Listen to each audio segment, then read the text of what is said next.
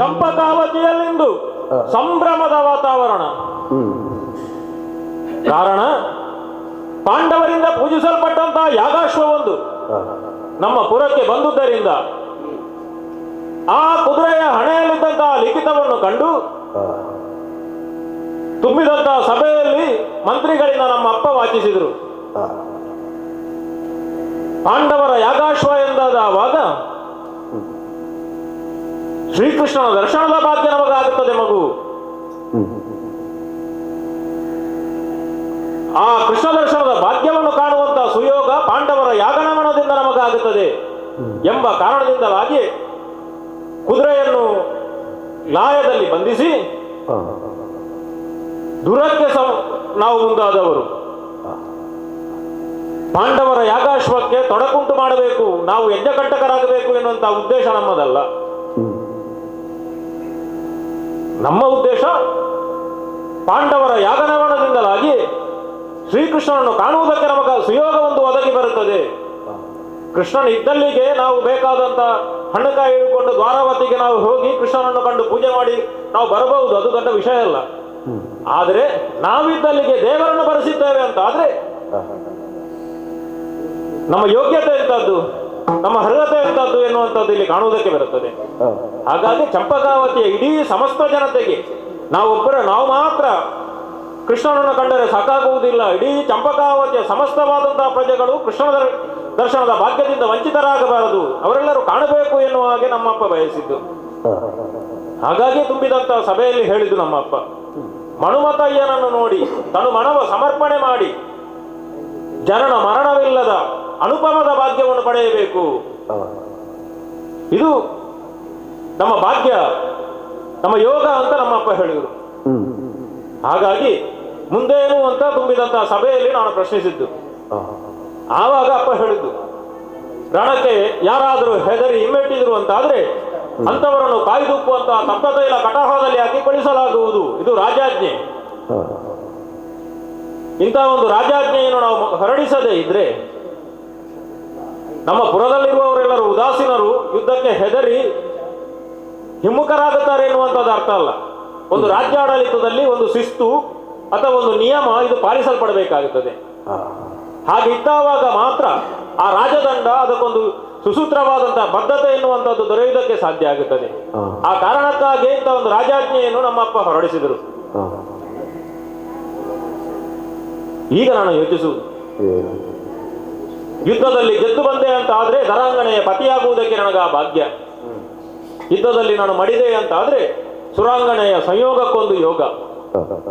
ಹಾಗಾಗಿ ಹೀಗೆ ಉಭಯತ ಶುಭ ಪರಿಣಾಮಗಳನ್ನೇ ದೃಷ್ಟಿಯಲ್ಲಿ ಇರಿಸಿಕೊಂಡು ನಾನು ಹೊರಟು ನಿಂತವನು. ಪಾಂಡವರ ಯಜ್ಞಾಶ್ವದ ಮೂಲಕವಾಗಿ ಆ ತುರಗ ಇಲ್ಲಿಗೆ ಬಂದುದರ ಮೂಲಕವಾಗಿ ಶ್ರೀಕೃಷ್ಣನ ಆಳೆತ್ತರದ ವಿಗ್ರಹವನ್ನು ನಿರ್ಮಾಣ ಮಾಡಿ ನಾವು ನಿತ್ಯವೂ ದೇವರ ಕೋಣೆಯಲ್ಲಿ ಇದ್ದು ಪೂಜೆಯನ್ನು ಮಾಡುತ್ತಾ ಇದ್ದವರು. ಇಂದು ಅಂತ ದಿವ್ಯ ಮಂಗಲ ಮನೋಹರ ಮೂರ್ತಿ ನಮ್ಮ ಕಣ್ಣ ಮುಂಭಾಗದಲ್ಲಿ ನಮಗೆ ಕಾಣುವಂತಹ ಸುಯೋಗ ಒಂದು ಒದಗಿ ಬರುತ್ತದೆ ಅಂತ ಆದ್ರೆ ಅದರಿಂದ ವಂಚಿತರಾಗಬಾರದು. ಇಲ್ಲಿ ಪ್ರತಿಯೊಬ್ಬರೂ ಸೈನಿಕರೇ. ಚಂಪಕಾವತಿಯಲ್ಲಿ ಹೊಸತಾದಂತಹ ಸೈನ್ಯದ ಸಂಗ್ರಹ ಏನೂ ಇಲ್ಲ. ಯಾವಾಗ ಯುದ್ಧ ಸಿದ್ಧತೆಯಾಗುತ್ತದೋ ಆವಾಗ ಪ್ರತಿಯೊಬ್ಬ ಪ್ರಜೆಯೂ ತಾನು ಯೋಧನಾಗುತ್ತಾನೆ. ಆವಾಗ ಒದಗಿ ಬರುವಂತಹ ವಿಪತ್ತನ್ನು ದೂರ ಮಾಡುವುದಕ್ಕೆ ಪ್ರತಿಯೊಬ್ಬ ಪ್ರಜೆಯೂ ಕೈಯಲ್ಲಿ ಕೈದುವನ್ನು ಹಿಡಿದು ಕಾದುವುದಕ್ಕೆ ಸಮರ್ಥರಾಗುತ್ತಾರೆ. ಹಾಗಂತ ಸೈನ್ಯ ಇಲ್ಲ ಅಂತಲ್ಲ, ಸೈನ್ಯ ಬೇಕಾದಂತಹ ಮಿತಿಯಲ್ಲಿ ನಮ್ಮದು ಸೈನ್ಯ ಉಂಟು. ಹಾಗಂತ ಪ್ರತಿಯೊಬ್ಬರೂ ಯುದ್ಧಕ್ಕೆ ಸಿದ್ಧರಾಗತಕ್ಕಂಥ ನೆಲೆಯುಳ್ಳ ಭದ್ರತೆಯನ್ನು ಹೊಂದಿದವರು. ಇದು ನಮ್ಮ ಪಾಲಿಗೊಂದು ಯೋಗ ಒದಗಿ ಬಂದಂಥದ್ದು.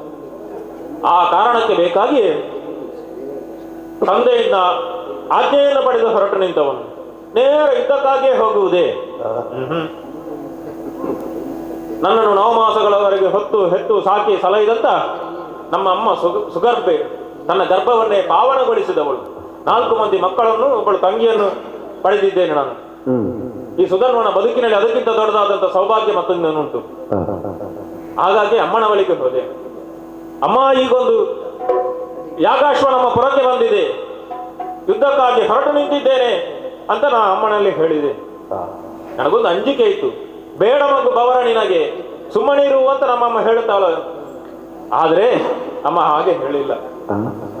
ನನ್ನ ತಲೆಯನ್ನು ನೇವರಿಸಿ ಆಗ್ರಹಿಸಿ, ಮಗು, ನಿನ್ನ ತಂದೆಯವರು ಕಂಡಂತಹ ಕನಸು ಏನುಂಟು, ಸಮಸ್ತವಾದಂತಹ ಚಂಪಕಾವತಿಯ ನಗರಕ್ಕೆ ಕೃಷ್ಣ ದರ್ಶನದ ಭಾಗ್ಯ ಏನುಂಟು, ಅದನ್ನು ಕರುಣಿಸು ಮಗು, ನಿನಗೆ ಶ್ರೇಯಸ್ಸ ಆಗಲಿ ಅಂತ ನನ್ನ ಅಮ್ಮ ನನ್ನನ್ನು ಆಶೀರ್ವಾದಿಸಿ ಕಳುಹಿಸಿಕೊಟ್ಟರು.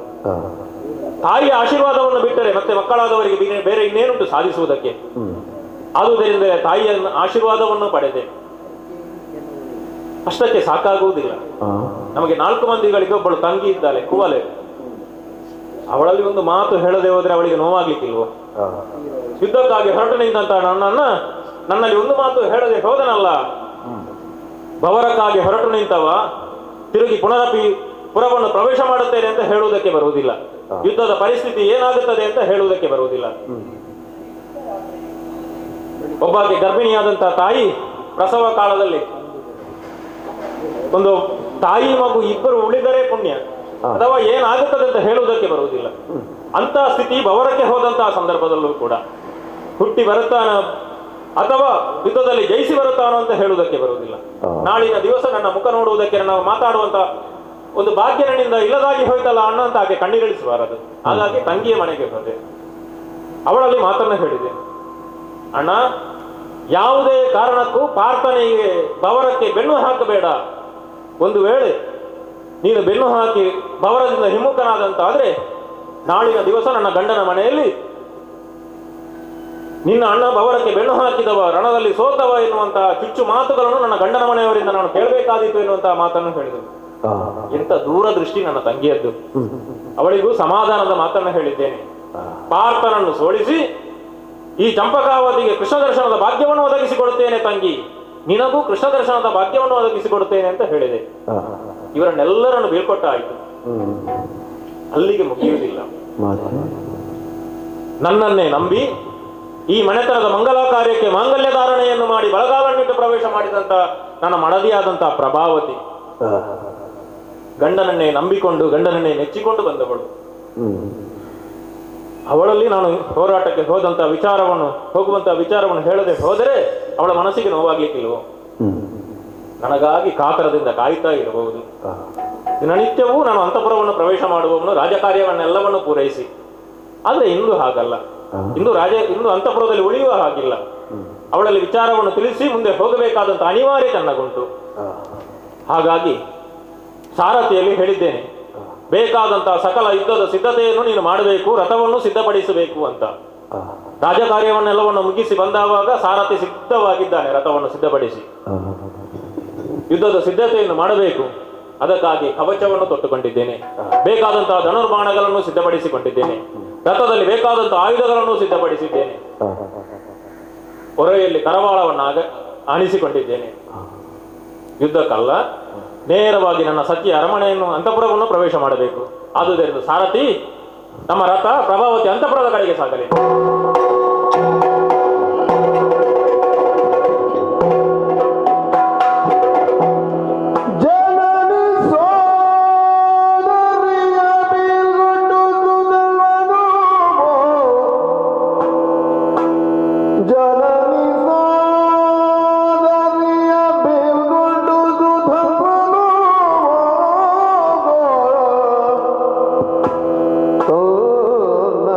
ಮಂದಿರ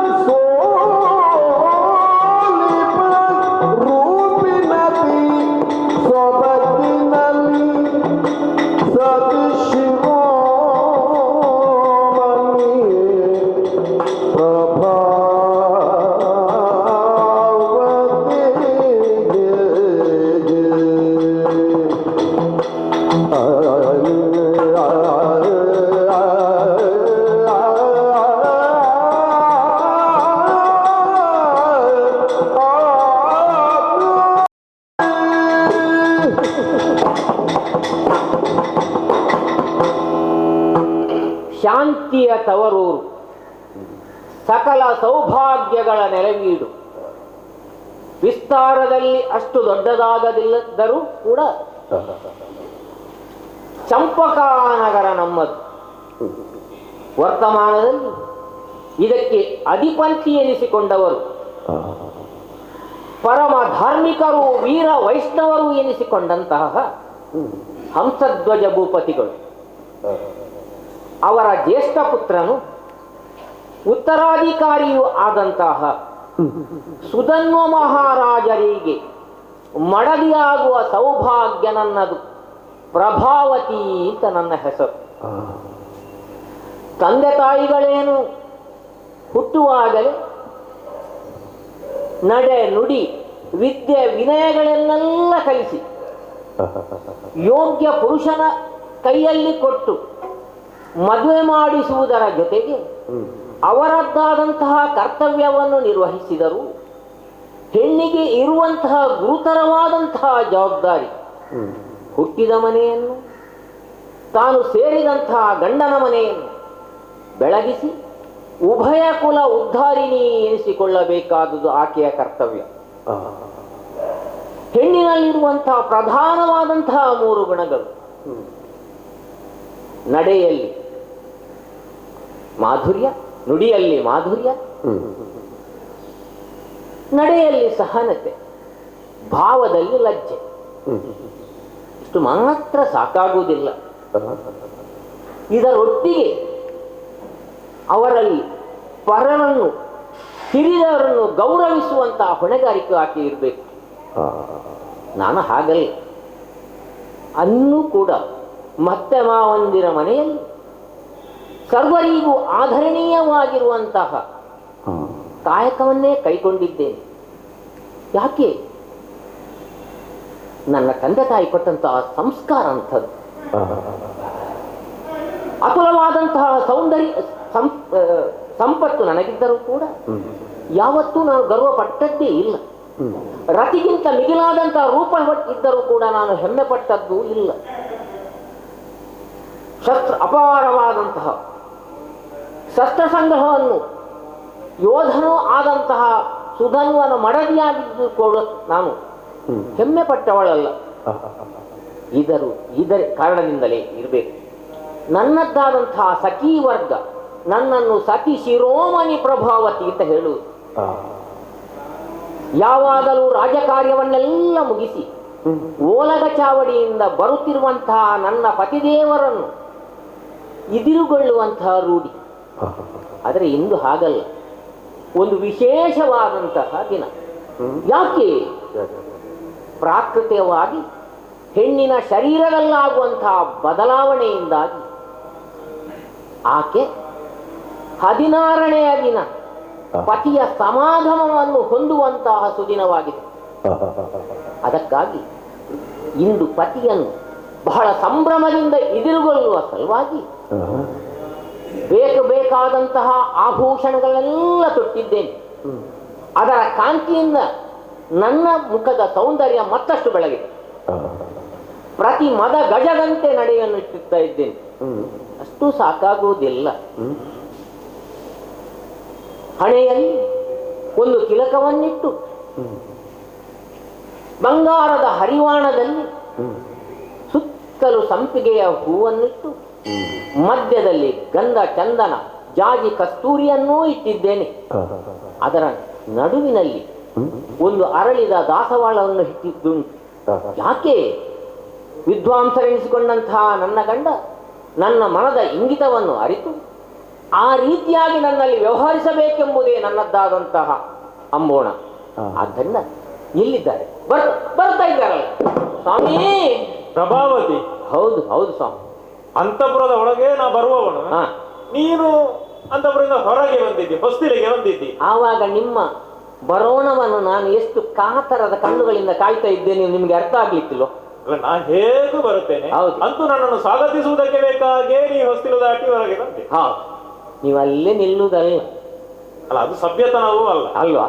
ಮನೆ ಹೊರಗಡೆ ನಿಂತು ಮಾತಾಡುವುದು ಸಭ್ಯತನವೇ ಅಲ್ಲ. ಗೃಹಸ್ಥ ಎಂಬ ಶಬ್ದಕ್ಕೆ ಮನೆಯಲ್ಲಿ ಇರುವವನು ಎಂಬಂತ ಒಂದು ಅರ್ಥ ಉಂಟಲ್ಲ? ಹೌದು.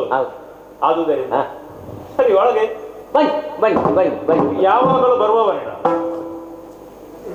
ಇದು ಅಲ್ಲ, ನಿನ್ನಲ್ಲಿಯೂ ವಿಶೇಷತೆ ಕಾಣ್ತೇನೆ ನಾನು. ವಿಶೇಷತೆ ಅಂತ ಹೇಳಿದ್ರೆ ಅಲ್ಲ, ಯಾವಾಗಲೂ ಇಲ್ಲಿಗೆ ಬರುವವನೇ ನಾನು. ಹೌದಪ್ಪ. ಎಂದೂ ಇಲ್ಲದೆ ಇದ್ದವ ನಾನು. ಹಾ. ಒಂದು ನಿತ್ಯ ನೂತನತೆ ಸೂರ್ಯನಲ್ಲಿ, ಹಾ ಮತ್ತೊಂದು ಕೈ ಹಿಡಿದ ಹೆಂಡತಿಯಲ್ಲಿ. ಹೌದು, ಅದು ಎರಡು ಯಾವಾಗಲೂ ಹೊಸತ್ತೆ. ಮತ್ತೊಂದು ನೋಡುವ ದೃಷ್ಟಿಯಲ್ಲಿ. ಹೌದು, ಅದು ಕಾಣುವಂತ ದೃಷ್ಟಿ ಬೇಕು. ದೃಷ್ಟಿ ಬೇಕು, ದೃಷ್ಟಿ ಬೇಕು. ನೀನು ಯಾವ ಬಣ್ಣದ ಸೀರೆ ಹುಟ್ಟಿದ್ದಿ ಎನ್ನುವಂತದ್ದು ಮುಖ್ಯ ಅಲ್ಲ. ಅಲ್ಲ ಅಲ್ಲ, ಖಂಡಿತವಾಗಿ ಅಲ್ಲ. ಹುಟ್ಟ ಸೀರೆ ಸೆರಗು, ಆ ನೆರಿ ಅದು ಹೇಗುಂಟು ಅಂತ, ಅದು ಬಹಳ ಮುಖ್ಯ. ಹೌದೌದು. ಸರಿಯಾಗಿ ಹುಟ್ಟಂತಹ ಸೀರೆ, ಹ. ತೊಟ್ಟ ಕುಪ್ಪಸ, ಹ. ಅದರಲ್ಲೆಲ್ಲ ಬಹಳ ವಿಶೇಷತೆಯನ್ನು ಕಾಣ್ತೇನೆ ನಾನು. ಹಾ ಅಲ್ಲ, ತೊಂದರೆ ಇಲ್ಲ. ಹ. ಅಂದ್ರೆ ಗಂಡನನ್ನು ಸ್ವಾಗತಿಸುವುದಕ್ಕೆ ಬೇಕಾಗಿ, ಹ್ಮ್. ಗಂಡನಿಗೆ ಹಿತವಾಗುವ ಹಾಗೆ ಹ್ಮ್. ಒಂದು ಹೆಣ್ಣು ಶೃಂಗಾರ ಮಾಡುವುದು ಯಾಕೆ ಬೇಕಾಗಿ, ಮುತ್ತೈದೆ ತನ್ನ ಗಂಡನಿಗೆ ಬೇಕಾಗಿ, ಗಂಡ ಕಣ್ಣ ಮುಂಭಾಗದಲ್ಲಿ ತಾನು ಚೆನ್ನಾಗಿ ಕಾಣಬಹುದು ಎಂದುಕೊಂಡು ಹೆಣ್ಣು ಮಕ್ಕಳು ಶೃಂಗಾರ ಪ್ರಿಯರೇ. ಹೌದು. ಆದರೆ ಮದುವೆಯಾದ ಹೆಂಗಸು ಶೃಂಗಾರ ಮಾಡುವುದು ತನ್ನ ಅದು ಗಂಡನ ಎದುರಿಗೆ ಮಾತ್ರ, ತನ್ನ ಗಂಡನ ನೋಡ್ಬೇಕೆನ್ನುವಂತ ಉದ್ದೇಶದಿಂದ. ಹೌದು. ಆದೀತು. ಬನ್ನಿ ಅವಲಿಗೆ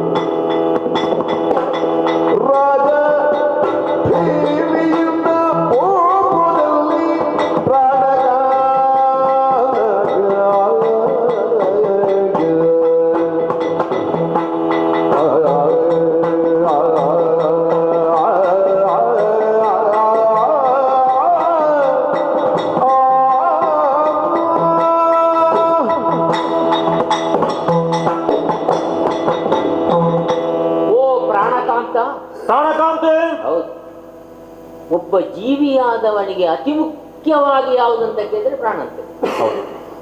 ಅದು ಹೌದು. ಪ್ರಾಣ ಇರುವುದೆಲ್ಲವೂ ಪ್ರಾಣಿಗಳೇ, ನಾವು ಸ್ವಲ್ಪ ಬುದ್ಧಿವಂತರಷ್ಟೇ. ನನ್ನ ಪ್ರಾಣಕ್ಕೆ ಅತಿ ಹತ್ತಿರವಾದವರು ತಾವು ಎಂಬ ಕಾರಣಕ್ಕಾಗಿ ನೀವು ಪ್ರಾಣಕಾಂತ. ಹೌದು, ನೀನು ಪ್ರಾಣಕಾಂತ. ಯಾಕಂದ್ರೆ ಕಾಂತ ಎನ್ನುವಲ್ಲಿ ಅರ್ಥ ಏನು? ಸೆಳೆತ. ಹೌದು, ಒಂದು ಆಕರ್ಷಣೆ. ಸ್ವಾಮಿ, ನಿಮ್ಮಲ್ಲಿ ಕೇಳ್ಬೋದೋ ಏನು? ಏನು? ನನ್ನ ಗಂಡಲ್ವ ಆವಲಿಗೆ. ಯಾಕೆಂತ ಕೇಳಿದ್ರೆ, ಹೆಂಡತಿಯನ್ನು ನೋಡುವ ತವಕದಿಂದ ಬಂದಂತಹ ಹಾಗೆ ಕಾಣುವುದಿಲ್ಲ ನೀವು.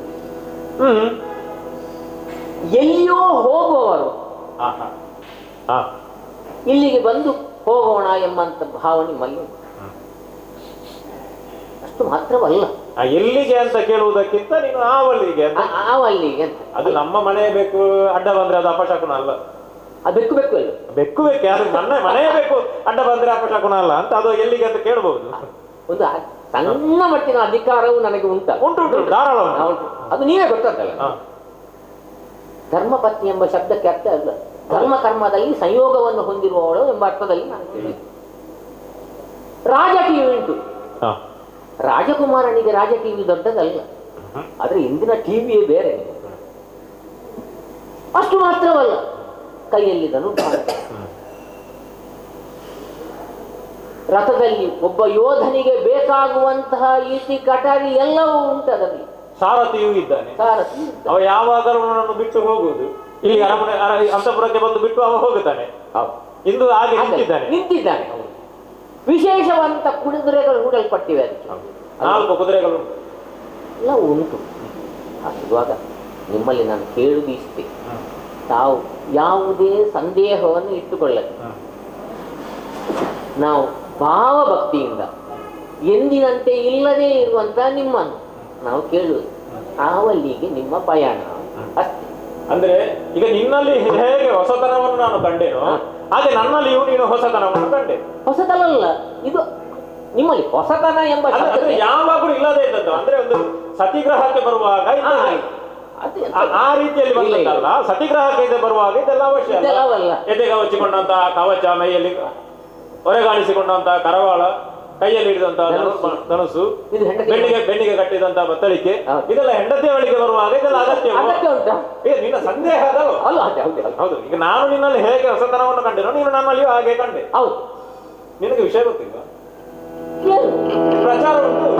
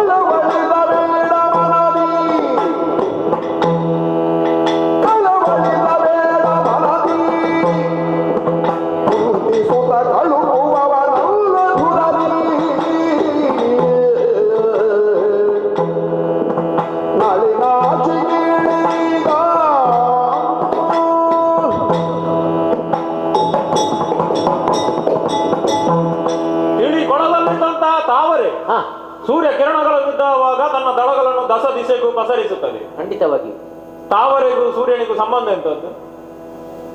ಅವ ಉದಯಿಸುವಾಗ ಅಷ್ಟೇ ಅಲ್ವಾ? ಅಂತೂ ಅವನ ಉದಯಕ್ಕಾಗಿ ಅದು ಕಾಯುತ್ತಾ ಇರುತ್ತದೆ. ಹೌದೌದು. ತನ್ನ ದಳಗಳನ್ನು ದಶ ದಿಶೆಗೂ ಪಸರಿಸುವ ಹಾಗೆ ನನ್ನನ್ನು ಕಂಡವಾಗ ನಿನ್ನ ಕಣ್ಣುಗಳೆಲ್ಲ ಒಂದು ಕ್ಷಣಕ್ಕೆ 1000 ಸುತ್ತು ತಿರುಗುತ್ತದೆ. ಹೌದೌದಪ್ಪ, ತಾವರೆ ಹಾಗೆ ನೀನು ಆದುದರಿಂದಲೇ ನಿನ್ನನ್ನು ನಳಿನಾಕ್ಷಿ ಅಂತ ಕರೆದದ್ದು. ಸಂಬೋಧನೆ ಒಳ್ಳೇದು. ಯಾಕಂದ್ರೆ ವಿಶಾಲವಾದಂತಹ ಮುಖದಲ್ಲಿ ಆ ಬೊಗಸೆ ಕಂಗಳು, ಆದುದರಿಂದಲೇ ನೀನನ್ನು ನಳಿನಾಕ್ಷಿ ಅಂತ ಹೆಚ್ಚು ಕರೆದದ್ದು. ಸಂತೋಷ. ನಿನಗೆ ವಿಷಯ ಗೊತ್ತಿಲ್ವಾ? ಇಡೀ ಡಂಗುರ ಸರಿಸಿದ್ದಾರೆ ನಮ್ಮ ಅಪ್ಪ. ಚಂಪಕಾವತಿಯ ನಗರವೆಲ್ಲವೂ ಸುದ್ದಿ ಉಂಟು. ನೀನು ರಾಣಿಯರಿಂದ ಏನು ವಿಷಯ ಬಂದಿಲ್ವ ನಿನಗೆ? ಈ ಸೇವಕಿಯರಿಂದ ಅಲ್ಲ, ನಿಮ್ಮ ಶ್ರೀಮುಖದಿಂದಲೇ ಅದನ್ನು ಕೇಳುವಂತ ತವಕ ನನಗೆ. ಹೌದು. ಪಾಂಡವರಿಂದ ಪೂಜಿಸಲ್ಪಟ್ಟಂತ ಯಾಗಾಶ್ವ ಇರಲಿ. ಕುರುಕ್ಷೇತ್ರ ರಣಧಾರಣಿಯಲ್ಲಿ ಬಂಧುಗಳನ್ನು ಕೊಂದೆವು ಎನ್ನುವ ಕಾರಣಕ್ಕೆ ಬೇಕಾಗಿ ಅವರಿಗೆ ಬಂಧು ಹತ್ಯೆ ಪಾತಕ ಬಂತಂತೆ. ಅದರ ಪರಿಮಾರ್ಜನೆಗೆ ಬೇಕಾಗಿ ವ್ಯಾಸರು ಹೇಳಿದರಂತೆ ಅಶ್ವಮೇಧ ಯಾಗ ಮಾಡಿದರೆ ಅದಕ್ಕೆ ಪರಿಹಾರ ಉಂಟು ಅಂತ. ಆ ಯಾಗಾಶ್ವದ ಕುದುರೆ ನಮ್ಮ ಪುರಕ್ಕೆ ಬಂತು. ಯಾಜ್ಞಾಶ್ವದ ಕುದುರೆ ನಮ್ಮ ಪುರಕ್ಕೆ ಬಂತು. ಪಾಂಡವರಿಂದ ಪೂಜಿಸಲ್ಪಟ್ಟಂತ ಯಾಗಾಶ್ವದ ತುರಗ ನಮ್ಮ ಪುರಕ್ಕೆ ಬಂತು. ಅದರ ಹಣೆಯಲ್ಲಿದ್ದಂತಹ ಲಿಖಿತವನ್ನು ಕಂಡು ನಮ್ಮ ಅಪ್ಪ ಕಂಡು ವಾಚಿಸಿ ಅದನ್ನು ಬಂಧಿಸಿದರು. ಉದ್ದೇಶ ನಮ್ಮದು ಪಾಂಡವರ ಯಾಗಕ್ಕೆ ಕಂಟಕವನ್ನು ಉಂಟು ಮಾಡಬೇಕು, ನಾವು ಯಜ್ಞಕಂಟಕರಾಗಬೇಕು ಅಂತ ಅಲ್ಲ. ನಾವೇನು ಯಜ್ಞಕಂಟಕರಲ್ಲ. ನಾವು ಬೇಕಾದಂತ ರೀತಿಯಲ್ಲಿ ಯಜ್ಞ ಯಾಗಾದಿಗಳನ್ನು ನಾವು ಮಾಡುತ್ತೇವೆ. ವೀರ ವೈಷ್ಣವರಿದ್ದೇವೆ, ಧಾರ್ಮಿಕರಿದ್ದೇವೆ. ಧರ್ಮ ಪ್ರವೃತ್ತಿ ಏನು ಅಂತ ನಮ್ಮನ್ನು ನಾವು ತೊಡಗಿಸಿಕೊಂಡವರು ಪ್ರತಿಯೊಬ್ಬರಿಗೂ ಗೊತ್ತು. ನಮ್ಮ ಉದ್ದೇಶ ಏನು? ನಮ್ಮ ಅಪ್ಪ ಹೇಳಿದ್ದು ಹಾಗೆ ತುಂಬಿದಂತಹ ಸಭೆಯಲ್ಲಿ ಏನು ದೇಹವನ್ನೇ ರಥವನ್ನಾಗಿಸಿ, ಇಂದ್ರಿಯಗಳನ್ನೇ ಕುದುರೆಗಳನ್ನಾಗಿಸಿ, ಬುದ್ಧಿಯನ್ನು ಸಾರಥಿಯ ಸ್ಥಾನದಲ್ಲಿ ನಿಲ್ಲಿಸಿ, ನಾರಾಯಣನನ್ನು ಲಕ್ಷ್ಯವಾಗಿರಿಸಿ ನರನನ್ನು ಭೇದಿಸಬೇಕು. ಇದು ನಮ್ಮಪ್ಪ ಹೇಳಿದಂತ ಮಾತು. ಈ ಧನಂಜಯನ ಕುದುರೆ ಕಟ್ಟಿದೊಡಿ. ಹೌದು ಅಲ್ವಾ? ಹೌದು. ಅದೆಲ್ಲ ವಿಷಯ. ಪಾಂಡವರ ಕುದುರೆಯನ್ನು ಕಾಹುರದೆ ಕಟ್ಟಿ ಹೋರುವುದು ಪಾರ್ಥನ ಜೊತೆಗೆ, ಹೀಗೆ ನಮ್ಮಪ್ಪ ಹೇಳಿದಂತ ಮಾತು. ಆದುದರಿಂದಲೇ ಶ್ರೀಕಾಂತನನ್ನು ಕಾಣಬೇಕು ಹಾ ಎನ್ನುವಂತ ಉದ್ದೇಶದಿಂದಲಾಗಿ ನಮ್ಮ ಅಪ್ಪ ತುರಗವನ್ನು ಬಂಧಿಸಿದ್ದಾರೆ. ಡಂಗುರವನ್ನು ಹೊರಿಸಿದ್ದಾರೆ. ಯಾರಾದರೂ ಹಿಂದೆ ಉಳಿದಿರುವಂತಾದ್ರೆ ಅಂತವರನ್ನು ಕಾಯ್ದುಕ್ಕುವ ತಪ್ತ ತೈಲ ಕಟಾಹದಲ್ಲಿ ಹಾಕಿ ಕೊಳಿಸಲಾಗುವುದು ಎನ್ನುವ ಹಾಗೆ ರಾಜಾಜ್ಞೆಯನ್ನು ಹೊರಡಿಸಿದ್ದಾರೆ. ಡಂಗುರವನ್ನು ಸಾರಿಸಿದ್ದಾರೆ. ತಳುವಿದರು ಅಥವಾ ಹಿಂದುಳಿದರು ಎಂದಾದರೆ ಹಾಗಾಗಿ ಸೇನಾಧಿಪತಿತ್ವದ ದೀಕ್ಷೆಯನ್ನು ನನಗೆ ಕಟ್ಟಿದ್ದಾರೆ. ಹೌದಪ್ಪ. ಹೌದು. ಹಾಗಾಗಿ ಹೊರಟು ನಿಂತಿದ್ದೇನೆ. ನರನೊಡನೆ ಕಳಹ. ಶಿವ ಶಿವ, ನೀನೆಂತದ್ದು? ನೀನು ಕಳವಳಿಸುವುದು ಯಾಕೆ? ನೀನು ತೆರೆದ ಬಾಯಿಯನ್ನು ಮುಚ್ಚುವುದಕ್ಕೂ ಆಗದೆ ಅಂತ ಕುಳಿತಿದ್ಯಲ್ಲ. ಕಳವಳಿಸಬೇಡ ಮನದಿ. ನೀನು ಕಳವಳಿಸಿ ಹೆದರುವುದು ಬೇಕಾಗಿಯೇ ಇಲ್ಲ. ನಾನು ಸ್ಪಷ್ಟ ಹೇಳುತ್ತೇನೆ, ಕುಂತಿಸುತಗಳುಕುವವನಲ್ಲ ರಣದಿ. ಈಗ ನಾವೆಲ್ಲ ನರರೇ. ಹೌದಪ್ಪ. ನರನಾಮವನ್ನು ಸಾರ್ಥಕಪಡಿಸಿಕೊಂಡ ಒಬ್ಬ ಇದ್ದಾನೆ, ಅದು ಅವನಿಗೆ ಮಾತ್ರ ಹೆಸರು ನರ ಅಂತ. ಉಳಿದವರೆಲ್ಲರೂ ನರರೇ. ಅದಂತ ನರನಾಮವನ್ನು ಸಾರ್ಥಕಪಡಿಸಿಕೊಂಡವ ಮಾತ್ರ. ಪಾರ್ಥನೇನು ಭೂಮಿಯಿಂದ ಉದಿಸಿ ಬಂದವನಲ್ಲ, ಅಥವಾ ಮೇಲಿನಿಂದ ಆಕಾಶದಿಂದ ಬಿದ್ದವನಲ್ಲ. ನಮ್ಮ ಹಾಗೆ ತಾಯಿಯತ್ತ ಮಗನೇ, ಕುಂತಿಯ ಮಗನೇ. ಆದುದರಿಂದಲೇ ಕುಂತಿಸುತಗಳುಕುವವನಲ್ಲ ರಣದಿ. ಇದು ಸ್ಪಷ್ಟ ನನ್ನ ನಿರ್ಧಾರ. ನನ್ನ ನಿರ್ಧಾರವನ್ನು ನನಗೆ ಸ್ಪಷ್ಟ ಹೇಳಿ ಹೇಳಿ. ಇನ್ನೊಂದು ಹೇಳಬೇಕು, ನೀವು ಹೋಗಿ ಬನ್ನಿ ಅಂತ ಹೇಳಬೇಕು. ಅಲ್ಲಿಗೆ ಹೊರಟೆ ಈಗ ನಾನು. ಕಾಂತ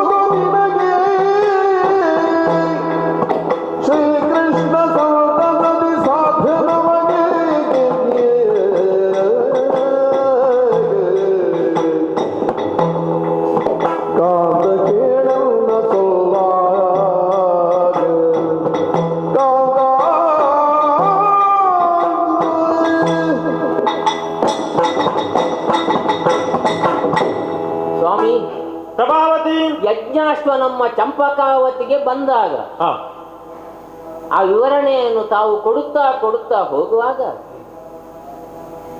ಪಾಂಡವರ ಬಗ್ಗೆ ಚಂಪಕಾವತಿಯ ಜನರಲ್ಲಿ, ಚಂಪಕಾವತಿಯ ಅರಸನಲ್ಲಿರುವಂತಹ ಭಾವ ಏನು ನಾನು ಗುರುತಿಸಬಲ್ಲೆ ಅದನ್ನು. ಯಾಕೆಂತ ಕೇಳಿದರೆ ಪರಮ ಧಾರ್ಮಿಕರು ಅವರು ಅಂತ ಕೇಳಿದ್ದೇನೆ. ಹೌದು, ಪರಮ ವೀರ ವೈಷ್ಣವರು ಅಂತ ನಮ್ಮನ್ನು ನಾವು ಹೇಳಿಕೊಳ್ಳುತ್ತಾ ಇದ್ದೇವೆ. ಇವರಲ್ಲಿ ಒಂದು ರೀತಿಯಲ್ಲಿ ಸಂಧಾನ ಏರ್ಪಟ್ಟು ಏನಾದರೂ ಒಂದು ವಿನಿಮಯ ಮಾಡಿಕೊಂಡು ಹೇಳಿ ಅಲ್ಲಿ ಮುಗಿಯಿತು ಅಂತ ನಾನು ನಿರೀಕ್ಷೆ ಇದ್ದೆ. ವಿಷಯ ಗೊತ್ತಿಲ್ಲ ಅಂತಲ್ಲ, ಗೊತ್ತಿತ್ತು ನಿನಗೆ. ಹೌದೌದು. ಆದರೆ ಅದರ ಉಪರಾಧದಲ್ಲಿ ನಾವು ಹೇಳಿದಂತಹ ಮಾತುಂಟಲ್ಲ, ಈ ಧನಂಜಯನ ಕುದುರೆಯಂ ಕಟ್ಟಿದೊಡೆ ಮಾಧವಂ ತಾನೇ ಮೈದೋರಿ ಬರುವ ಅಲ್ವಾ? ಹೌದು.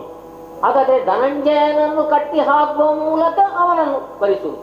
ಮೂಗನ್ನು ಹಿಡಿದು ಹೆಳೆದರೆ ಹೇಗೆ ಶರೀರವೇ ಬರುತ್ತದೋ ಅದೇ ರೀತಿಯಲ್ಲಿ ಅಲ್ವೋ ಕರುವಿನ ಧ್ವನಿಯೊಂದು ಕೇಳಿದವಾಗ ಹಸು ಹೇಗೆ ಬರುತ್ತದೋ ಅದೇ ರೀತಿಯಲ್ಲಿ ಪಾರ್ಥನಿಗೆ ನೋವಾಯಿತು ಅಂತ ಆದ್ರೆ ಅವ ಇದ್ದಾನಲ್ಲ, ನನ್ನ ಪ್ರಾಣ ಪಂಚಕಗಳು ಅಂತ ಹೇಳಿದವ ಶ್ರೀಕೃಷ್ಣ ಪರಮಾತ್ಮ. ಕರುವಿನ ಅಂಬಾರವವನ್ನು ಕೇಳಿ ಮೊಲೆ ಹಾಲನ್ನು ಉಣಿಸಲು ಓಡಿ ಬರುವಂತಹ ಹಸಿನೆಯಂತೆ. ಹೌದು. ಅದೇ ರೀತಿಯಲ್ಲಿ ಅವ ಬರುತ್ತಾನೆ. ಆದುದರಿಂದ ನಮಗೆ ನೋಯಿಸಬೇಕಾದ್ರೆ ಕೃಷ್ಣನನ್ನು ಕಾಣಬೇಕು ಅಂತ ಆದ್ರೆ ನಾವು ಪಾರ್ಥನನ್ನು ನೋಯಿಸಬೇಕು. ಮೊದಲು ಪಾತ್ರವನ್ನು ಉತ್ತರಿಸಬೇಕಾದಂತ ಹೊಣೆಗಾರಿಕೆ ನಮಗೆ ಉಂಟು. ಅದೇ ನಮ್ಗೆ ಪಾರ್ಥನ ಸಮ್ಮುಖದಲ್ಲಿ ತಾವು ಅಸಮರ್ಥರು ಅಂತ ನಾನು ಖಂಡಿತವಾಗಿ ಹೇಳುವುದಿಲ್ಲ. ಪಾರ್ಥನಿಗೆ ತಾವು ಸಮರ್ಥರೆ, ಆ ಬಗ್ಗೆ ನನ್ನದು ಯಾವುದೇ ಮಾತಿಲ್ಲ. ಹಾಗೆಂದುಕೊಂಡು ಪಾಂಡವರ ಜೀವನದ ಅಂದಿನಿಂದ ಇಂದಿನವರೆಗೆ ನಾವು ಅವನನ್ನು ಅವಲೋಕನ ಮಾಡುತ್ತಾ ಹೋದರೆ ಒಂದು ವಿಷಯ ಅಂತೂ ಸ್ಪಷ್ಟವೇ ಉಂಟಲ್ಲಿ. ಏನು? ಪಾಂಡವರು ಕೃಷ್ಣನನ್ನು ಹುಡುಕಿಕೊಂಡು ಹೋದದ್ದೇ ಇಲ್ಲ, ಅದಲ್ಲ, ಕೃಷ್ಣನೇ ಪಾಂಡವರನ್ನು ಹುಡುಕಿಕೊಂಡು ಹೋದದ್ದು ಅಲ್ವಾ? ನಮಗೆ ಸಿಗುವಂತಹ ಮಾಹಿತಿಯ ಪ್ರಕಾರ ಕುಂಬಾರನ ಅರಮನೆಯಲ್ಲಿ. ಹಾಗಾದರೆ ಯಾಕೆ ಕೃಷ್ಣ ಹೋದ? ವರ್ತಮಾನದಲ್ಲಿ ಪಾಂಡವರದ್ದಾದಂತಹ ಸಹಾಯ ನನಗೆ ಬೇಕು, ಯಾಕೆ? ಧರ್ಮ ಸಂಸ್ಥಾಪನೆಗೆ ಬೇಕಾಗಿ ಅಲ್ವಾ? ಇದು ಅವನದ್ದಲ್ಲ, ಕೈ ಆಯ್ದು ಅಂತ ಹೇಳಿ ಆಗೋದು. ಒಂದು ವೇಳೆ ಪಾಂಡವನ ಮಧ್ಯಮನಾದಂತ ಧನಂಜಯನನ್ನು ಸೋಲಿಕ್ಕೆ ಕೃಷ್ಣ ಬಿಡುತ್ತಾನೋ? ಧಾವಿಸಿ ಬರ್ತಾನೆ. ಆ ಸಂದರ್ಭದಲ್ಲಿ ನಮಗೆ ಹೇಗೆ ಗೆಲುವು ಸಾಧ್ಯ ಸ್ವಾಮಿ? ಇದು ನನ್ನ ಪ್ರಶ್ನೆ. ಪಾರ್ಥನಿಗೆ ನೋವಾಯಿತು ಅಂತ ಆದ್ರೆ ಅಥವಾ ಪಾರ್ಥನಿಗೆ ಜಯವನ್ನು ತಂದುಕೊಡುವುದು ಎನ್ನುವಂತಹದ್ದು ಕೃಷ್ಣನೇ ಸತಾರ್ಥಿಕವಾದಂಥದ್ದು. ಸಂದೇಹವೇ. ಪಾರ್ಥನನ್ನು ಇದುವರೆಗೆ ಸೋಲಿಸುವುದಕ್ಕೆ ಕೃಷ್ಣ ಬಿಟ್ಟವನೇ ಅಲ್ಲ. ಒಂದಲ್ಲ 11 ಉದಾಹರಣೆಯನ್ನು ಬೇಕಾದ್ರೆ ಕೊಡ್ಬೋದು. ಹೌದು, ಅನೇಕ ಪ್ರಕರಣಗಳುಂಟು. ಈಗ ಪಾರ್ಥನಿಗೆ ನೋವಾಯಿತು ಅಂತ ಆದ್ರೆ ಪಾರ್ಥನ ಬೆಂಗಾವಳಾಗಿ ಕೃಷ್ಣ ಬರುತ್ತಾನೆ ಸಹಾಯಕ್ಕೆ ಬೇಕಾಗಿ. ಕೃಷ್ಣ ಬಂದ್ರೆ ಬಿಡುತ್ತೇನೆ ಅಂತ ಭಾವಿಸಿದ್ದೀಯ ನಾನು? ಶ್ರಮಿಸುತ್ತೇನೆ. ಹೌದಾ?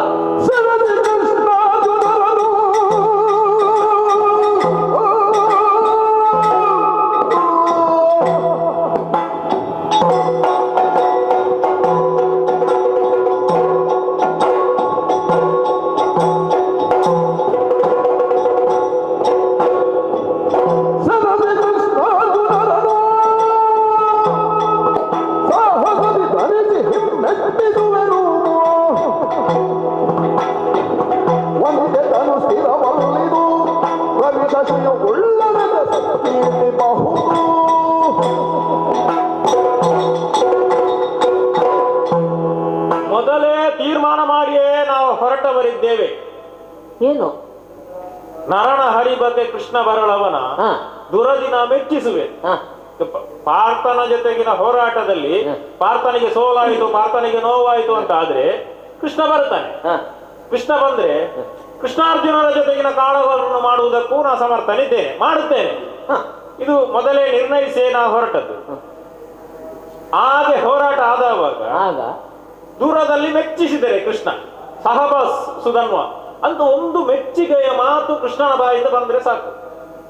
ಅಲ್ಲಿಗೆ ಈ ತನು, ಈ ದೇಹ ಇದು ಶಾಶ್ವತವನ್ನು ಹೇಳು. ಒಂದು ದಿನ ಹುಟ್ಟಿದ್ದೇವೆ, ಇಂದು ಬದುಕುತ್ತೇವೆ, ನಾಳೆ ಸಾಯುತ್ತೇವೆ. ಈ ಶಾಶ್ವತ ಅಲ್ಲದೆ ಇದ್ದಂತಹ ದೇಹಕ್ಕೆ ಬೇಕಾಗಿ ಬದುಕು ನಮ್ಮದು, ನಾವು ಬದುಕಬೇಕು ಎನ್ನುವಂತಹ ಮಮಕಾರ ಯಾಕೆ? ಆ ಮಮಕಾರವೇ ನಮ್ಮದಿಲ್ಲ. ಭಗವಂತನನ್ನು, ದೇವರನ್ನು ಕಂಡ ಮೇಲೆ ಮತ್ತೆ ಬದುಕಬೇಕು. ನಮಗೆ ಬದುಕಬೇಕೆನ್ನುವಂತ ಹಂಬಲದಿಂದ ನಾವು ಬದುಕಿದೆವು ಅಂತಾದ್ರೆ ಅದೊಂದು ಬದುಕುವಂತ ಆದೀತು ನಮಗೆ. ಕೃಷ್ಣಾರ್ಪಣಗೊಳಿಸುವುದು ಪಾರ್ಥನ ಜೊತೆಗಿನ ಹೋರಾಟದಲ್ಲಿ, ಕೃಷ್ಣಾರ್ಜುನರ ಜೊತೆಗಿನ ಹೋರಾಟದಲ್ಲಿ ಶ್ರೀಕೃಷ್ಣನ ಮುಂದೆ ಈ ದೇಹವನ್ನು ಸಮರ್ಪಣೆ ಮಾಡುವುದು.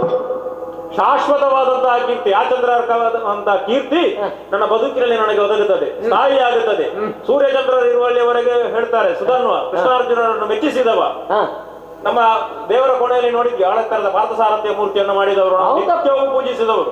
ನಮಗೆ ದ್ವಾರಾವತಿಯ ದಾರಿ ಗೊತ್ತಿಲ್ಲದೆ ಏನೂ ಅಲ್ಲ, ದ್ವಾರಾವತಿಯ ದಾರಿ ಗೊತ್ತುಂಟು, ಹೋಗುವುದಕ್ಕೆ ಕೃಷ್ಣನನ್ನು ಪೂಜಿಸಬಹುದು, ಅದಲ್ಲ ವಿಷಯ. ಇಲ್ಲಿಗೆ ಬಂದರೆ ಕೃಷ್ಣನನ್ನು ನಾವು ಸಮಸ್ತವಾದಂತಹ ಚಂಪಕಾವತಿಯಲ್ಲಿ ಕೃಷ್ಣ ದರ್ಶನದ ಭಾಗ್ಯ ಸಿಗಬೇಕು, ಇದು ನಮ್ಮ ಉದ್ದೇಶ. ಅಲ್ಲಿಗೆ ದೇವರು ನಮ್ಮ ಕಣ್ಣ ಮುಂಭಾಗದಲ್ಲಿ ಕಾಣ ಸಿಕ್ಕಿದ್ರೆ ಮತ್ತೆ ಯಾವುದು ಬೇಡ, ಕೃಷ್ಣಾರ್ಪಣಗೊಳಿಸುವುದು. ಸ್ವಾಮಿ, ನೀವು ಎಲ್ಲಿಗೆ ಹೋದ್ರೆ ಗೊತ್ತದೆ ಈಗ?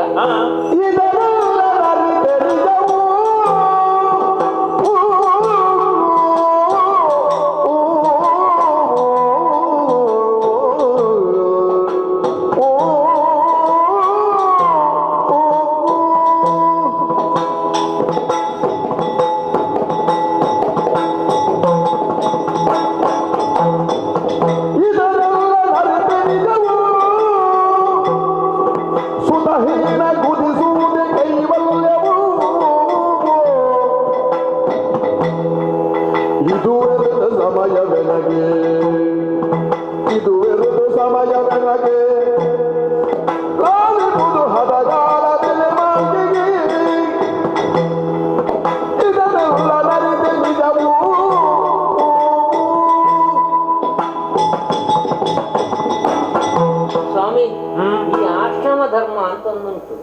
4 ಹೌದೌದು. ಅಲ್ವಾ? ಹಾ. ನಾನು ಅದನ್ನು- ವರ್ಣಾಶ್ರಮ ಧರ್ಮ. ಹೌದು. ನೀವು ಗೃಹಸ್ಥಾಶ್ರಮವನ್ನು ಸ್ವೀಕರಿಸಿದವರು ಹೌದಾ? ಹೌದು. ನೀವು ಗೃಹಸ್ಥನೋ ವಾನಪ್ರಸ್ಥಿಯೋ ಅರ್ಥ ಆಗುದಿಲ್ಲ. ಅಂದ್ರೆ ಸಂಸಾರಿಯೋ ಸನ್ಯಾಸಿಯೋ ಅದೂ ನನಗೆ ಅರ್ಥ ಆಗುವುದಿಲ್ಲ. ಅದೇನು ಗೊಂದಲ ನನಗೆ? ನೀವು ಹಿಂದಕ್ಕೆ ಹೋದರೆ ಯುಗಾಂತರದ ಹಿಂದೆ, ಯಾಕೆ ಗೊತ್ತುಂಟಾ ಹೇಳಿದ್ದು? ನಿಮ್ಮ ವಂಶ ಪ್ರವರ್ತಕನಾದ ಒಬ್ಬಂತ ಇದ್ದಂತೆ ಮಧುಚಂದನ. ಅವನಿಗೆ ಅಪ್ಪ ವಿಶ್ವಾಮಿತ್ರ ಕೌಶಿಕ್. ಅದರ ಒಂದು ಪ್ರವರ್ಗ ಅಲ್ಲ, ಅವನು ಗೋತ್ರ ಪ್ರವರ್ತಕ. ಆ ವಿಶ್ವಾಮಿತ್ರನಲ್ಲಿ ನೀವು ಸಾಯಿದ್ದೀರಿ. ಕ್ಷತ್ರಿಯನಾಗಿದ್ದು ಕೂಡ ಸನ್ಯಾಸವನ್ನು ಸ್ವೀಕರಿಸಿದ ಕೆಲವೇ 4-5 ಮಂದಿಗಳೆಲ್ಲ ಒಬ್ಬ. ಹೌದು ಅಲ್ವಾ? ಹೌದೌದು. ನೀವು ಈ ಶರೀರ ಎಂಬುದು ಇದ್ರಲ್ಲೋ ಯಾವುದನ್ನಾದ್ರೂ ಸಾಧಿಸುವುದು. ಈ ಮನುಷ್ಯ ಜನ್ಮ ಶ್ರೇಷ್ಠ ಅಂತ ಹೇಳಿದ್ಯಾಕೆ? ಈ ಜನ್ಮದಲ್ಲಿ ಯಾವುದನ್ನೆಲ್ಲ ಸಾಧಿಸಬಹುದೋ ಎಲ್ಲವನ್ನೂ ನಾವು ಸಾಧಿಸಬಹುದು. ಈಗ ನಮಗೆ ಸಾಧಿಸುವುದಕ್ಕೆ ಇರುವುದು ಅದೊಂದು ಕೃಷ್ಣ ದರ್ಶನದ ಭಾಗ್ಯ, ಅದು ನಮ್ಮ ಸಾಧನೆ. ಅದು ಬಿಡಿ, ನಮಗೆ ಮದುವೆ ಆಗಿ ಎಷ್ಟು ದಿನ ಆಯ್ತು? ತುಂಬಾ ಸಮಯ ಆಯ್ತು. ಮಕ್ಕಳಾಗಿದ? ಆಗಬಾರದು ಅಂತ ಏನು ಇಲ್ಲವಲ್ಲ. ಅಲ್ಲ, ಅದೇ ನೀವು ಈಗ ಹೇಳಿದ ಮಾತನ್ನೇ ಮುಂದುವರಿಸಿಕೊಂಡು ಹೋಗುವುದಿದ್ರೆ ಮಕ್ಕಳ ಬಗ್ಗೆ ಅಂತ ನೀವೇ ಹೇಳಿದ್ದಂಥದ್ದು. ಈಗ ಕೃಷ್ಣನಲ್ಲಿ ದುರದಲ್ಲಿ ಮೆಚ್ಚಿ ಅರ್ಜುನನಲ್ಲಿ ದುರದೊಡನೆ ಕೃಷ್ಣನನ್ನು ಮೆಚ್ಚಿಸಿ ಅವನಿಂದ ಒಂದು ಶಹಬಾಸ್ಗಿರಿ ಸಿಕ್ಕಿದ್ರೆ ಸಾಕು, ಮತ್ತೆ ಬೇಡ, ಯಾವುದು ಬೇಡ ಅಂತ ಹೇಳಿದ್ದಾರೆ. ಹೌದು. ಹಾಗಂತ ಪುತ್ರರನ್ನು ಪಡೆಯುವಲ್ಲಿ ಹಿರಿಯರೊಂದು ಮಾತುಂಟು, ಋಣಾನುಬಂಧ ರೂಪೇಣ ಪಶುಪತ್ನಿ ಸುತಾಲಯ. ಅದರಲ್ಲಿ ಒಂದು ಬಂತಲ್ಲ, ಕೆಲವೊಂದಕ್ಕೆಲ್ಲ ಋಣ ಎನ್ನುವಂತದ್ದು ಒದಗಿ ಬರಬೇಕು, ಕಾಲ ಎನ್ನುವಂತದ್ದು ಕೂಡಿ ಬರಬೇಕು, ಸಮಯ ಎಲ್ಲ ಪಕ್ವವಾಗಿರಬೇಕು. ಎಲ್ಲಾ ಸಂದರ್ಭದಲ್ಲೂ ಬಯಸಿದ ಹಾಗೆ ಮಕ್ಕಳನ್ನು ಪಡೆಯುವುದಕ್ಕಾಗುತ್ತದೆ ಅಂತ ಹೇಳುವುದಕ್ಕೆ ಬರುವುದಿಲ್ಲ. ಮಕ್ಕಳು ಬೇಡ ಬೇಡ ಅಂತ ಹೇಳಿದವರಿಗೆ ಎಷ್ಟು ಮಕ್ಕಳು ಆಗುತ್ತದೆ, ಮಕ್ಕಳು ಬೇಕು ಬೇಕು ಅಂತ ಬಯಸಿದವರಿಗೆ ಒಂದು ಮಗು ಆಗದೆ ಅಂತ ಚರಿತ್ರೆಯೂ ಉಂಟು. ಅದಕ್ಕೆ ಬೇಕಾಗಿ ಸಕಲ ದೇವಸ್ಥಾನಗಳನ್ನು ಸುತ್ತಿದವರು ಇದ್ದಾರೆ, ಬೇಕಾದಂತಹ ಪೂಜೆ ಪುನಸ್ಕಾರ ಮಾಡಿದವರು ಉಂಟು. ಅದೆಲ್ಲ ನಮ್ಮ ಕೈಯಲ್ಲಿಲ್ಲ, ದೇವರ ಅನುಗ್ರಹ. ಪುರುಷ ಪ್ರಯತ್ನ ಅಂತ ಉಂಟು, ಅದು ಉಂಟು ಉಂಟು ಉಂಟು. ನಾನು ಹೇಳಿದ್ದು ಕರ್ಮದ ಪಾಂಗು ಮರಿಗೆ ಅಂಟು ತಿರ್ಕುಮ್ ಅಂತ ಒಂದು ಮಾತು. ನಾವು ಹುಟ್ಟುವಾಗಲೇ ತಾಯಿ ತಂದೆಯರ ಶುಕ್ರಶೋಣಿತ ಸಂಬಂಧದಿಂದ ಹುಟ್ಟಿದಾಗ ಜೀವಾತ್ಮನ ಅದರಲ್ಲಿ ಸೇರುವಾಗ ಅದಕ್ಕೆ ಚೇತನ ಅಂತ ಬರುವುದು. ಹೌದು ಅಲ್ವಾ? ಆ ಚೇತನ ಅಂತ ಬರುವಾಗ ಕೇವಲ ಕರ್ಮವನ್ನು ಮಾತ್ರ ನಾವು ಕಟ್ಟಿಕೊಂಡು ಬರುವುದಲ್ವಲ್ಲ, ಅದರೊಟ್ಟಿ ಕೆಲವು ಋಣತ್ರಯಗಳನ್ನು ನಾವು ಕಟ್ಟಿಕೊಂಡು ಬರ್ತೇವೆ. ಯಾವುದು ಋಣ? ಒಂದು ಋಷಿ ಋಣ, ಮತ್ತೊಂದು ಪಿತೃ ಋಣ, ಮತ್ತೊಂದು ದೇವರಣಗಳನ್ನು ಯಜ್ಞಯಾಗಾದಿಗಳ ಮೂಲಕ ನಾವು ಕೃತರಾಗಿರ್ಬಹುದು. ಋಷಿರನ್ನು ಸದ್ಗ್ರಂಥದಿಂದ ಆಧ್ಯಾತ್ಮಿಕ ಚಿಂತನೆಯಿಂದ ನಾವು ಮಾಡಬಹುದು. ಪಿತೃಋಣವನ್ನು ನಿಮ್ಮ ತಂದೆ ಮದುವೆ ಆದದ್ದು ಯಾಕೆ? ನಾನು ಒಂದು ಮಾತು ಕೇಳು, ಅಲ್ಲ ಬಿಡಿ, ನಾನು ಕೇಳುವಂತ ಪ್ರಶ್ನೆ ನಿಮ್ಮಲ್ಲಿ ಕೇಳಿ. ಅದು ವಂಶಾಭಿವೃದ್ಧಿಗೆ ದಕ್ಷನು ಕಾಶ್ಯಪರಿಗೆ ಹೆಣ್ಣು ಕೊಟ್ಟದ್ದು ಯಾಕೆ? ವಂಶಾಭಿವೃದ್ಧಿ. ಅವರಿಗೆ ಕೆಲಸ ಇಲ್ಲ ಅಂದ್ರೆ ಹೆಣ್ಣು ಮಕ್ಕಳು ಹೆಚ್ಚಾಗಿದೆ ಅಂತ ಕೊಟ್ಟದ್ದ ಅಲ್ಲ. ಹಾಗಾದ್ರೆ ಸೃಷ್ಟಿಯ ವಿಕಾಸಕ್ಕೆ ತಮ್ಮದಂತ ಕೊಡುಗೆಯನ್ನು ಪ್ರತಿಯೊಬ್ಬ ಗೃಹಸ್ಥರು ಕೊಡಬೇಕಾದದ್ದು ಧರ್ಮ. ನಿಮ್ಮ ತಂದೆ ಮಗನನ್ನು ಪಡೆದು ಪಿತೃಋಣವನ್ನು ಹೇಗೆ ತೀರಿಸಿದರು, ಹಾಗೆ ಕೂಡ ನೀವು ಕೂಡ ತಂದೆಯಾಗಿ ಪಿತೃಋಣವನ್ನು ತೀರಿಸುವಂತ ಆದ್ಯ ಕರ್ತವ್ಯಕ್ಕೆ ನೀವು ಮನೆ ಮಾಡಬೇಕು. ಒಂದದು, ಅಷ್ಟು ಮಾತ್ರ ಸಾಕಾಗುವುದಿಲ್ಲ. ಈಗ ನನ್ನ ಸ್ಥಿತಿ ಹೇಗುಂಟು ಗೊತ್ತುಂಟ? ನಕ್ಷತ್ರಗಳಲ್ಲಿ 6ನೇದು ಆರ್ದ್ರ ಅಲ್ವಾ? ಆರ್ದ್ರ ನಕ್ಷತ್ರದಲ್ಲಿ ಬೀಜ ಬಿತ್ತುವವನಿಗೆ ಹದವಾದಂತಹ ಅಥವಾ ಸಕಾಲ ಅಂತ ಹೇಳಲ್ಪಟ್ಟಿದೆ, ಆರ್ದ್ರದಿಂದ ವಿಶಾಖದವರೆಗೆ. ಆದ್ದರಿಂದ ಋತುಸ್ನಾತೆಯಾದಂತಹ ನಾನು 16ನೆಯ ದಿನವನ್ನು ಇಂದು ಉತ್ತರಿಸ್ತಾ ಇದ್ದೇನೆ. ಒಂದು ವೇಳೆ ಈ ದಿನದಲ್ಲಿ ನಮ್ಮ ಸಂಯೋಗ ಆದರೆ ರಾಜಯೋಗದ ಒಬ್ಬ ಮಗನ ಜನನವು, ಒಂದು ವೇಳೆ 14ನೇ ದಿನಕ್ಕೆ ನಾವು ಸಂಯೋಗ ಮಾಡುತ್ತಿದ್ದರೆ ರಾಣಿ ಯೋಗದ ಮಗಳು. ಇವೆರಡು ನಮಗೆ ಬೇಕಾದ್ದು ಯಾವುದು? ನಾನು ನೀನು ಸಮಸ್ತರು ಕಂಡುಕೊಂಡದ್ದು ರಾಜಯೋಗದ ಒಬ್ಬ ಮಗನನ್ನು. ಆದುದರಿಂದ ಇಂದಿನ ಸಮಾಗಮಕ್ಕೆ ನೀವು ಅನುವು ಮಾಡಿಕೊಡು. ಈಗ ಮಳೆ ಬಂದು ನೆಲ ಹದ ಆಗಿ ಉಂಟು, ಖಂಡಿತ. ಹಾಗಂತ ನಿನ್ನ ಜೊತೆಗೆ ಇರಬೇಕು. ಆದ್ರೆ ಆಗುದಿಲ್ವಲ್ಲ ಅದು. ಏನು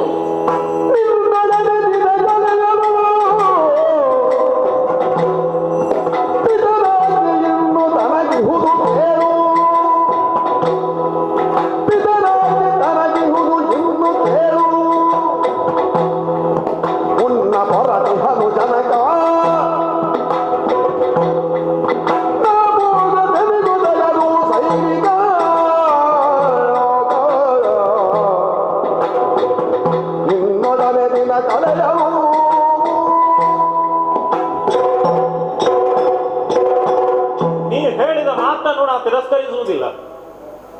ಅದು ಶಾಸ್ತ್ರಸಮ್ಮತವಾದುದು ಅಲ್ವಾ? ನೀವು ಹೇಳಿದಂತಹ ಮಾತು.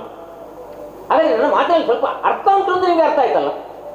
ಪಿತೃಋಣವನ್ನು ಮಗನಾದವನ್ನು ತೀರಿಸಬೇಕು, ತಿಳಿಸ್ಬೇಕು. ಮತ್ತೊಬ್ಬ ಪುತ್ರನನ್ನು ಪಡೆಯುವುದರ ಮೂಲಕವಾಗಿ ಪಿತೃಋಣವನ್ನು ತೀರಿಸುವುದಕ್ಕಾಗುತ್ತದೆ ಅಂತ ಶಾಸ್ತ್ರಗಳು ಸಾರ್ತವೆ. ನೀ ಹೇಳಿದ್ಯಲ್ಲ, ನೆಲ ಹೌದು, ಎಂತದ್ದು ಆರ್ದ್ರ ನಕ್ಷತ್ರದ ಮಳೆ ಹೌದು. ವಿಶಾಖದವರೆಗೆ ಬಿತ್ತಿದರೆ ಬೀಜ ಬೀಜ ಅಂಕುರಿಸ್ತದೆ ಅಂತಲೇ ಅದು ಲೆಕ್ಕವೇ. ಒಬ್ಬ ರೈತ ಅದನ್ನು ಅದರದ್ದು ಸ್ವಲ್ಪ ಮಳೆ ಜಾಸ್ತಿ, ಅದು ಬಿಡಿ, ಅದು ಬೇರೆ ವಿಷಯ. ಕೃಷಿಕನಾದವನಿಗೆ ತನ್ನದಾದಂತಹ ಹೊಲದಲ್ಲಿ ಬೀಜವನ್ನು ಬಿತ್ತಿ ಬೆಳೆಯನ್ನು ತೆಗೆಯುವುದು ಅವನಿಗೆ ಕರ್ತವ್ಯ. ಅದನ್ನು ಬಿತ್ತಲೇಬೇಕು, ಬೆಳೆಯನ್ನು ತೆಗೆಯಲೇಬೇಕು. ಈ ಭೂಮಿ ಚಂಪಕಾವತಿಯ ಭೂಮಿ, ಇದು ರಣಭೂಮಿ. ಈಗ ಇದು ರಣಭೂಮಿ, ಈಗ ಅಯ್ಯೋ ವರ್ತಮಾನದಲ್ಲಿ ರಣಭೂಮಿ. ನಾವು ಏನಾಗಿದ್ದೇವೆ, ರಣಭೂಮಿಗೆ ಈ ಯುದ್ಧಕ್ಕೆ ಬೇಕಾಗಿ ಈ ಭೂಮಿಯನ್ನು ಸಿದ್ಧಪಡಿಸಿದ್ದೇವೆ. ಬೀಜ ಬಿತ್ತುವಂತಹ ಕಾಲದಲ್ಲಿ ಬೀಜವನ್ನು ಬಿತ್ತಬಹುದು, ಅದೇ ಸಂದರ್ಭದಲ್ಲಿ ಯುದ್ಧ ಆಗುತ್ತದೆ ಅಂತಾದ್ರೆ ಅದೇ ಕೃಷಿ ಭೂಮಿಯನ್ನು ಯುದ್ಧ ಭೂಮಿಯನ್ನಾಗಿ ಪರಿವರ್ತಿಸಬೇಕೋ ಬೇಡವೋ? ಹೌದು, ಆದ್ರೆ ತನ್ನ ಕರ್ತವ್ಯವನ್ನು ಮರೆತಲ್ಲ ಪೂರೈಸಿರಲ್ಲ. ಈಗ ಅಲ್ಲಿ ಬೀಜ ಬಿತ್ತಿದರೆ ಯುದ್ಧ ಭೂಮಿ, ಅಲ್ಲಿ ಯುದ್ಧ ಮಾಡುವುದು ಹೇಗೆ ಆ ಭೂಮಿಯಲ್ಲಿ? ಅಲ್ಲ, ಇಂದಿನ ರಾತ್ರಿಯನ್ನು ಮಾತ್ರ ನಾನು ಹೇಳಿದ್ದು. ಅದು ಆಗುವುದಿಲ್ಲ. ಯಾಕೆ ಗೊತ್ತುಂಟು? ಇಂದು ನನಗೆ ಪಿತನಾಜ್ಞೆ ಉಂಟು, ಪಿತನಾಜ್ಞೆ ನನಗುಂಟು. ಈಗ ನಿನ್ನನ್ನು ಕೈ ಹಿಡಿದು ದಾರೆ ಎರೆದು ಕೊಟ್ಟಂತಹ ಹೊತ್ತಿಗೆ ನನ್ನ ಅಪ್ಪ ನನ್ನಲ್ಲಿ ಹೇಳಿದ್ದುಂಟು, ಮಗು ಈಕೆಯಲ್ಲಿ ನಮ್ಮ ವಂಶಾಭಿವೃದ್ಧಿಯನ್ನು ನೀನು ಮಾಡಬೇಕು ಅಲ್ವಾ? ನನ್ನ ಅಪ್ಪನಿಗೆ ನನ್ನ ಅಪ್ಪನು ಹೇಳಿದ್ದಾನೆ. ಅದು ಯಾಕೆ ಗೊತ್ತು? ಹೆಣ್ಣು ಕೊಟ್ಟ ಮಾವ ಅಂತ ಹೇಳಿದ್ರೆ ಕಣ್ಣು ಕೊಟ್ಟ ದೇವನಾಗಿ. ಹೌದಾ? ಯಾಕಂದ್ರೆ ಆ ನಮ್ಮ ಎರಡೂ ಕಡೆಯಲ್ಲಿಯೂ ವಂಶದ ಅಭಿವೃದ್ಧಿಯನ್ನು ಕಾಣಬೇಕಾ ಎನ್ನುವ ಕಾರಣಕ್ಕೆ ಬೇಕಾಗಿ ಮದುವೆ ಎನ್ನುವಂತಹ ಒಂದು ಪವಿತ್ರವಾದಂತಹ ಬಂಧನ ಏರ್ಪಟ್ಟಿದ್ದು. ಯಾವುದು ದೇಹದ ತೀಟೆಯನ್ನು ತೀರಿಸುವುದಕ್ಕೆ ಬೇಕಾಗಿ ಅಲ್ಲ ವಿವಾಹ ಎನ್ನುವಂತ, ತಮ್ಮ ವಂಶದ ಅಭಿವೃದ್ಧಿಯನ್ನು ಕಾಣಬೇಕು ಎನ್ನುವಂತಹ ಒಂದು ಸದುದ್ದೇಶಕ್ಕೆ. ಅದು ನಿಮ್ಮ ಕುಟುಂಬದಲ್ಲಿ ಮೊದಲ ಮದುವೆ ನಿಮ್ಮದು? ಹೌದು. ನಿನ್ನನ್ನು ಕೈ ಹಿಡಿದಂತಹ ಹೊತ್ತಿಗೆ ನನ್ನ ಅಪ್ಪ ಹೇಳಿದ್ದು ಹಾಗೆ, ಈಕೆಯ ಮೂಲಕ ಸತ್ಫಲವನ್ನು ಕಂಡು ಪಡೆದು ವಂಶಾಭಿವೃದ್ಧಿಯನ್ನು ಮಾಡಬೇಕು. ಅದೇ ಅಂದು ಹೇಳಿದಂತ ಮಾತು. ಇಂದು ಅದೇ ನನ್ನ ಅಪ್ಪ ಹೇಳಿದ್ದಾರೆ, ನನಗೆ ಪಿತನಾಜ್ಞೆ ಉಂಟು, ಯುದ್ಧಕ್ಕೆ ಮೊದಲಾಗಿ ನೀ ಹೋಗಬೇಕು. ನೀ ಹೋಗದೆ ಇದ್ರೆ ಸೇನಾಧಿಪತಿತ್ವದ ದೀಕ್ಷೆಯನ್ನು ನನಗೆ ಕಟ್ಟಿದ್ದಾರೆ. ಸಕಲ ಸೈನ್ಯವು ನನ್ನ ನೇತೃತ್ವದಲ್ಲಿ ತಯಾರಾಗಿ ಉಂಟು, ಯುದ್ಧದ ಸಿದ್ಧತೆಯಲ್ಲಿ ಉಂಟು. ನಮ್ಮ ನೆಲ, ನಮ್ಮ ಮಣ್ಣು ಈಗ ಯುದ್ಧ ಭೂಮಿಯಾಗಿ ಪರಿವರ್ತಿಸಿದೆ, ಸಮರ ಕ್ಷೇತ್ರವಾಗಿದ್ದಾವೆ. ಸಮರ ಕ್ಷೇತ್ರದ ಹೊತ್ತಿನಲ್ಲಿ ಅಲ್ಲಿ ನಾನು ಬೀಜ ಬಿತ್ತುತ್ತೇನೆ, ಬೆಳೆ ತೆಗೆಯುತ್ತೇನೆ ಅಂತ ಹೊರಟರೆ ನಮ್ಮ ಅಪ್ಪನ ಆಶೋತ್ತರಗಳು ಏನಾಗುತ್ತದೆ? ಅದಕ್ಕೆ ಏನು ಬೆಲೆ ಬರುತ್ತದೆ? ಕೃಷ್ಣ ದರ್ಶನದ ಭಾಗ್ಯದ ಆಕಾಂಕ್ಷೆಯಾಗಿರುವಂತ ನನ್ನ ಅಪ್ಪನಿಗೆ ನಾನು ವಿರೋಧವನ್ನುಂಟು ಮಾಡಿದಾಗ ಆಗ ಆಗ್ತದೋ ಇಲ್ವೋ? ಆದುದರಿಂದ ನಿನ್ನೊಡನೆ ದಿನ ಕಳೆಯಲು ನನಗೆ ಇವುದು ಪಿತನಾಜ್ಞೆ. ನಾ ಹೋಗದ ಅನ್ನೆಗೊದಗದು ಸೈನಿಕ. ನಾ ಹೋಗದೆ ಇದ್ರೆ ನನಗಿಂತಲೂ ಮೊದಲು ಹೊರಟಿದ್ದಾವೆ ಸೈನ್ಯ. ಅಲ್ಲಿ ಸೈನ್ಯವನ್ನು ಬೇಕಾದಂತ ರೀತಿಯಲ್ಲಿ ಯಥಾಸ್ಥಾನದಲ್ಲಿ ನಿಲ್ಲಿಸಬೇಕಾದಂತಹ ಹೊಣೆಗಾರಿಕೆ ನನಗುಂಟು. ವ್ಯೂಹ ರಚನೆಯನ್ನು ನಾನು ಮಾಡಬೇಕು, ಬೇಕಾದಂತ ಸಿದ್ಧತೆಯನ್ನು ಮಾಡಬೇಕು. ನಾ ಹೋಗದೆ ಇದ್ರೆ ವಿರೋಧಿಗಳ ಬಾಣಕ್ಕೆ ತುತ್ತಾಗಿ ಘಾತವನ್ನು ಮಾಡಬೇಕಾದಂತಹ ಸ್ಥಿತಿ ನಿರ್ಮಾಣ ಆಗುತ್ತದೆ. ಒಂದು ವೇಳೆ ನಾನು ಹೋಗದೆ ನಿನ್ನೊಟ್ಟಿಗೆ ಇದ್ದೆ ಅಂತ ಆದ್ರೆ ನಮ್ಮ ಅಪ್ಪ ಹೊರಡಿದಂತಹ ರಾಜಾಜ್ಞೆ ಉಂಟು, ಹಿಂದೆ ಉಳಿದರು ಅಂತ ಆದ್ರೆ ಅಂತವರನ್ನು ಕಾಯ್ದುಕುವ ತಪ್ತತೈಲ ಕಟಾರದಲ್ಲಿ ಹಾಕಿಕೊಳ್ಳಿಸಲಾಗುವುದು. ಈಗ ನನ್ನನ್ನು ಬಿಡು, ಉಳಿದ ಅಷ್ಟೂ ಮಂದಿ ಸೈನಿಕರನ್ನು ನಾನು ಎಣ್ಣೆಗೊಪ್ಪರಿಗೆ ಹಾಕಬೇಕು ಬೇಡವೋ? ಇಂದು ನಿನ್ನ ಜೊತೆ ಇದ್ದೆ ಅಂತ ಆದ್ರೆ ನೋಡು, ಭಾಗ್ಯ ಎನ್ನುವಂತಹದ್ದು, ಯೋಗ ಎನ್ನುವಂತಹದ್ದು ಒದಗಿ ಬಂತು ಅಂತ ಆದ್ರೆ ಪಾರ್ಥನ ಜೊತೆಗೆ ಒಂದು ಹೋರಾಟ ಕಳೆಯಿರಿ. ನಿನಗೆ ನನ್ನ ಮೂಲಕವಾಗಿ ವಂಶಾಭಿವೃದ್ಧಿ ಆಗಲೇಬೇಕು ಎನ್ನುವಂತದ್ದು ವಿಧಿ ಸಂಕಲ್ಪ ಉಂಟು, ಅದು ಕೃಷ್ಣ ಸಂಕಲ್ಪ ಹೌದು ಅಂತ ಆದ್ರೆ ಅದನ್ನು ತಪ್ಪಿಸುವುದಕ್ಕೆ ಯಾರಿಂದಲೂ ಸಾಧ್ಯ ಆಗುವುದಿಲ್ಲ. ಮುಂದೆ ನೋಡೋಣ. ಹಾಗಾದ್ರೆ ಇದು ನಿಮ್ಮ ಅಂತ್ಯ ನಿರ್ಧಾರ? ಹೌದು.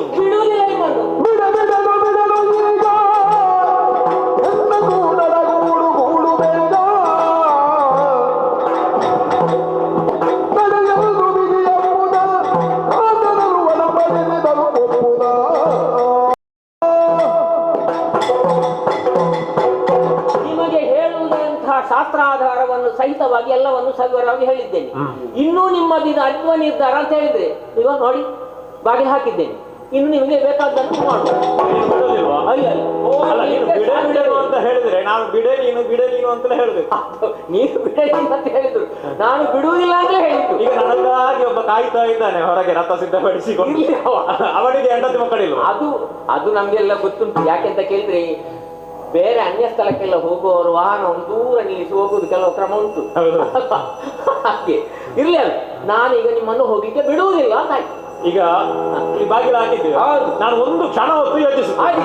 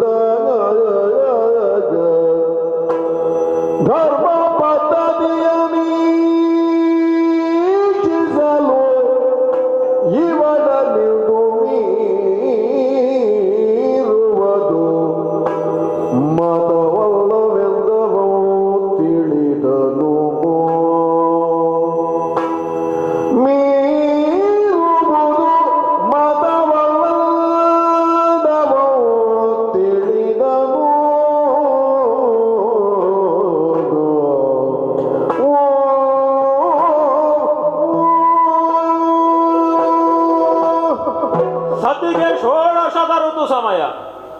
ಹೌದು, ಷೋಡಶ ಋತುಸ್ನಾತೆಯಾದಂತ ಮನದಿಯ ಆಶೆ ಏನುಂಟು, ಒಬ್ಬ ಸತ್ಪುತ್ರನನ್ನು ಪಡೆಯಬೇಕು ಎನ್ನುವಂತ ಆಕಾಂಕ್ಷೆಯಿಂದ ತನ್ನ ಮನದ ಇಂಗಿತವನ್ನು ಯಾವಾಗಲೂ ಸತಿ ಬಯಸುತ್ತಾಳು. ಅವಳ ಆಶೋತ್ತರಗಳನ್ನು ಈಡೇರಿಸದೆ ಹೋದ್ರೆ ಅವ ಗಂಡ ಅಂತ ಆಗುವುದಿಲ್ಲ, ಷಂಡನಾಗುತ್ತಾನೆ. ಆದ್ರೆ ಅದೇ ಸಂದರ್ಭದಲ್ಲಿ ಪಿತೃಶ್ರಾದ್ದ ಬಂತು ಅಂತ ಆದ್ರೆ, ಪಿತೃಶ್ರಾದ್ದದ ದಿವಸವೇ ಏಕಾದಶಿ ಎನ್ನುವಂತಹ ವೃತವೊಂದು ಒದಗಿ ಬಂತು ಅಂತ ಆದ್ರೆ, ಇಂಥ ಜಟಿಲವಾದಂತಹ ಸಮಸ್ಯೆಗಳು ಒಬ್ಬ ವ್ಯಕ್ತಿಯ ಬದುಕಿನಲ್ಲಿ ಒದಗಿ ಬಂತು ಅಂತ ಆದ್ರೆ, ಆವಾಗ ಶಾಸ್ತ್ರಕಾರರು ಅದಕ್ಕೆಲ್ಲ ದಾರಿಯನ್ನು ತೋರಿಸಿದ್ದಾರೆ. ಪಿತೃಶ್ರಾದ್ದ ಮತ್ತು ಏಕಾದಶಿ ಇದು ಎರಡು ಒಟ್ಟಿಗೆ ಬಂತು ಅಂತ ಆದ್ರೆ, ಪಿತೃಶ್ರಾದ್ದವನ್ನು ಮಾಡಿದವನು ಅದರ ಶೇಷ ಅನ್ನವನ್ನು ಭುಂಜಿಸಬೇಕು ಅಂತ ಉಂಟು. ಆದ್ರೆ ಅದೇ ದಿವಸ ಏಕಾದಶಿ ಬಂತು ಅಂತ ಆದ್ರೆ, ಏಕಾದಶಿ ಅಂತ ವ್ರತವನ್ನು ಆಚರಿಸಬೇಕು. ಅವಾಗ ಅದನ್ನು ಹೇಗೆ ಉತ್ತರಿಸುವುದು? ಪಿತೃಶ್ರಾದ್ದವನ್ನು ಮಾಡಿದವನು ಅದರ ಶೇಷಾನ್ನವನ್ನು ಭುಂಜಿಸಬೇಕು ಅಂತ ಇಲ್ಲ, ಅದನ್ನು ಆಘ್ರಾಣಿಸಿದರೆ ಸಾಕಾಗುತ್ತದೆ. ಏಕಾದಶಿಯ ವ್ರತ ಕೆಡುವುದಿಲ್ಲ. ಏಕಾದಶಿಯ ವ್ರತಕ್ಕೆ ಮಾತ್ರ ಅದು ಅಲಂಘ್ಯ ಅಂತ ಅಲ್ಲ. ಪಿತೃಶ್ರಾದ್ದವನ್ನು ಮಾಡಿದವನು ಆ ಒಂದು ದಿವಸದ ಮಟ್ಟಿಗಾದರೂ ಬ್ರಹ್ಮಚರ್ಯವನ್ನು ಪಾಲಿಸಬೇಕು ಅಂತ ಶಾಸ್ತ್ರ. ಆದ್ರೆ ಅದೇ ದಿವಸ ಋತುಸ್ನಾತೆಯಾದಂತಹ ಹೆಂಡತಿ ತನಗೆ ಪುತ್ರನ ಆಕಾಂಕ್ಷೆಯಿಂದ ಮುಂದಾಗ ಬಯಸುತ್ತಾಳೆ ಅಂತ ಆದ್ರೆ, ಷೋಡಶ ಋತುಸ್ನಾತೆಯಾಗುತ್ತಾಳೆ ಅಂತ ಆದ್ರೆ, ಅವಳ ಮನದಿಚ್ಛೆಯನ್ನು ಪೂರೈಸುವುದು ಹೇಗೆ?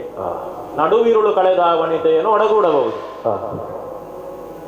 ಶಾಸ್ತ್ರಕಾರರು ಅದಕ್ಕೆ ದಾರಿಯನ್ನು ತೋರಿಸಿದ್ದಾರೆ. ಅದು ಇಂತಹ ಒಂದು ಸಂದಿಗ್ಧ ಸ್ಥಿತಿಯಲ್ಲಿ ಒದಗಿ ಬಂದವಾಗ ಒಂದು ಕಡೆಯಿಂದ ಷೋಡಶ ಋತುಸ್ನಾತೆಯಾದಂತಹ ನನ್ನ ಮಡದಿ, ಮತ್ತೊಂದು ಕಡೆಯಿಂದ ಪಿತನಾಜ್ಞೆ, ಅದು ಎರಡು ನನಗೆ ಬಾಧಿತವೇ ಹೌದು. ಅದಕ್ಕಿರುವಂತಹ ಉಪಾಯ ಏನು ಅಂತ ಅಂದಾದ್ರೆ, ನಡು ಇರುಳು ಕಳೆದು ಈಕೆಯನ್ನು ಒಡಗೂಡಬೇಕು. ಈಗ ಮನಸ್ಸಿನ ಇಚ್ಛೆ ಏನುಂಟು ಅದನ್ನು ಪೂರೈಸಬೇಕಾದ್ರೂ ನನಗೆ ಕರ್ತವ್ಯ. ಸರಿ, ಪ್ರಭಾವತಿ ಬಹಳ ಯೋಚಿಸಿದೆ. ನಿಮ್ಮ ಶಾಸ್ತ್ರ ಎಲ್ಲ ಕೆಲಸಕ್ಕೆ ಬರಲಿಲ್ಲ. ಈಗೊಂದು ಉಪಾಯಗಳು, ಯಾಕೆಂದ್ರೆ ಇದು ರಾತ್ರಿಯ ಹೊತ್ತು ನೀವು ಹೇಳಿದ ಏನೇ ಇದ್ರು ಯುದ್ಧ ಆಗುವುದು ಬೆಳಗ್ಗೆ ಅಲ್ಲ. ಸೂರ್ಯೋದಯ ಅಲ್ಲದೆ ಸಕಲ ಸೈನ್ಯವನ್ನು ಸಿದ್ಧಪಡಿಸುವುದಕ್ಕಾಗುವುದಿಲ್ಲ. ಈಗ ರಾತ್ರಿ ಹೊತ್ತು ಯುದ್ಧದ ಸಿದ್ಧತೆಯನ್ನು ಮಾಡಿ ಏನು ಪ್ರಯೋಜನವೂ ಇಲ್ಲ, ಪೂರ್ವ ನಿರ್ಧಾರಿತ ಆಗಲಿಲ್ಲ, ಆಗುವುದೇ ಇಲ್ಲ. ನಾಳೆ ಬೆಳಗ್ಗೆ ನಮ್ಮದಾದಂತ ಯುದ್ಧದ ಸಿದ್ಧತೆಯನ್ನು ಮಾಡೋಣ. ಅಲ್ಲಿವರೆಗೆ ನೀ ಬಯಸಿದಂತ ನಿನ್ನ ಆಶೆ ಏನುಂಟು ಅದನ್ನು ನಾನು ಪೂರೈಸುತ್ತೇನೆ. ಆದೀತು ಸ್ವಾಮಿ.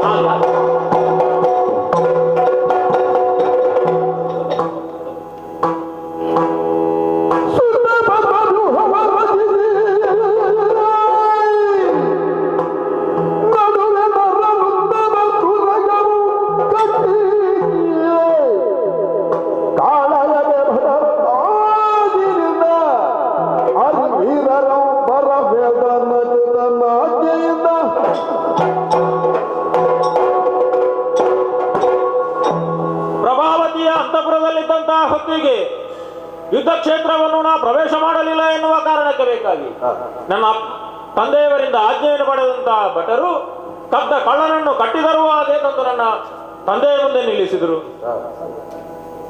ಅವರಲ್ಲಿ ನಡೆದಂತಹ ಪ್ರಕರಣವನ್ನೆಲ್ಲವನ್ನು ನಾನು ನಿವೇದಿಸಿಕೊಂಡೆ. ಆವಾಗ ಅದಕ್ಕೆ ಉತ್ತರ ಸಿಗದೆ ಮಂತ್ರಿಗಳಲ್ಲಿ ಅವರು ನಿವೇದಿಸಿಕೊಂಡರು. ಶಂಕಲಿಖಿತರಲ್ಲಿ ಅವರು ಹೇಳಿದಂತಹ ಮಾತು, ಯಾವ ರಾಜಾಜ್ಞೆಯನ್ನು ನಿನ್ನ ಮಗನೇ ಉಲ್ಲಂಘಿಸಿದ ಕಾರಣದಿಂದಲಾಗಿ ನೀನು ನಿನ್ನ ಶಾಸನವನ್ನು ನೀನು ಉಲ್ಲಂಘಿಸಿದೆ ಅಂತಾದ್ರೆ ನಿನ್ನ ಪುರದಲ್ಲಿ ನಾವು ಇರುವುದಿಲ್ಲ ಅಂತ ಹೇಳಿದರು. ಮಂತ್ರಿಗಳ ಮಾತಿಗೆ ಕಟ್ಟಬಿದ್ದಂತಹ ನಮ್ಮಪ್ಪ ರಾಜಾಜ್ಞೆಯನ್ನು ಮೀರಬಾರದು ಎನ್ನುವ ಕಾರಣಕ್ಕೆ ಬೇಕಾಗಿ ನನ್ನನ್ನು ಕಾಯ್ದುಪ್ಪುವಂತಹ ತಪ್ತತೈಲ ಕಟಾಹದಲ್ಲಿ ಹಾಕಿದ್ರು. ನನ್ನನ್ನು ಉಳಿಸುವುದಕ್ಕೂ ಅಳಿಸುವುದಕ್ಕೂ ಕೃಷ್ಣನೊಬ್ಬನೇ ಸಮರ್ಥ ಎನ್ನುವ ಕಾರಣಕ್ಕೆ ಬೇಕಾಗಿ ಆ ದಿವ್ಯ ಮಂಗಲ ಮನೋಹರ ಮೂರ್ತಿಯನ್ನು ನನ್ನ ಹೃದಯ ಕಮಲದಲ್ಲಿ ಸ್ಥಾಪಿಸಿ ಆ ದಿವ್ಯ ಮೂರ್ತಿಯನ್ನು ನಾನು ಕಟಾಹದಲ್ಲಿ ತಪ್ತತೈಲ ಕಟಾಹದಲ್ಲಿ ಸ್ತುತಿಸಿದೆ. ಆ ಕುದಿಯುತ್ತಿರುವಂತಹ ಎಣ್ಣೆಯ ಕೊಪ್ಪರಿಗೆ ನನಗೆ ತಂಪಾಗಿ ಗೋಚರಿಸಿತು. ವಿಚಾರದಲ್ಲಿದ್ದಂತಹ ನಮ್ಮಪ್ಪ ಅದರಿಂದ ಮೇಲಕ್ಕೆತ್ತಿ ನನ್ನನ್ನು ಹರಸಿ ಆಶೀರ್ವದಿಸಿ ಕಳುಹಿಸಿಕೊಟ್ಟರು. ಆದರೆ ಒಳ್ಳಿತು ಮಗನೇ, ಸಾಧಿಸಿದ ಕೀರ್ತಿಯನ್ನು ಹೋಗು ವಿಜಯಿಯಾಗಿ ಬಾ ಎನ್ನುವ ಹಾಗೆ ನನ್ನನ್ನು ಹರಸಿದರು. ಕೃಷ್ಣ ದರ್ಶನದ ಭಾಗ್ಯವನ್ನು ಮಾಡು. ಆ ಕ್ಷಣದಿಂದ ಈ ಕ್ಷಣದವರೆಗೂ ಅವರು ಹೇಳುತ್ತಾ ಬಂದದ್ದು ಅದನ್ನೇ. ಆದುದರಿಂದಲೇ ತಂದೆಯಿಂದ ಮತ್ತೊಮ್ಮೆ ಆಜ್ಞೆಯನ್ನು ಪಡೆದಿದ್ದೇನೆ. ರಣಧಾರಣೆಗೆ ಬಂದಿದ್ದೇನೆ. ಸುತ್ತಲೂ ಪದ್ಮವ್ಯೂಹವನ್ನೇ ಬಳಿದಿದ್ದೇನೆ. ಆ ಪದ್ಮನಾಭನನ್ನು ಕಾಣಬೇಕು ಅಂತಾದ್ರೆ, ಪದ್ಮಾಕ್ಷನ ಕರುಣೆಗೆ ನಾನು ಒಳಗಾಗಬೇಕು ಅಂತಾದ್ರೆ ನಮ್ಮ ವ್ಯೂಹ ಪದ್ಮದಲಾಕೃತಿಯಲ್ಲೇ ಇರಬೇಕು. ಆದುದರಿಂದಲೇ ಪದ್ಮ ವ್ಯೂಹವನ್ನು ಬಳಸಿದ್ದೇನೆ. ನರನ ಉತ್ತಮವಾದ ತುರಗ, ಅದು ಕೆಟ್ಟ ತುರಗ ಅಂತ ಹೇಳುವುದಕ್ಕೆ ಬರುವುದಿಲ್ಲ. ವಿರೋಧಿಯ ಕಡೆಯಿಂದ ಬಂದದ್ದು ಹೌದಾದ್ರೂ ಕೂಡ, ಪಾರ್ಥನ ಜೊತೆಗೆ ಹೋರಾಟ ನಮಗೆ ಹೌದಾಗಿದ್ರು ಕೂಡ ಅದು ನರನ ಉತ್ತಮವಾದ ತುರಗ, ಅಂದ್ರೆ ಯಾಗದ ತುರಗ ಅದು. ಆದುದರಿಂದ ನರನ ಉತ್ತಮವಾದ ತುರಗವನ್ನು ಅದರ ಮಧ್ಯದಲ್ಲಿ ಇರಿಸಿದ್ದೇನೆ, ಸೇನೆಯ ಮಧ್ಯದಲ್ಲಿ ಇರಿಸಿದ್ದೇನೆ. ಈಗ ಅವಳಿಗೆ ಒಂದು ಜನ ಕಳುಹಿಸಬೇಕಲ್ಲ, ಒಬ್ಬರಲ್ಲಿ ಹೇಳಿ ಕಳುಹಿಸಿದ್ದೇನೆ, ಅವ ಹೋರಾಟಕ್ಕೆ ಬರಲಿ ಎನ್ನುವ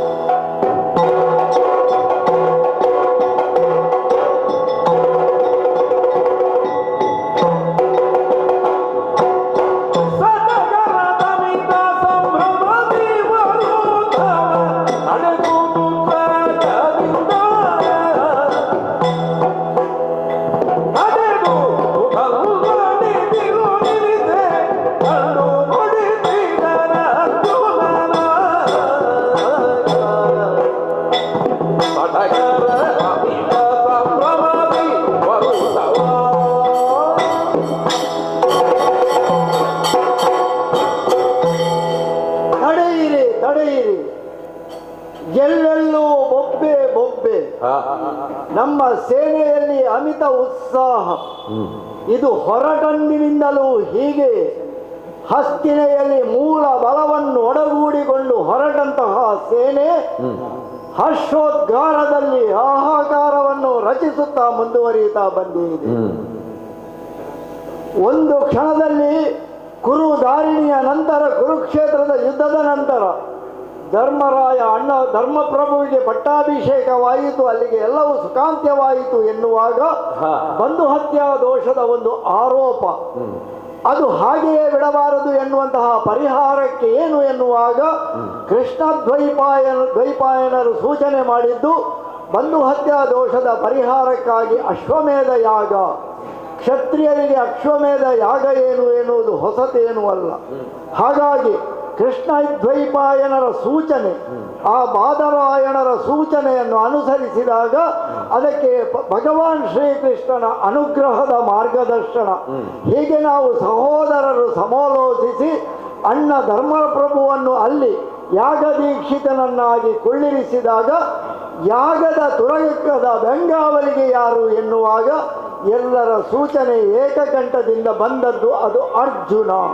ಹೀಗೆ ಅರ್ಜುನನಾಗಿ ನಾನು ಆ ಕಾಲವನ್ನೇ ವೇದಿಸುವಂತಹ ಸೈನ್ಯವನ್ನು, ಅಗಾಧವಾದಂತಹ ಸೈನ್ಯವನ್ನು ಮೂಲಬಲದೊಂದಿಗೆ ಕೂಡಿಸಿಕೊಂಡಾಗ ಅದಕ್ಕೆ ಮೂಲಬಲವಾಗಿ ಶ್ರೀಕೃಷ್ಣನ ಅನುಗ್ರಹವು ದೊರಕಿ ಹೊರಟು ಬಂದು ನೀಲಧ್ವಜನೇ ಪ್ರಮಿಳಾ ರಾಜ್ಯವೇ ಎಲ್ಲವೂ ಆಗಿ ಬಂದಾಗ ಬಂದು ಸೇರಿದ್ದು ನಮ್ಮ ಕುದುರೆ ಚಂಪಕಾವತಿ ಎನ್ನುವಂತಹ ಪಟ್ಟಣವನ್ನು ಎನ್ನುವುದನ್ನು ಕೇಳಿ ತಿಳಿದೆ.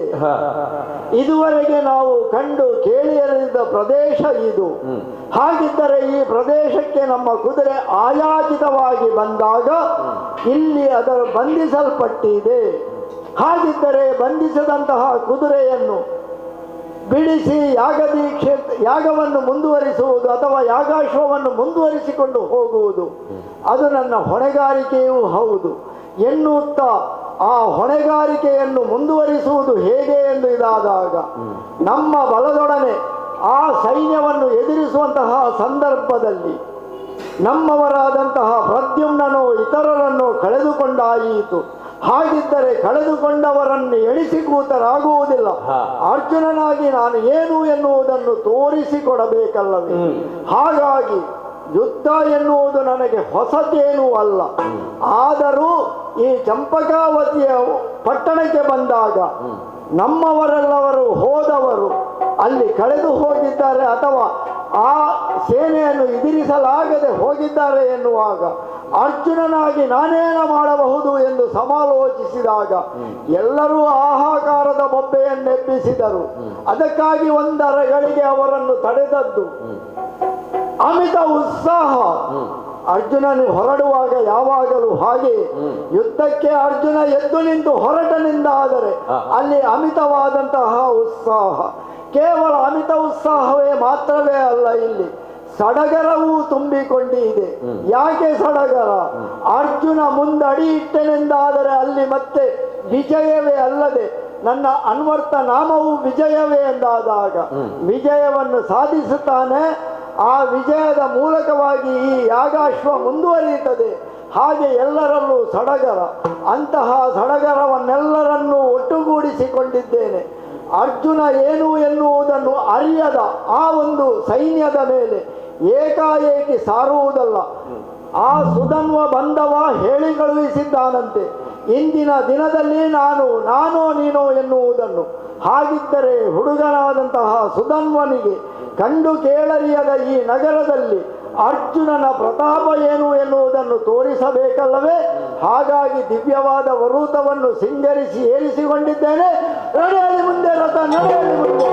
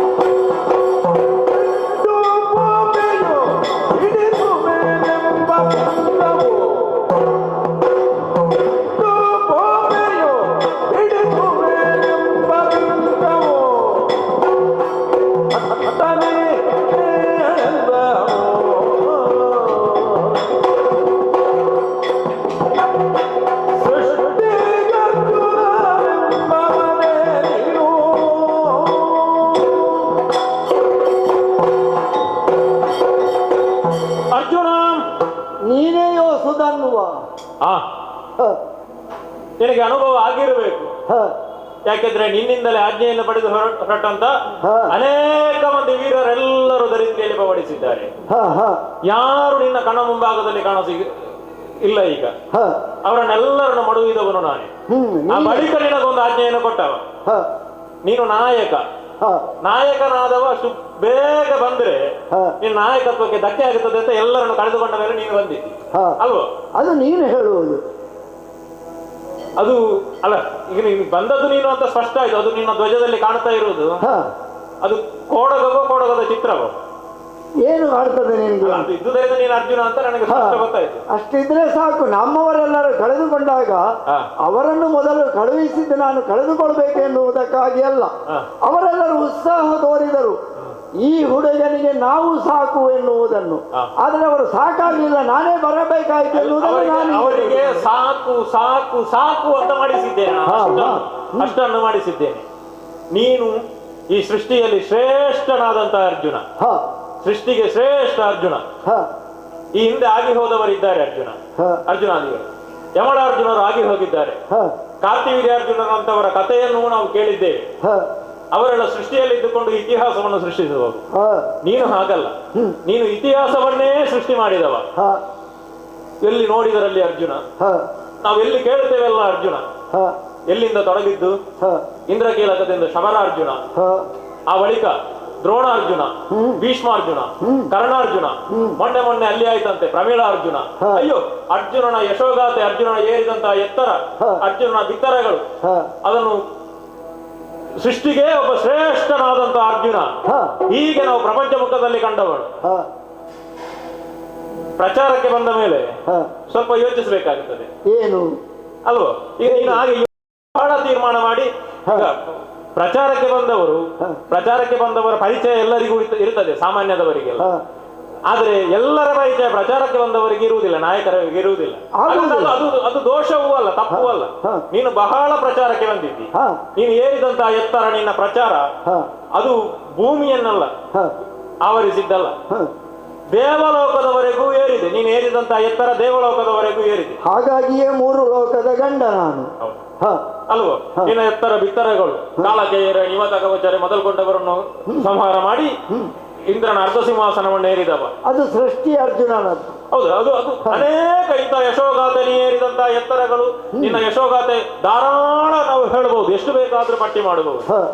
ಇಂಥ ಸೃಷ್ಟಿಯ ಶ್ರೇಷ್ಠ ಅರ್ಜುನ ಎನ್ನುವಂತಹ ಬಿಂಕ ಈಗಲೂ ಉಂಟು ನಿನ್ನಲ್ಲಿ? ಅದು ಬಹಳ ಹಳೆಯದ್ದೇ. ಅದು ಅನುಮಾನವ ನಿಮಗೆ? ಯಾಕೆ? ಕೂದಲು ಬೆಳ್ಳಗಾಗಿದೆ, ಪ್ರಾಯ ಅದು, ಹೌದು, ಅನುಭವ ಅದು. ಅದು ಅನುಭವದಿಂದ ಬೆಳ್ಳಗಾದದ್ದಲ್ಲ, ಅದು ವಯಸ್ಸಿನಿಂದ ಬೆಳ್ಳಗಾದ. ಆದರೂ ಆ ವಯಸ್ಸು ಅನುಭವವನ್ನು ಸೂಚಿಸುತ್ತದೆ. ಹೌದು, ಮೀಸೆಯು ಬೆಳಗಾಗಿದೆ, ಕೂದಲು ಬೆಳಗಾಗಿದೆ. ತನ್ನ ಹಿಂದಿನ ಕಸು ಏನುಂಟು, ಯೌವನ ಕಾಲದಲ್ಲಿ ನಾ ಏನನ್ನು ಮಾಡಿದ್ದೇನೋ ಅದು ಈಗಲೂ ಊರ್ಜಿತದಲ್ಲೇ ಉಂಟು ಎನ್ನುವ ಕಾರಣದಿಂದಲಾಗಿ ಆಗೊಂದು ಭ್ರಮಿಸಿ ಆ ಸಂಭ್ರಮದಿಂದ ಹೀಗೆ ಬಂದೆ ಅಂತ ಆದ್ರೆ ಬಹುಶಃ ಅದು ಫಲಿತಕ್ಕೆ ಕೊಡುವುದಕ್ಕಿಲ್ಲ. ಅದು ಎಲ್ಲಾ ಕಾಲದಲ್ಲೂ ನಿನಗೆ ಗೆಲುವೇ ಆಗುತ್ತದೆ, ಎಲ್ಲಾ ಕಾಲದಲ್ಲೂ ನೀನೆ ಗೆಲ್ಲುತ್ತಿ ಅಂತ ಹೇಳುವುದಕ್ಕೆ ಬರುವುದಿಲ್ಲ. ಸೋಲು ನಿನಗೂ ಆಗಬಹುದು, ನಿನ್ನ ವಿವೇಚನೆ ಅದು. ನಿನಗೆ ಸೋಲಿಂದ ಆದಂತಹ ಕಥೆಯನ್ನು ನಾನು ಕೇಳಿದ್ದೇನೆ. ನೀನು ಸೋಲನ್ನು, ನೀನು ಗೆದ್ದದ್ದೇ ಎಲ್ಲಿಯೂ ಇಲ್ಲ, ಸೋತದ್ದನ್ನು ಕೇಳಿದ್ದೇನೆ. ಈಗ ನಿನ್ನಲ್ಲಿ ಕೇಳುತ್ತೇನೆ, ಸೃಷ್ಟಿಯ ಶ್ರೇಷ್ಠ ಅರ್ಜುನ ನಾನು ಎನ್ನುವಂತಹ ಬಿಂಕ ನಿನ್ನಲ್ಲಿ ಉಂಟು? ಅದು ಉಂಟು ಅಂತ ಆದ್ರೆ ನಿನ್ನ ಅಶ್ವವನ್ನು ಕಟ್ಟಿಕೊಂಡಿಯೆವು ನಾವು, ಅಂದ್ರೆ ನಾನು ಅಲ್ಲ, ನಮ್ಮ ಅಪ್ಪ ಆದಿಯಾಗಿ ನಾವು ಕಟ್ಟಿಕೊಂಡಿದ್ದೇವೆ. ಚಂಪಕಾವತಿಯಲ್ಲಿ ನಮ್ಮ ದುರ್ಗ ಬಂಧಿಸಲ್ಪಟ್ಟಿದೆ, ಕಟ್ಟಿಕೊಂಡಿಯೆವು ನಾವು. ಈಗ ಹೇಗೆ ಆ ಬಿಂಕ, ಸೃಷ್ಟಿಯ ಶ್ರೇಷ್ಠ ಅರ್ಜುನ ಎನ್ನುವಂತ ಬಿಂಕ ನಿನ್ನಲ್ಲಿ ಇದ್ದರೆ ಅದನ್ನು ಬಿಡಿಸಿಕೊಂಡು ಹೋಗುತ್ತೀಯೋ? ಅಲ್ಲ, ಬೇಡ.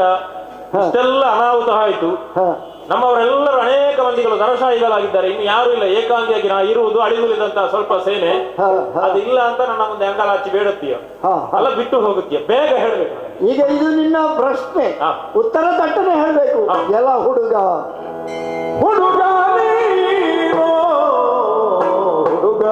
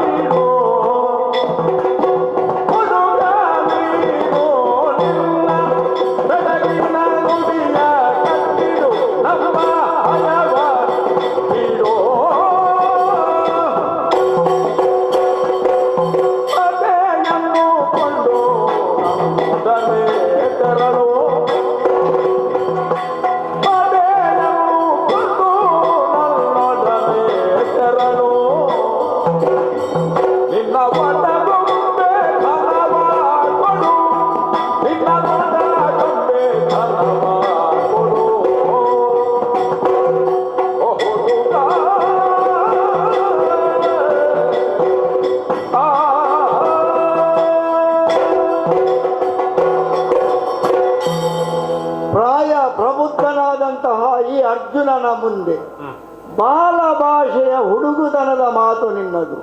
ಓಹೋ, ಇಲ್ಲದೆ ಹೋದರೆ ಅರ್ಜುನನ ಬಗ್ಗೆ ಸಾಕಷ್ಟು ಕೇಳಿ ತಿಳಿದಿದ್ದಿ. ಅರ್ಜುನನ ಯಶೋಧ ಗಾಥೆಯ ಬಗ್ಗೆ ನೀನು ಸ್ಪಷ್ಟವಾಗಿ ಚಿತ್ರಣವನ್ನು ಹೊಂದಿದ್ದಿ.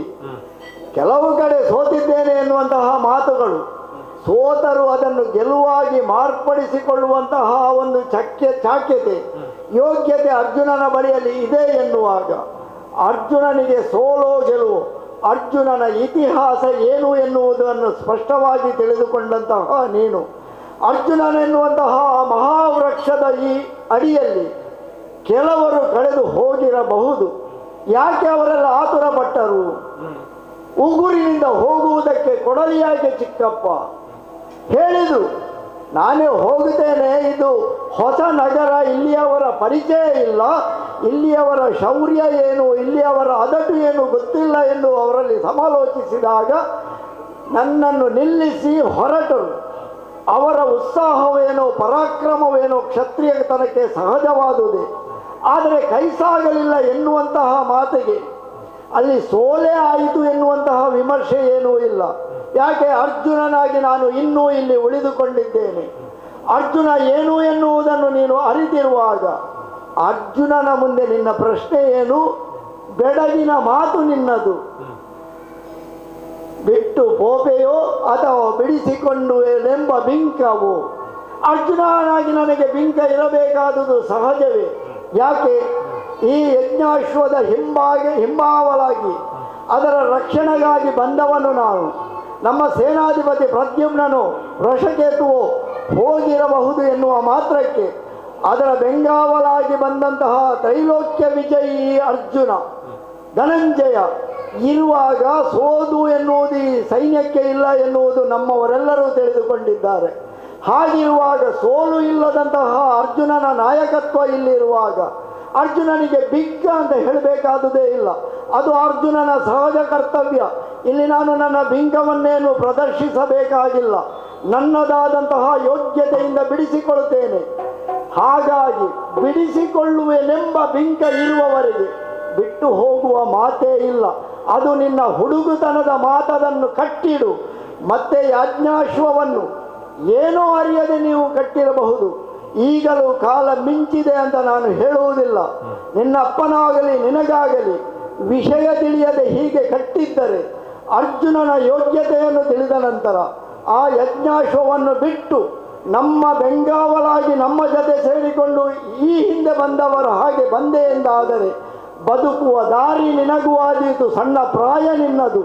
ಅರ್ಜುನನ ಮುಂದೆ ಈ ರೀತಿಯ ಹುಡುಗುತನದ ಮಾತುಗಳನ್ನಾಡಿ ಏನೂ ಇಲ್ಲದಂತಹ ಈ ನಗರಕ್ಕೆ ಒಂದು ಚರಿತ್ರೆ ಇಲ್ಲ, ನಾವು ಕೇಳರಿಯದ ನಗರ ಇದು ಚಂಪಕಾವತಿ.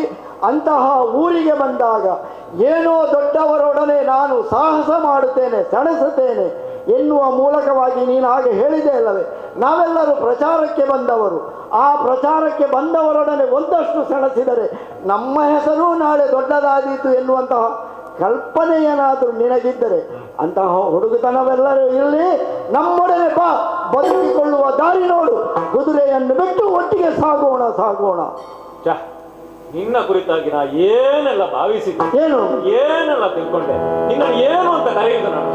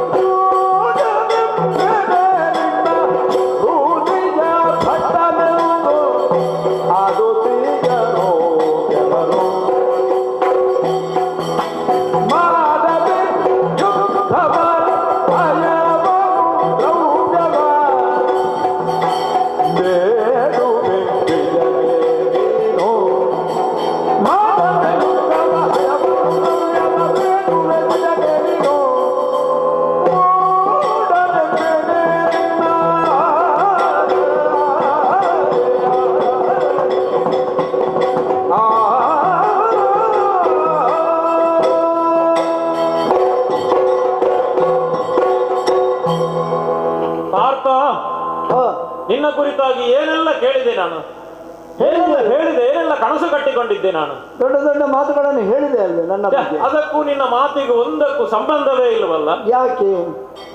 ಸೋಲನರಿಯದೇ ಇದ್ದಂತಹ ಗಂಡುಗಳಿಗಳ ಗಂಡ, ಈಗಲ್ವ ನಿನಗೆ ಹೆಸರು? ದೋರ್ದಂಡ. ಹೌದು. ಹರಿತಿಮಿರ ಮಾರ್ತಾಂಡ, ಮೊರೆ ಹೊಕ್ಕವರ ಕಾಯುವ, ಮಾರಾಂತರೆ ಕೊಳುವ, ಈಗೆಲ್ವ ನಿನಗೆಲ್ಲ ಬಿರುದಿದ್ದದ್ದು. ಹತ್ತು ಹಲವಾರು ವಸನಾಂಕಿತ ಸುತ್ತ ಸಂಕೀರ್ತನಾದಿ ಬಿರುದಾವಳಿಗಳನ್ನು ಹೊಂದಿದಂತಹ ಧೀರೋದ್ದಾತ ನಾಯಕ, ಎಲ್ಲವನ್ನು ಸಂಪಾದಿಸಿದವ. ಹೀಗೆ ಅಲ್ವ ನಿನ್ನನ್ನು ಹೊಗಳಿದ್ದು ಪ್ರಪಂಚ. ನೀನು ಕೃಷ್ಣನಲ್ಲಿ ಹೇಳಿದ್ಯಂತೆ, ಗೋವುಗಳು ಹಸಿ ಹುಲ್ಲನ್ನು ಕಂಡು ತಿನ್ನುವುದಕ್ಕೆ ತವಕಿಸುವ ಹಾಗೆ ಅಗಲಿದಂತಹ ಗಂಡನನ್ನು ಪಡೆಯುವುದಕ್ಕೆ ಕಂಡಂತಹ ಹೊತ್ತಿಗೆ ಹೆಣ್ಣು ಮಕ್ಕಳು ಸಾಂಗತ್ಯಕ್ಕೆ ಬಯಸುವ ಹಾಗೆ, ಹಾತೊರೆಯುವ ಹಾಗೆ ಅಹಂ ರಣೋತ್ಸವ ಕೃಷ್ಣ ಅಲ್ವಾ? ನೀನೇ ಅಲ್ವಾ ಹೇಳಿದ್ದು? ಯುದ್ಧ ಉತ್ಸಾಹ ಅಂತಹದ್ದು ಅರ್ಜುನನದ್ದು. ಈಗ ನೀನು ಹೇಳುದಂತದ್ದು ಮೂಢನೆಂಬೆನೆ ನಿನ್ನ. ಈಗ ಹೇಳಿದ್ಯಲ್ಲ, ಎಂತದ್ದು ದ್ರವ್ಯ ಕೊಡು, ಕುದುರೆ ಬಿಡು. ಒಳ್ಳೆ ಮಾತಿನಲ್ಲಿ ಹೇಳುವುದದು. ನನಗೆ ನನ್ನ ನಾಲಿಗೆ ತಡವರಿಸ್ತದೆ. ಮೂಢನೆಂಬೆನೆ, ಮೂಢ ಅಂತ ಕರೆಯಬೇಕು. ನೀನು ಜ್ಞಾನ ವೃದ್ಧನೂ ಹೌದು, ವಯೋವೃದ್ಧನೂ ಹೌದು. ನನ್ನ ನಾಲಿಗೆ ತಡವರಿಸ್ತದೆ. ನಾನು ಮೂಢ ಅಂತ ಕರೆಯುವುದಕ್ಕಾಗುವುದಿಲ್ಲ ನನಗೆ. ಮೂಢನೆಂಬೆನೆ ನಿನ್ನ. ನೀನು ಹೇಳುವಂತ ಮಾತನ್ನು ಕೇಳಿದವಾಗ ನನಗೆ ಮೂಢ ಅಂತ ಹೇಳದ ನಿರ್ವಾಹ ಇಲ್ಲ. ಹುಡುಗುತನದ ಮಾತು ಅಂತ ಹೇಳಿದೆ ಅಲ್ವೇ ನಾನು? ಅದು ಬ್ರಾಹ್ಮಣರು ಬೇಡುವುದು. ಅವ್ ಬ್ರಾಹ್ಮಣರಿಗೂ ನಾಚಿಕೆ ಆಗಿತ್ತು ಬೇಡುವುದಕ್ಕೆ. ನೀನೇನು ಜನಿವಾರ ಬದಲಾಯಿಸಿದ್ಯಾ? ಅಲ್ಲ, ಕ್ಷತ್ರಿಯರಿಗೂ ಉಂಟು ಯಜ್ಞೋಪವಿತ, ನೀನೇನು ಬದಲಾಯಿಸಿದ್ಯಾ ಅದನ್ನು? ಯಾಕೆ ಹಾಗೆ ಕಾಣ್ತೇನೆ ನಾನು? ಅಲ್ಲ, ಇಲ್ಲಂತಾದ್ರೆ ಬೇಡುವುದಕ್ಕೆ ದ್ವಿಜನೇ ನೀನು. ದ್ವಿಜ ಎನ್ನುವಂತ ಅರ್ಥಕ್ಕೆ ಎರಡು ಸಲ ಅಂದ್ರೆ ಯಜ್ಞೋಪವಿತ ಇತ್ಯಾದಿ ಸಂಸ್ಕಾರಗಳನ್ನು ಹೊಂದಿದವ ಎರಡನೇ ಜನ್ಮ, ಎರಡನೇ ಹುಟ್ಟು ಪಡೆದವ ದ್ವಿಜ ಅಂತ ಆಗುತ್ತೆ. ನೀನೊಮ್ಮೆ ಆಗಿದ್ಯಲ್ವಾ? ಒಮ್ಮೆ ಜನಿವಾರ ಹಾಕಿದ್ಯಲ್ವಾ? ಒಂದು ಹಳೆಯ ಕಾಲ ನೆನಪುಂಟು ನನಗೆ. ಅದು ಆಗ ಯಾವಾಗ ಕಾಲ ವೇಷ ಬಂದಾಗ ಹಾಕಿಕೊಂಡದ್ದಲ್ಲಿ. ಹೌದು, ಬ್ರಾಹ್ಮಣ ವೇಷ ಹಾಕಿ ವಿರಾಟ ನಗರದ ಇಲ್ಲಿ ಅರಗಿನ ಅರಮನೆಯಲ್ಲಿ ಹೋದ ನಂತರ ಇದು ಏಕ ನಗರದಲ್ಲಿ ಬ್ರಾಹ್ಮಣರಾಗಿದ್ಯಂತೆ. ಅಲ್ಲಿ ಅದು ಈಗ ಹಳೆಯದು, ಅದು ಹಳೆಯದು ಈಗ ನೆನಪುಂಟ ಅಂತ. ಈಗ ಮತ್ತೊಮ್ಮೆ ಬ್ರಾಹ್ಮಣನಾಗುವಂತ ಹೊರಟದ್ದ ಅಲ್ಲ. ಆ ಕಾಲಕ್ಕೆ ಅದು ಆ ವೇಷ ಬೇಕಾಗಿತ್ತು. ಈಗ ಹಾಗಿಲ್ಲಲ್ಲ. ಈಗ ಯುದ್ಧ ಕವಚವನ್ನು ತೊಟ್ಟು ನನಗೆ ದ್ರವ್ಯ ಕೊಡು, ಪಡೆಯನ್ನು ಜೊತೆಯಲ್ಲಿ ಸೇರಿಸಿಕೊಂಡು ಬಾ, ಒಳ್ಳೆಯದರಲ್ಲಿ ಬಾ ಅಂತ ಹೇಳುವುದು. ನಿನಗೆಂತದ್ದು ಇದು? ನಮ್ಮದು ಸಣ್ಣ ನಗರ ಅಲ್ವಾ? ನಿನಗೆ ಕಾಣುವುದಿಲ್ವಲ್ಲ ಈ ನಗರ? ಎಲ್ಲಿ ಉಂಟು ಅಲ್ವಾ? ಇದುವರೆಗೆ ನಾವು ಕೇಳಲೇ ಇಲ್ಲ. ಈಗ ಅರ್ಜುನನ ಬಗ್ಗೆ ಹೇಳಿಕೊಳ್ಳಿಕ್ಕೆ ಎಷ್ಟು ಬೇಕಾದ್ರೂ ಉಂಟು ಚರಿತ್ರೆ. ಹೌದೌದು. ನಿಮಗೆ ನಿಮ್ಮದು ಅಂತ ಹೇಳುವುದಕ್ಕೆ ಒಂದು ಉಂಕುಶದಷ್ಟಾದ್ರೂ ಇತ್ತ? ನಿಮಗೆ ನಿಮ್ಮದು ಅಂತ ಸ್ವಂತದ್ದು ಅಂತ ಇತ್ತ ಏನಾದ್ರು? ಇಲ್ವಲ್ಲ. ಅದನ್ನು ಕೊಟ್ಟವ ಅಲ್ವಾ? ನಿಮಗೆ ನಿಮ್ಮದು ಅಂತ ಹೇಳ್ಕೊಳ್ಳುವುದಕ್ಕಿಲ್ಲ. ಅದನ್ನು ಪಡೆದ ಬಳಿಕ ಮತ್ತೆ ಉಳಿದವರದ್ದು ಏನೂ ಕಾಣುವುದಿಲ್ವಲ್ಲ, ಅದನ್ನು ಪಡೆದಾಗ ನಮ್ಮ ಚರಿತ್ರೆ ಸೃಷ್ಟಿಯಾಗಿದೆ ಅಲ್ವಾ? ಹೌದಾ? ಅದನ್ನು ಒಪ್ಪಿಸಿಕೊಂಡವ, ನಿಮಗೆ ದೊರಕಿಸಿಕೊಟ್ಟವ ಒಬ್ಬ ಇದ್ದಾನೆ ನಿಮ್ಮ ಜೊತೆಯಲ್ಲಿ. ಅವನು ನಿಮಗೆ ಕೊಟ್ಟ ಮೇಲೆ ಉಳಿದವರದ್ದು ಕಣ್ಣಿಗೆ ಕಾಣುವುದೇ ಇಲ್ಲ ನಿಮಗೆ. ಯಾವತ್ತು ನಾವು ಬಂದಂತಹ ದಾರಿಯನ್ನು ಮರೆಯಬಾರದು ಪಾರ್ಥ. ನಾವು ಹಿಂದೆ ಹೇಗಿದ್ದೇವೆ ಎನ್ನುವಂತಹ ನೆನಪು ಬೇಕು. ಹಿಂದೆ ಎಲ್ಲೆಲ್ಲೋ ಕಾಡಿನಲ್ಲಿ ಜೀವನವನ್ನು ಸಾಗಿಸಿದವರು ನೀವು ಅಲ್ವಾ? ಬಹಳ ಕಷ್ಟಪಟ್ಟಿದ್ದೀರಂತೆ. ನೀವು ಪುರಕ್ಕೆ ಬರುವುದಕ್ಕೆ ನಿಮ್ಮ ಅಮ್ಮ ಬಹಳ ಕಷ್ಟಪಟ್ಟಿದ್ದಾರೆ. ಮೇಲಕ್ಕೆ ಬರಬೇಕಿದ್ರೆ ಕಷ್ಟಪಟ್ಟೆ ಬರಬೇಕು, ಹಾಗಾದ್ರೆ ಯೋಗ್ಯತೆ ಬೇಕು. ನಿಮಗೆ ನಿಮ್ಮದು ಅಂತ ಹೇಳುವುದಕ್ಕೆ ಇರಲಿಲ್ಲ. ಈಗ ಎಲ್ಲವೂ ಸಾಮ್ರಾಜ್ಯ ಚಕ್ರವರ್ತಿ ಸ್ಥಾನ ಬಂದವಾಗ ಉಳಿದವರದ್ದು ನಗರ, ಅದು ಕಣ್ಣಿಗೆ ಕಾಣುವುದಿಲ್ಲ. ಅವರ ಎತ್ತರ ವಿತ್ತರಗಳು ನಿಮಗೆ ಕಾಣುವುದಿಲ್ಲ. ಏನೂ ಅಲ್ಲದೆ ಇದ್ದಂತಹ ಸ್ಥಿತಿ ನಿಮಗೆ ಕಾಣುತ್ತದೆ. ಅರ್ಜುನನ ಯಶೋಗಾಥೆಯ ಮುಂದೆ ಚಂಪಕಾವತಿ ಇದುವರೆಗೆ ಕಾಣ ಸಿಗ್ಲಿಲ್ಲ ಅಂತ ಹೇಳಿ ಇಲ್ಲ. ನಾವು ಇತಿಹಾಸವನ್ನು ಸೃಷ್ಟಿ ಮಾಡುವುದಕ್ಕೆ ಹೊರಟವರು. ಯಾಕೆ ಬಲ್ಲೆಯ? ಕುರುಕ್ಷೇತ್ರ ರಣಧಾರಣಿ ನಮಗೆ ಹೊಸತೇನೂ ಅಲ್ಲ. ನಾವು ಕೇಳಿದ್ದೇವೆ. ಆದರೆ ನಿಮ್ಮ ಚಕ್ರವರ್ತಿ ಸ್ಥಾನವನ್ನು ನಾವು ಒಪ್ಪಿಕೊಂಡವರಲ್ಲ. ನಿಮ್ಮ ಚಕ್ರವರ್ತಿ ಸ್ಥಾನಕ್ಕೆ ನಾವು ತಲೆಬಾಗಿದವರಲ್ಲ, ಕಪ್ಪ ಕಾಣಿಕೆಯನ್ನು ಕೊಟ್ಟವರಲ್ಲ. ನಿಮ್ಮ ಕೌಟುಂಬಿಕವಾದಂತಹ ಕಲಹ, ಆ ಕೌಟುಂಬಿಕವಾದಂತಹ ಕಲಹದಲ್ಲಿ ನಮ್ಮ ಸೇನೆಯನ್ನು ನಾವು ಯಾಕೆ ಹಾಳು ಮಾಡಬೇಕು? ಆರ್ಯಾವರ್ತದ ಸಮಸ್ತವಾದಂತಹ ಸೇನೆಯು ಕುರುಕ್ಷೇತ್ರದಲ್ಲಿ ಪಾಲ್ಗೊಂಡಿತ್ತು. ನೋಡೋಣ, ದಕ್ಷಿಣದವರು ಒಬ್ಬರಾದ್ರು ಬಂದಿದ್ದಾರ? ಆದ್ರೂ ಚಕ್ರವರ್ತಿ ಸ್ಥಾನಕ್ಕೆ ಯೋಗ್ಯತೆಯನ್ನು ಕೊಟ್ಟು ಬರುವವರೆಲ್ಲರೂ ಬಂದಿದ್ದಾರೆ. ಆದ್ರೆ ನಾವು ದಕ್ಷಿಣದವರು ಬರಲಿಲ್ಲ. ದಕ್ಷಿಣದವರು ಅಷ್ಟು ಸುಲಭದಲ್ಲಿ ನಿಮ್ಮದಾದಂತಹ ಚಕ್ರವರ್ತಿ ಸ್ಥಾನವನ್ನು ಒಪ್ಪಿಕೊಳ್ಳುವವರಲ್ಲ. ಒಪ್ಪಿಕೊಂಡವರು ಅಲ್ಲ, ನಿಮಗೆ ಕಪ್ಪ ಕಾಣಿಕೆಯನ್ನು ಕೊಟ್ಟವರು ಅಲ್ಲ. ಅಷ್ಟು ಸುಲಭದಲ್ಲಿ ನಾವು ಒಪ್ಪಿಕೊಂಡವರಲ್ಲ. ನಿನ್ನ ಹೋರಾಟ ಏನುಂಟು, ಆ ಹೋರಾಟದ ಮೂಲಕವಾಗಿ ನಿನ್ನ ತುರಗವನ್ನು ಬಂಧಿಸಿದ್ದು ನಿನ್ನ ಯಜ್ಞ ಅರ್ಧಕ್ಕೆ ನಿಲ್ಲಿಸಬೇಕು ಅಂತಲ್ಲ. ನಿನ್ನ ಜೊತೆಗಿನ ಹೋರಾಟ ನಮಗೆ ಮುಖ್ಯ. ನೀನು ಪ್ರಚಾರಕ್ಕೆ ಬಂದವ, ನಿನ್ನ ಜೊತೆ ಹೋರಿದೆ ಅಂತ ಆದ್ರೆ, ನೀನು ಪ್ರಸಿದ್ಧಿಗೆ ಬಂದಂತ ನಿನ್ನ ಜೊತೆ ನಾ ಹೋರಿದೆ ಅಂತ ಆದ್ರೆ ನನಗೂ ಒಂದು ಸತ್ಕೀರ್ತಿ ಅನ್ನುವಂತದ್ದು ಸಿಗುತ್ತದೆ. ಹಾಗೆ ದೂರಾಲೋಚನೆ ದೊಡ್ಡವರೊಡನೆ ಸೆಣಸಿದರೆ ನಾನು ದೊಡ್ಡವನಾಗಿ ನೋಡೋಣ, ನಿನ್ನನ್ನು ಮಣಿಸಿದರೆ ರಣಧಾರಣಿಯಲ್ಲಿ ನಿನ್ನನ್ನು ಮಣಿಸಿದರೆ ನಿನಗಿಂತ ನಾನು ಶ್ರೇಷ್ಠ ಆಗುತ್ತೇನೋ ಇಲ್ವೋ, ನನಗೂ ನಿನ್ನನ್ನು ಮಣಿಸಿದಂತ ಒಂದು ಕೀರ್ತಿ ನನಗೆ ಒದಗುತ್ತದೋ ಇಲ್ವೋ, ಅದನ್ನು ಉದ್ದೇಶಿಸಿಕೊಂಡೇ ಇಲ್ಲಿಯವರೆಗೆ ಬಂದವನು. ಆದುದರಿಂದ ತುರಗವನ್ನು ಬಿಡುವುದಿಲ್ಲ. ಬಿಡಬೇಕು ಅಂತಂದ್ರೆ ಹೀಗೆ ಮಾಡು. ಹೇಗೆ ಏನು ಮಾಡುವ? ನಮ್ಮದು ತಪ್ಪಾಯ್ತು, ಕುದುರೆ ಬಿಟ್ಟದ್ದು ತಪ್ಪಾಯ್ತು, ಒಂದು ಕೈ ಮುಗಿಯುತ್ತೇನೆ, ನಮ್ಮದೊಂದು ತುರಗ ಕೊಡಿ, ನಮಗೆ ಒಂದು ಯಾಗ ಪೂರ್ತಿ ಮಾಡಬೇಕು ಅಂತ ಹೇಳು. ಹಾಗೆ ಹೇಳಿದರೆ ಕೊಡುತ್ತೇನೆ, ಇಲ್ಲ ಅಂತಂದ್ರೆ ಕೊಡುವುದಿಲ್ಲ.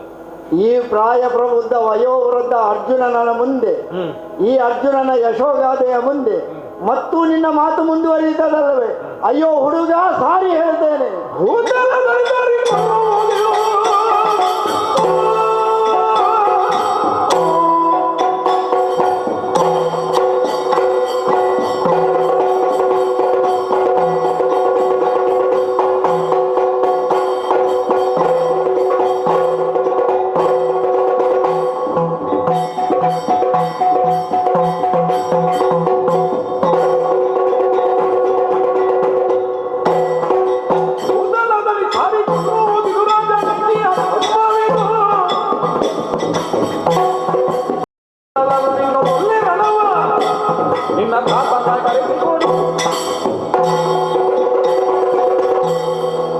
ಇಷ್ಟರವರೆಗೆ ನೀನು ಕಂಡ ಅರ್ಜುನ ಹೇಗೆ ಗೊತ್ತೇ?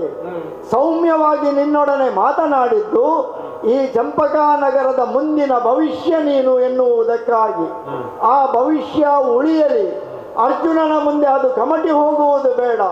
ನಾಳಿನ ದಿನದ ಭವಿಷ್ಯವನ್ನು ಅರ್ಜುನ ಕರಟಿ ಹಾಕಿದ ಎನ್ನುವ ಅಪವಾದ ನಿನ್ನವರ ಕಡೆಯಿಂದ ಅರ್ಜುನನಿಗೆ ಬರುವುದು ಬೇಡ.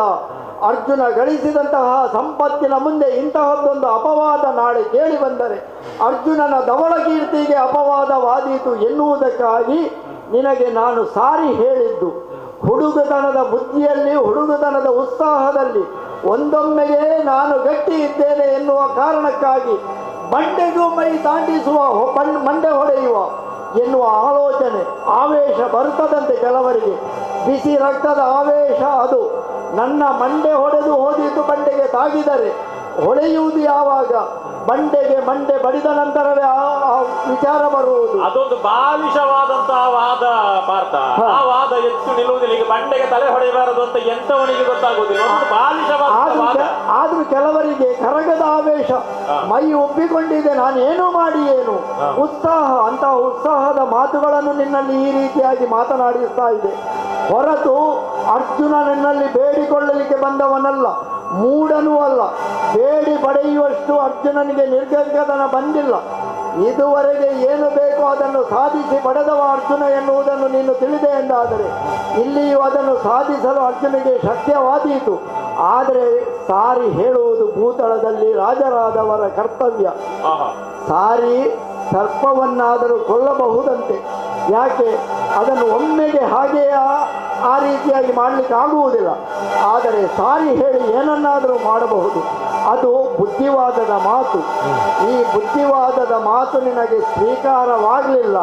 ಅದು ನನ್ನ ಆ ಮೌಢತನ ಅಥವಾ ದ್ವಿಜತನ, ನಾನು ಬೇಡಿಕೊಳ್ಳುವುದು. ಹೀಗೆಲ್ಲ ನೀನು ಕಲ್ಪನೆ ಮಾಡಿಕೊಂಡ್ರೆ ಅರ್ಜುನ ಏನು ಎನ್ನುವುದನ್ನು ನಿನಗೆ ನೋಡಬೇಕಿದ್ರೆ ನೀನಲ್ಲ, ನಿನ್ನ ತಂದೆಯವರೇ ಇಲ್ಲಿ ಯುದ್ಧಕ್ಕೆ ಬರಬೇಕಾಗಿತ್ತು. ಆಗ ನಾನು ನೋಡಿಕೊಳ್ಳುತ್ತಿದ್ದೆ. ಸರಿಸಮನರು ನನಗೆ ಅವರು. ಅಥವಾ ಒಂದೊಮ್ಮೆಗೆ ನಾನು ಅವರ ಮೇಲೆ ವಿಜಯ ಸಾಧಿಸಿದರೂ ಅಪವಾದ ಬರುವುದಿಲ್ಲ. ಇಲ್ಲಿ ನೀನೆಲ್ಲ ಬರಬೇಕಾದದ್ದು. ನಿನ್ನ ತಂದೆಯನ್ನು ಕಳುಹಿಸಿ ಹೋಗು, ನಿನ್ನ ತಂದೆಯನ್ನು ಕಳುಹಿಸು. ಮೊದಲು ಇದನ್ನು ಏರು. ಯಾಕೆಂದ್ರೆ ರಣ್ಣದುಪ್ಪರಿಗೆ ಏರುವುದಕ್ಕಾಗದೇ ಇದ್ದವ ಗಗನವನ್ನು ಏರುತ್ತೇನೆ ಅಂತ ಹೊರಟಿದ್ದಾನಂತೆ. ಮೊದಲು ಇದನ್ನು ಏರು, ನಾನು ಏನು ಅಂತ ನೋಡು. ಮತ್ತೆ ನನ್ನ ತಂದೆಯನ್ನು ಕಳುಹಿಸಿಕೊಡುವುದಕ್ಕೆ, ನನ್ನ ತಂದೆಯ ಜೊತೆ ಹೋರಾಟ ಮಾಡುವುದಕ್ಕೆ ನೀನು ಅಲ್ಲ, ಧರ್ಮರಾಜ ಅವರು ಬೇಕು. ಅವರಿಗೆ ಸಮಾನ ಆದಿತ್ತೋ ಏನು, ನೀನು ಅಲ್ಲ ಹೋರಾಟ ಮಾಡುವುದಕ್ಕೆ. ಆದ್ರೂ ಅನುಭವಿ ಅವರು ಎನ್ನುವ ಕಾರಣಕ್ಕಾಗಿ ಅಲ್ಲ, ಅದು ನೀನು ಧರ್ಮರಾಜನನ್ನು ಕಳಿಸಿಕೊಡ್ಬೇಕಾದಿತ್ತು ನನ್ನ ತಂದೆಯವರು ಹೋರಾಟಕ್ಕೆ ಬಂದ್ರೆ. ಈಗ ತಂದೆಯವರು ನನ್ನನ್ನು ಇಲ್ಲಿಗೆ ಕಳುಹಿಸಿಕೊಟ್ಟಿದ್ದಾರೆ. ನನಗೆ ನಿನ್ನಲ್ಲಿ ಹೋರಾಟ ಮಾಡಬೇಕೆನ್ನುವಂತ ಉದ್ದೇಶದಿಂದಲೇ ಬಂದಿದ್ದೇನೆ.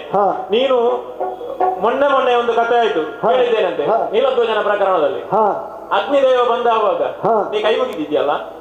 ಏನು ಮಾಡುವುದು? ನಾನು ಅವರಿಗೆ ಒಂದು ಕಾಲದಲ್ಲಿ ಉಪಕಾರ ಮಾಡಿದ್ದೆ, ಆ ಉಪಕಾರವನ್ನು ಸ್ಮರಿಸಿಕೊಂಡೆ ಅಲ್ಲಿ ಅವನಲ್ಲಿ. ಯಾಕೆ? ಅಲ್ಲ, ನೀನು ಹೋರಾಟಕ್ಕೆ ಅಂತ ಬಂದದ್ದು. ನೀಲಧ್ವಜನ ಜೊತೆ ನೀನು ಕಾಡಾಕಾಡಿಯಾಗಿ ಹೋರಾಟವನ್ನು ಮಾಡಿದ್ದಿ. ಅವನ ಮಗನಾದಂತಹ ಪ್ರವೀರನನ್ನು ರಣಧಾರಣಿಯಲ್ಲಿ ನೀನು ಕೆಡಹಿದ್ದಿ. ಏನೆಲ್ಲ ಮಾಡಿದ್ದೆ? ಅಗ್ನಿದೇವ ಬಂದಾಗ ನೀ ಕೈ ಅಲ್ಲಿ ನೀಲಧ್ವಜನು ನನ್ನ ಮುಂದೆ ಯುದ್ಧಕ್ಕೆ ನಿಂತದ್ದು ಯಾಕೆ? ಅಗ್ನಿದೇವ ಸಾಕ್ಷಾತ್ ನನ್ನ ಮನೆಯಲ್ಲಿ ಅಳಿಯನಾಗಿದ್ದಾನೆ ಎನ್ನುವ ಕಾರಣಕ್ಕಾಗಿ ಅವನ ಬಲವನ್ನು ನಂಬಿ ಅಲ್ಲಿ ನೀಲಧ್ವಜ ನಿಂತ. ಹಾಗಾಗಿ ಅಗ್ನಿಯನ್ನು ಒಲಿಸಿಕೊಂಡೆ. ಅವನಿಗೊಂದು ಕಾಲದಲ್ಲಿ ನಾನು ಉಪಕಾರ ಮಾಡಿದ್ದೆ. ಆ ಉಪಕಾರವನ್ನು ಸ್ಮರಿಸಿದ ಅಗ್ನಿ ಹಿಂದೆ ನಿಂತಾಗ ನಾನು ಏನು ಎನ್ನುವುದನ್ನು ತೋರಿಸಿಕೊಟ್ಟೆ. ಅಂತೂ ನೀನು ಬದುಕುವ ಬುದ್ಧಿಯನ್ನು ಅಗ್ನಿದೇವನ ಮುಂದೆ ತೋರಿಸಿದೆ. ಅಗ್ನಿದೇವನ ಜೊತೆ ಹೋರಾಟವನ್ನು ಮಾಡಿದರೆ ಗೆಲ್ಲುವುದಕ್ಕಾಗುವುದಿಲ್ಲ ಎನ್ನುವಂತದ್ದು ಸ್ಪಷ್ಟ ನಿನಗೆ ಗೊತ್ತಿತ್ತು. ನಿನ್ನ ಬದುಕುವ ಬುದ್ಧಿಯನ್ನು ತೋರಿಸಿದ್ದಿ. ಆ ಬದುಕುವ ಬುದ್ಧಿಯನ್ನು ಇಲ್ಲಿ ಸುಧನ್ವನ ಮುಂದೆ ನೀನು ತೋರಿಸಿದೆ ಅಂತ ಆದ್ರೆ ಅಲ್ಲಿ ಬದುಕುವ ಬುದ್ಧಿ ಅಂತ ಹೇಳಿಕ್ಕೆ ಆಗುವುದಿಲ್ಲ. ಯಾಕೆ? ದೇವತೆಗಳಿಗೂ ಸಮನಾಗಿ ಯುದ್ಧ ಮಾಡಿದವ, ಒಂದು ಕಾಲದಲ್ಲಿ ದೇವತೆಗಳಿಗೂ ನಾನು ಸರಿಯಾಗಿ ಯುದ್ಧದ ಸಹಾಯವನ್ನು ಮಾಡಿದವ. ಅದು ಆ ಒಂದು ಸಂದರ್ಭದಲ್ಲಿ ತೋರಿಸಿಕೊಟ್ಟಲ್ಪಟ್ಟಿದೆ. ಹಾಗಾಗಿ ದೇವತೆಗಳಿಗೆ ನೀನು ಸಹಾಯ ಮಾಡಿದ್ದೆ ಅಂತಾದ್ರೆ ಅಗ್ನಿದೇವನಿನ ಜೊತೆ ಹೋರಾಟಕ್ಕೆ ಬಂದದ್ದು ಯಾಕೆ? ಏನ್ ಮಾಡುದು? ಅವ ನೀಲಧ್ವಜನ ಮನೆ ಅನ್ನವನ್ನು ಉಂಡಿದ್ದಲ್ವಾ? ಅಲ್ಲ, ಅದು ಅವನಿಗೆ ಗೊತ್ತಿಲ್ವಾ? ಹಾಗಾಗಿ ಒಂದೊಮ್ಮೆಗೆ ನಿಂತ, ನಾನು ಸ್ಮರಣೆ ಮಾಡಿದಾಗ ಹಿಂದೆ ಸರಿದ. ಅಲ್ಲಿ ನನ್ನ ಬುದ್ಧಿವಂತಿಕೆ ಅನ್ನ ಎನ್ನುವುದಿಲ್ಲ. ನಾನು ಅಲ್ಲಿ ಅಗ್ನಿದೇವನಿಗೆ ನಾನು ಏನು ಎನ್ನುವುದನ್ನು ತೋರಿಸಿಬಿಟ್ಟೆ ಅಷ್ಟೇ. ಅಂತೂ ಈಗ ನಿನ್ನ ಜೊತೆಗಿನ ಹೋರಾಟ, ಆ ಹೋರಾಟದಲ್ಲಿ ನಿನ್ನನ್ನು ಮಣಿಸಿ ನನಗೆ ಏನನ್ನು ಕಾಣಬೇಕು, ನನಗೆ ಏನನ್ನು ಪಡೆಯಬೇಕು, ಯಾವ ಸತ್ಕೀರ್ತಿಯನ್ನು ನಾನು ಪಡೆಯಬೇಕು ಎನ್ನುವಂತ ಉದ್ದೇಶದಿಂದ ಇಲ್ಲಿಗೆ ಬಂದಿದ್ದೇನೋ ಅದನ್ನು ಸಾಧಿಸುವುದಕ್ಕೆ ಬೇಕಾಗಿ ಬಂದಿದ್ದೇನೆ. ನಿನ್ನಲ್ಲಿ ಬೇಕಾದಂತದ್ದು ಉಂಟಲ್ಲ? ಹಾಗಿದ್ರೆ ನಿನ್ನಲ್ಲಿ ಬೇಕಾದದ್ದು ಉಂಟಲ್ಲ?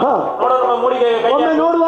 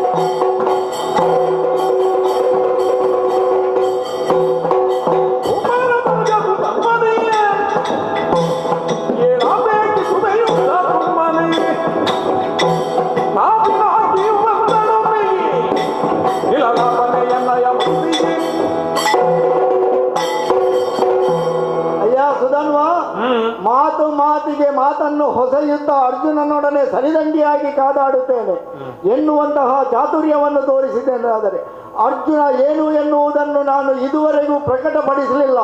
ಯಾಕೆ? ಇನ್ನಾದರೂ ನೀನು ಬುದ್ಧಿ ಕಲಿತುಕೊಂಡು ಅರ್ಜುನನ ಮುಂದೆ ನಾನು ಏನೂ ಅಲ್ಲ ಎನ್ನುವುದನ್ನು ಒಪ್ಪಿಕೊಂಡು ಹಿಂದೆ ಸರಿದೆ ಎಂದಾದರೆ ಸರಿ ಎನ್ನುವ ಕಾರಣಕ್ಕಾಗಿ. ಹಾಗೂ ನೀನು ಮುಂದೆ ಬರುತ್ತೀಯೆಂದಾದರೆ ಅರ್ಜುನನೊಡನೆ ಸಾಧಿಸುತ್ತೇನೆ. ಅರ್ಜುನನೊಡನೆ ಸಾಧಿಸುವ ಮೂಲಕವಾಗಿ ಆಗಲೇ ಹೇಳಿದೆ ಅಲ್ಲವೇ, ಕೀರ್ತಿ ಪತಾಕೆಯನ್ನು ನಾನು ಗಳಿಸುತ್ತೇನೆ. ಇದು ಅರ್ಜುನ ಎಲ್ಲರಿಗೂ ಒಂದು ರೀತಿಯಲ್ಲಿ ಉಪಾಧಿಯಾಗಿದ್ದಾನೆ. ಅರ್ಜುನನೊಡನೆ ಹೋರಾಟ ಮಾಡಿದರೆ ನಮ್ಮ ಹೆಸರು ಮುಂಚೂಣಿಗೆ ಬರುತ್ತದೆ ಎನ್ನುವ ಕಾರಣಕ್ಕಾಗಿ ನೀನು ಹೀಗೆ ಮುಂದೊತ್ತಿ ಬಂದಾದರೆ ಇದು ನನ್ನ ಆ ಬತ್ತಳಿಕೆಯಲ್ಲಿರುವಂತಹ ಶರವೆಲ್ಲವನ್ನು ಪುಂಖಾನುಪುಂಖವಾಗಿ ಜೋಡಿಸಿ ಪ್ರಯೋಗಿಸ್ತೇನೆಂದು ಪ್ರಯೋಗಿಸ್ತೇನೆ. ನೀನು ಸಾಧಿಸುವುದಕ್ಕೆ ದಾರಿ ಯಾವುದು ಗೊತ್ತುಂಟು? ವಾರಿಜಾಕ್ಷ.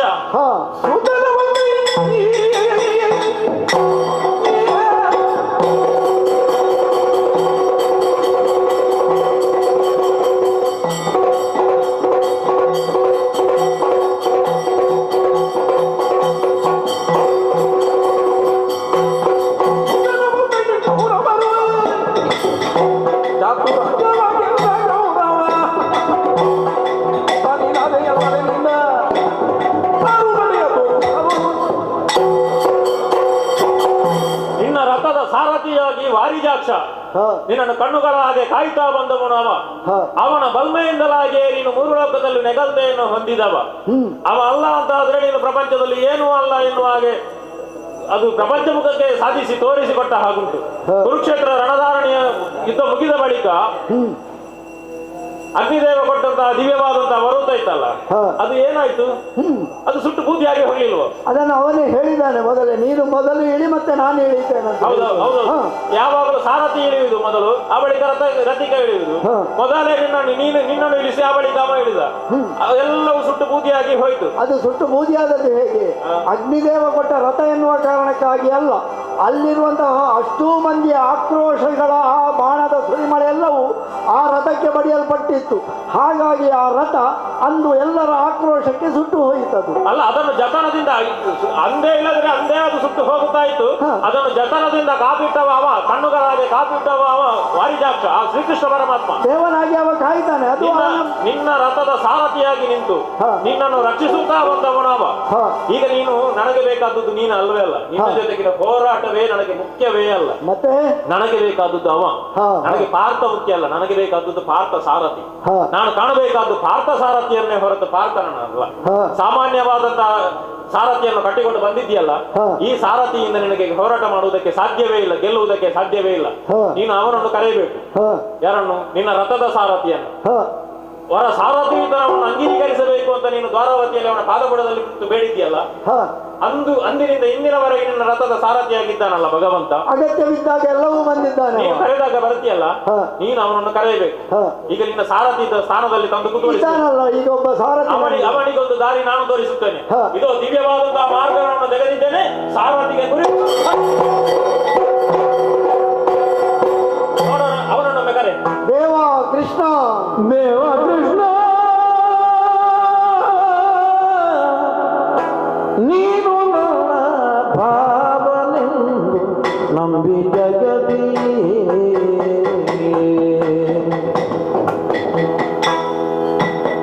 ದೇವ ಕೃಷ್ಣ, ನೀನು ನಮ್ಮ ಭಾವನೆಂದು ನಂಬಿ ಜಗದಿ ಕೋವಿದಶ್ವವನ್ನು ಪಿಡಿದು ಜೀವಿಸಿದೆವೇ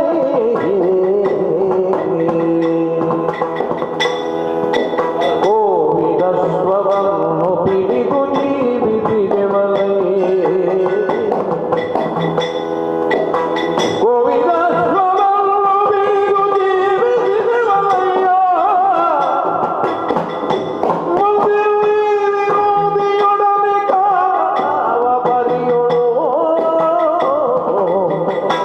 ಮುಂದಿನ ವಿರೋಧಿಯೊಡನೆ ಕಾದಲಾವ ಪದಿಯೋಳು ಕಾದಲಾವ ಪದಿಯೋಳು ದೇವ ಕೃಷ್ಣ,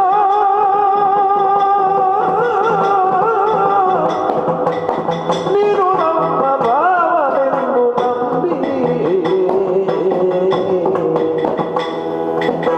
ದೇವ ಕೃಷ್ಣ.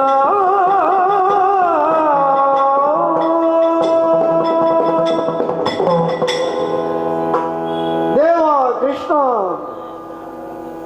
ಹುಡುಗ ಎನ್ನುವಂತಹ ಒಂದು ಸಣ್ಣ ಪ್ರಾಯ ಎಂದು ಹೋರಾಡಿದರೆ ನನಗೆ ಬೇಕಾದುದು ನೀನಲ್ಲ ಅವನು ಎನ್ನುವ ಮೂಲಕವಾಗಿ ನನ್ನ ಸಾರಥಿಯನ್ನೇ ಅಳಿಸಿ ಹಾಕಿದ. ಒಂದು ಕೈಯಲ್ಲಿ ಕುದುರೆಯ ವಾಗೆಯನ್ನು ಹಿಡಿದುಕೊಂಡು ಅಶ್ವದಾಹಿಯು ಯಾಗೆಯನ್ನು ಹಿಡಿದುಕೊಂಡು ಮತ್ತೊಂದು ಕೈಯಲ್ಲಿ ಹೋರಾಟವನ್ನು ಮುಂದುವರಿಸುತ್ತಾ ಒಂದು ರೀತಿಯಲ್ಲಿ ನಾನು ಕೈ ಸೋತಿದ್ದೇನೆ ದೇವ, ಕೈ ಸೋತಿದ್ದೇನೆ.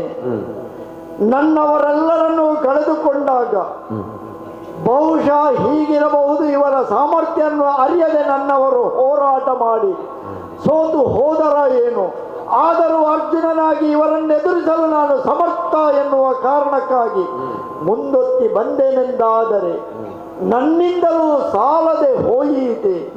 ಹಾಗಿದ್ದರೆ ಅಶ್ವಮೇಧದ ಯಾಗದ ಕುದುರೆಯನ್ನು ರಕ್ಷಿಸುತ್ತೇನೆ ಎಂದು ಭರವಸೆಯ ಮಾತುಗಳನ್ನು ಕೊಟ್ಟು ಎಲ್ಲರಿಂದಲೂ ಆಶೀರ್ವಾದವನ್ನು ಪಡೆದು ಬಂದ ನಾನು ಇಂದು ಈ ರೀತಿಯಾಗಿ ಕೈ ಸೋತೆನೆಂದಾದರೆ ಎಲ್ಲರಿಗೂ ಹೇಗೆ ಮುಖವನ್ನು ತೋರಿಸಲಿ? ದೇವ, ನೀನು ಭಾವನೆಂದು ತಿಳಿದೆ. ಭಾವನೆಂಟನಾಗಿ ನನ್ನ ಜೊತೆಯಲ್ಲಿ ಯಾವತ್ತೂ ಇರುತ್ತೀಯ. ನನ್ನ ವಿಜಯಕ್ಕೆ ಸಹಕಾರಿಯಾಗಿ ದೇವರಾಗಿ ನಿನ್ನ ಅನುಗ್ರಹ ಇದೆ ಎನ್ನುವ ಆ ಒಂದು ಭಾವನೆಯಲ್ಲಿ ನಿನ್ನನ್ನು ಮರೆತೆನು. ಇಲ್ಲ ಕೃಷ್ಣ, ಇಲ್ಲ, ನಿನ್ನನ್ನು ಮರೆಯುವುದಂತೂ ಯಾವತ್ತೂ ಸಾಧ್ಯವೇ ಇಲ್ಲ. ಆದರೆ ನಿನ್ನ ಅನುಗ್ರಹ ಇರುವಾಗ ನೀನೇ ಅನುಗ್ರಹ ಮಾಡಿ ಮಾರ್ಗದರ್ಶಕನಾಗಿ ನಿಂತು ಕಳುಹಿಸಿದಾಗ ಇದಕ್ಕೆ ನಾನೇ ಸಾಕು ಎನ್ನುವ ಭಾವನೆ ಅಷ್ಟೇ ಹೊರತು ಇದು ನಿನ್ನನ್ನು ಮರೆತದ್ದಲ್ಲ ಕೃಷ್ಣ, ಮರೆತದ್ದಲ್ಲ. ಆದರೂ ಈ ಸಂದರ್ಭದಲ್ಲಿ ನಿನ್ನನ್ನು ನೆನಪಿಸಿಕೊಳ್ತಾ ಇದ್ದೇನೆ. ಇಲ್ಲಿ ನಾನು ಎದುರಾಳಿಯನ್ನು ಹೇಗೆ ಎದುರಿಸುವುದು? ಸಮದಂಡಿಯಾಗಿ ನಾನು ಅವನೊಡನೆ ಹೋರಾಟ ಮಾಡಬೇಕೆಂದಾದರೆ ರಥಕ್ಕೊಬ್ಬ ಸಮರ್ಥ ಸಾರಥಿ ಬೇಕೇ ಬೇಕು. ನನ್ನ ಸಾರಥಿ ಅಳಿದಿದ್ದಾನೆ. ಸಾರಥಿ ಅಳಿದ ಮೇಲೆ ನಾನು ಒಂದು ಕೈಯಲ್ಲಿ ಕುದುರೆಯ ವಾಗೆಯನ್ನು ಹಿಡಿದುಕೊಂಡು ಇನ್ನೊಂದು ಕೈಯಲ್ಲಿ ಅವನೊಡನೆ ಈಗಲೇ ಹೋರಾಟ ಮಾಡಲಿಕ್ಕೆ ನಾನು ಸ್ವಲ್ಪ ಹಿಂದೆ ಸರಿಯುವಂತೆ ಮಾಡಿದವ. ಇನ್ನು ಮುಂದಕ್ಕೆ ಈ ರೀತಿಯಾದರೆ ನನ್ನನ್ನು ಬಿಡುವನೆ. ಹಾಗಿದ್ದರೆ ಕೈ ಸೋಲಲು ನೀನು ಬಿಡುವೆಯಾ ಕೃಷ್ಣ, ಬಿಡುವೆಯಾ ಕೃಷ್ಣ? ನೀನೇ ಸಮರ್ಥ, ನೀನೇ ಉದ್ಧರಿಸಬೇಕು, ನೀನೇ ಉದ್ಧರಿಸಬೇಕು ದೇವಾ. ಕೃಷ್ಣ ಕೃಷ್ಣ ಕೃಷ್ಣ. ಬಂದ ತಕ್ಷಣ ತೋಳಲ್ಲಿಗೆ ಗೋವಿಂದನೊಲಿಗೋ, ಬಂದ ತಕ್ಷಣ ತೋಳಲ್ಲಿಗೆ ಕಶ್ಯಪ ಮುಖ್ಯ ಮುನೀಶ್ವರರುಗಳು ಆಲಸ್ಯವಿಲ್ಲದೆ ಮಾಡುವ ಧ್ಯಾನಕ್ಕೆ ಅಸತ್ಯವೆನಿಪ ಪರಬ್ರಹ್ಮನೋಪಾಸಗೆ ವಜ್ರವೆಂಬುದ ನಿರ್ಧರಿಸುವ ತೆರದಿ ಬಂದ ಕೃಷ್ಣ ಬಂದ ತಕ್ಷಣದೊಳಗಿಗೆ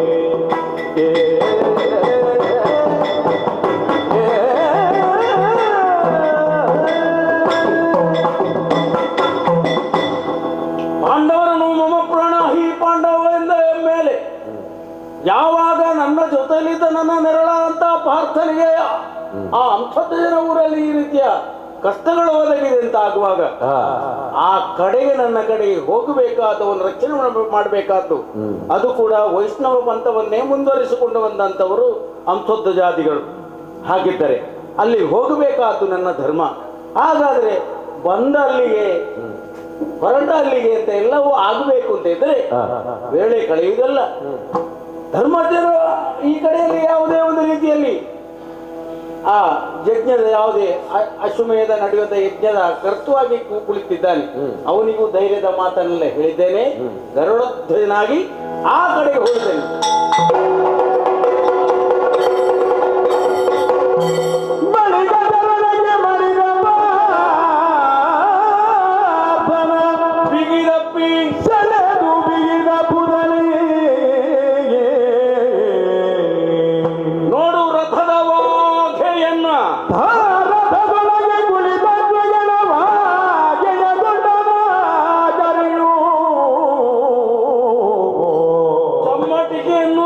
ಬಳಿಕ ಚರಣಕ್ಕೆ ಮಣಿದ ಪಾದರ ಸೆಳೆದು ಬಿಗಿದ ಪುದಳಿಗೆ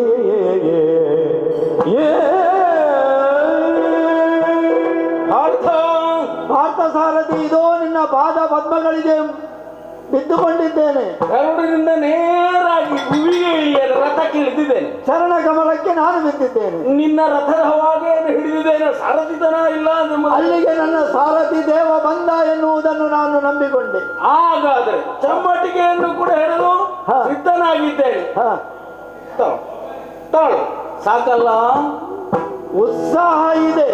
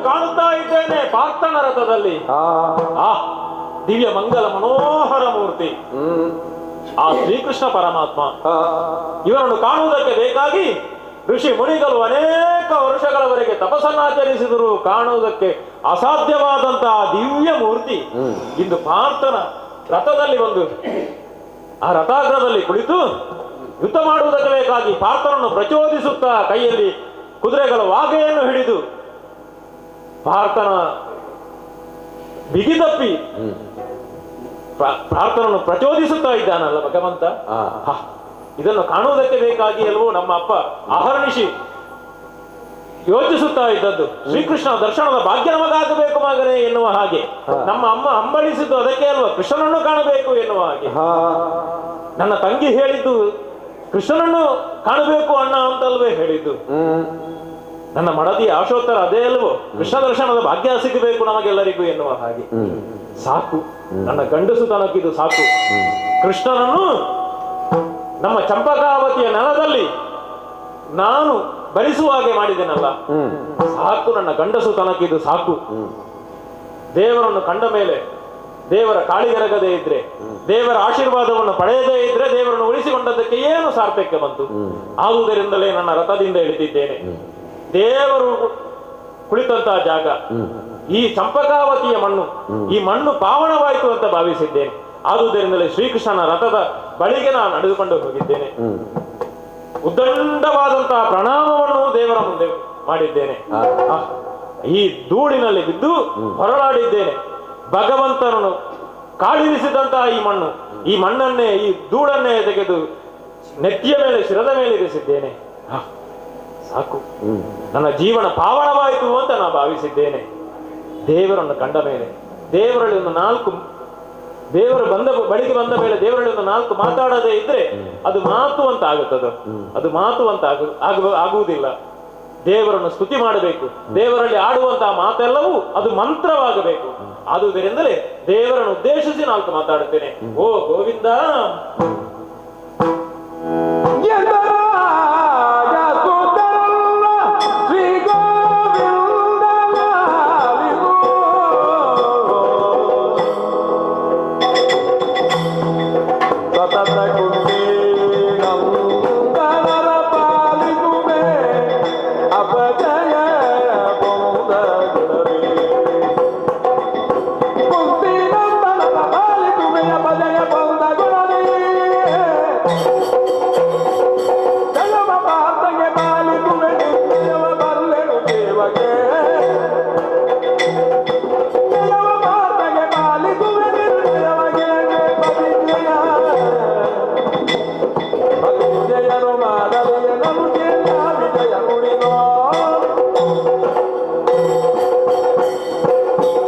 ಅಚ್ಯುತಾನಂದ ಕೇಶವ ಮಾಧವ ಮಧುಸೂದನ ಗೋವಿಂದ ಮುಕುಂದ ಮುರಾರೆ.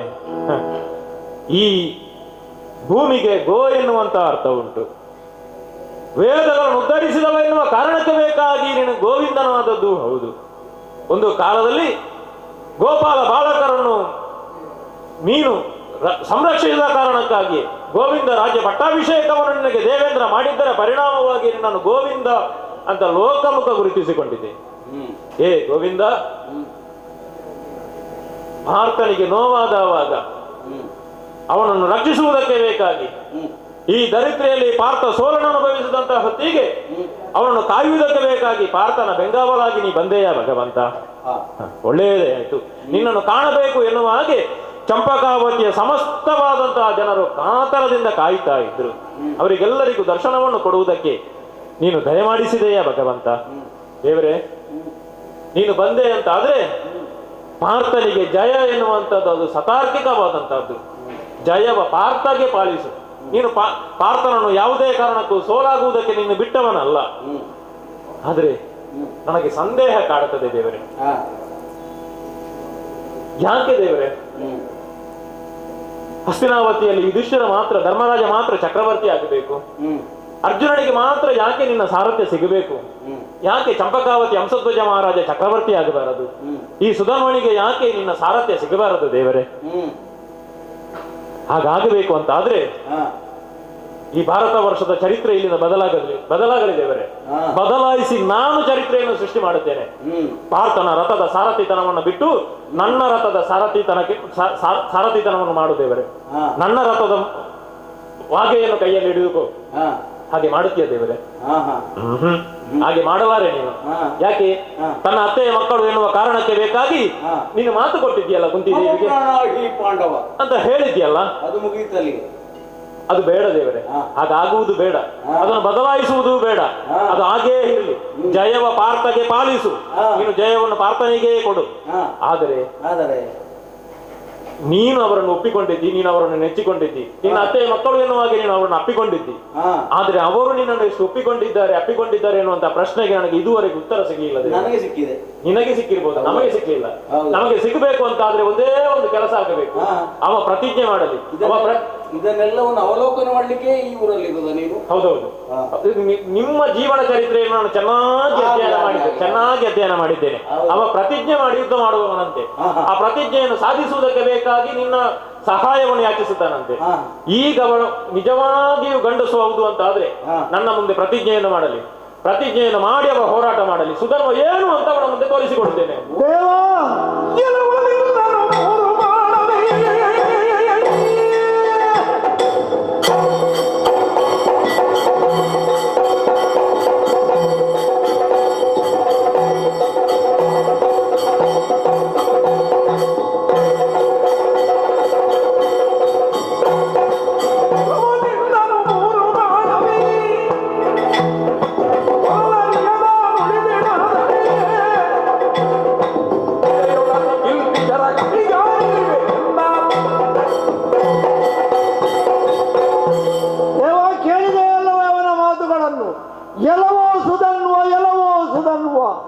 ಈ ಅರ್ಜುನನಲ್ಲಿ ಅಡಗಿದ್ದಂತಹ ಅಂತಸತ್ವವನ್ನು ಬಡಿದೆಬ್ಬಿಸಿದ್ದೀಯ ನೀನು.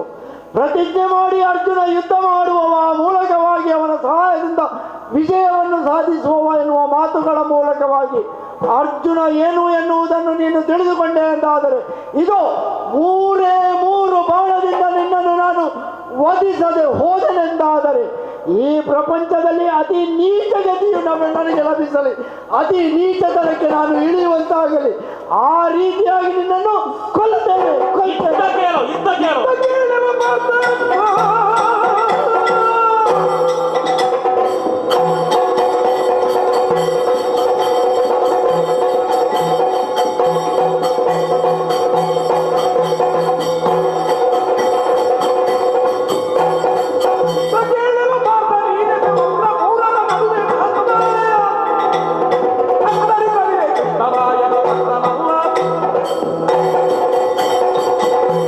ಪ್ರತಿಜ್ಞೆ ಮಾಡುವುದು ಮತ್ತೆ ಅವನ ಮುಖ ನೋಡುದು, ಕೃಷ್ಣ ಎಂತದ್ದು ಅಂತ. ಪ್ರತಿಜ್ಞೆ ಮಾಡುವುದಕ್ಕೆ ನೀನು ಪೂರೈಸುವುದಕ್ಕೆ ಅವ. ಇತ್ತ ಕೇಳು, ಇಲ್ಲಿ ಕೇಳು. ನೀನು ಪ್ರಯೋಗಿಸಿದಂತ 3 ಬಾಣವನ್ನು ಮಧ್ಯಪಥದಲ್ಲಿ ನಾನು ಖಂಡಿಸದೆ ಹೋದರೆ ಆಳೆತ್ತರದ ಪ್ರತಿಮೆಯನ್ನು, ಶ್ರೀಕೃಷ್ಣನ ಪ್ರತಿಮೆಯನ್ನು ಮಾಡಿ ಅನವರತವು ಏಕಾದಶಿ ಅಂತ ಪವಿತ್ರವಾದಂತಹ ವ್ರತವನ್ನು ಪಾಲಿಸಿ ಪೂಜಿಸುವಂತಹ ನಾನು ನಿನ್ನ ಬಾಣವನ್ನು ಖಂಡಿಸದೆ ಹೋದರೆ ಕೃಷ್ಣರಾಯನ ಭಕ್ತನಲ್ಲ. ಮತವರಿದೆಯ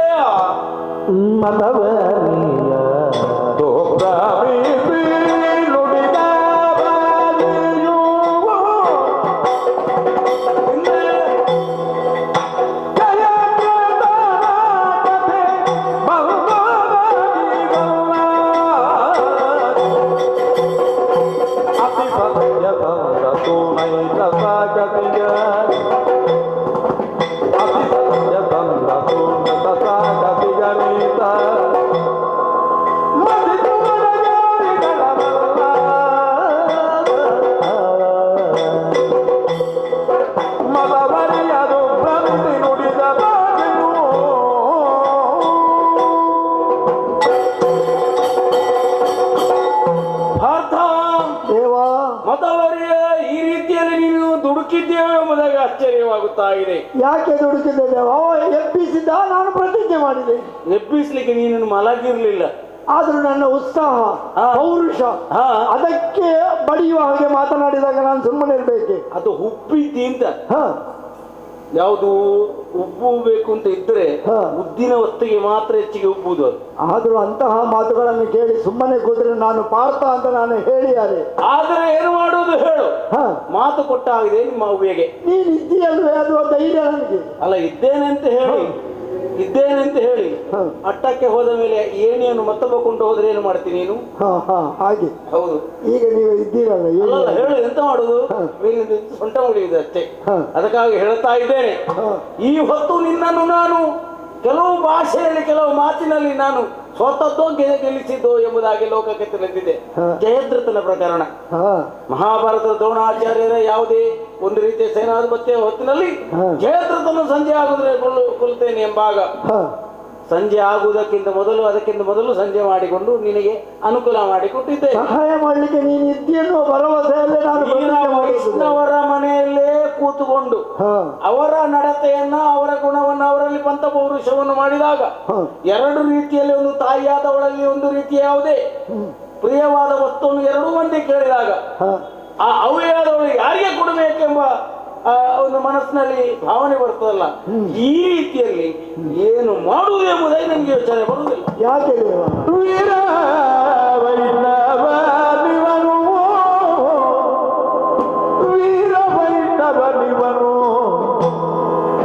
ನಿನ್ನಿಂದಲೇ ನಗೀತ ಸಾರ ಸತ್ತನಾಗಿಗನು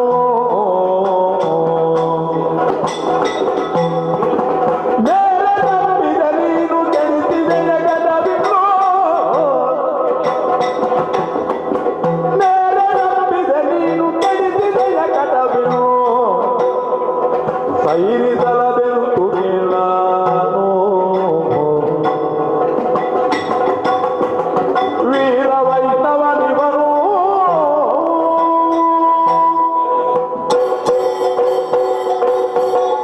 ಅರ್ಥ ದೇವ, ನನಗೆ ಇಷ್ಟೆಲ್ಲ ಹೆಸರಲ್ಲಿ ಕರೀತಾರೆ ಹೇಳು. ಎಷ್ಟು ಹೆಸರು, ಎಲ್ಲ ಹೆಸರು ನಿನ್ಗೆ ಅನ್ವರ್ತವೆ. ಅದು ಆದ್ರೆ ಇವನ ಅಪ್ಪನಿಗೆ ನನ್ನೊಂದು ಹೆಸರು ಭಾರಿ ಪ್ರಿಯವಾಗಿದೆ. ಯಾವುದದು? ಶ್ರೀಕಾಂತನ ಕಾಣುವ ಯೋಗ. ಹ. ಹ. ಕೆಲವು ಯೋಗ ಯಾವುದು ಬಯಸಿದ ಹಾಗೆ ಬರುವುದಿಲ್ಲ, ಹ.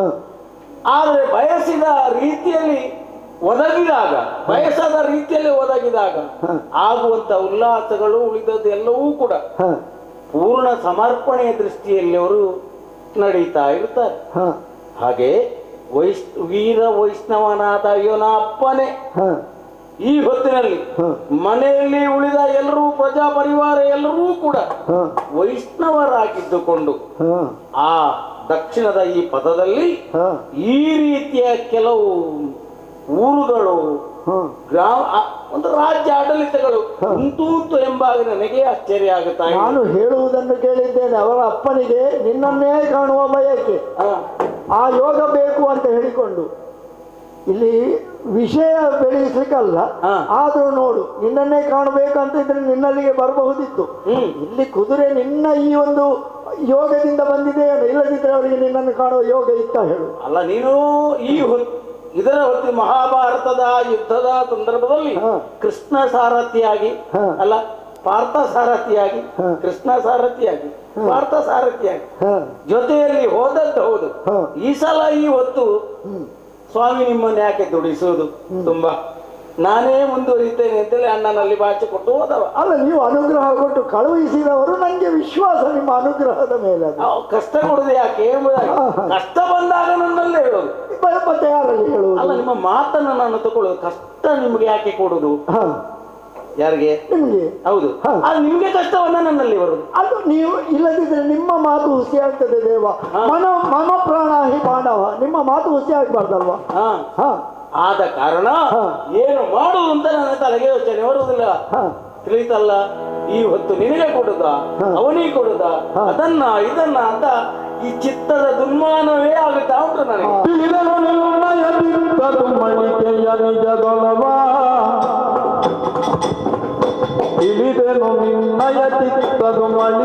ನಿಜದೊಲವ, ಇನ್ನಳಿಯುವುದು ಗಾಯವು ಜಗದೊಳಗುಳಿಯುವು ಕೀರ್ತಿಗಳು. ಶ್ರೀಲೋಲನಿಗೆ ಪಾಂಡವ ಪಾಲಕನೆಂಬಿ ವಿರುದನು ಮೂರ್ಲೋಕದಿ ಪಡೆದಿಗ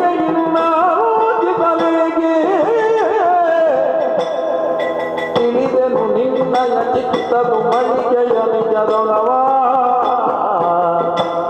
ದೇವಾ.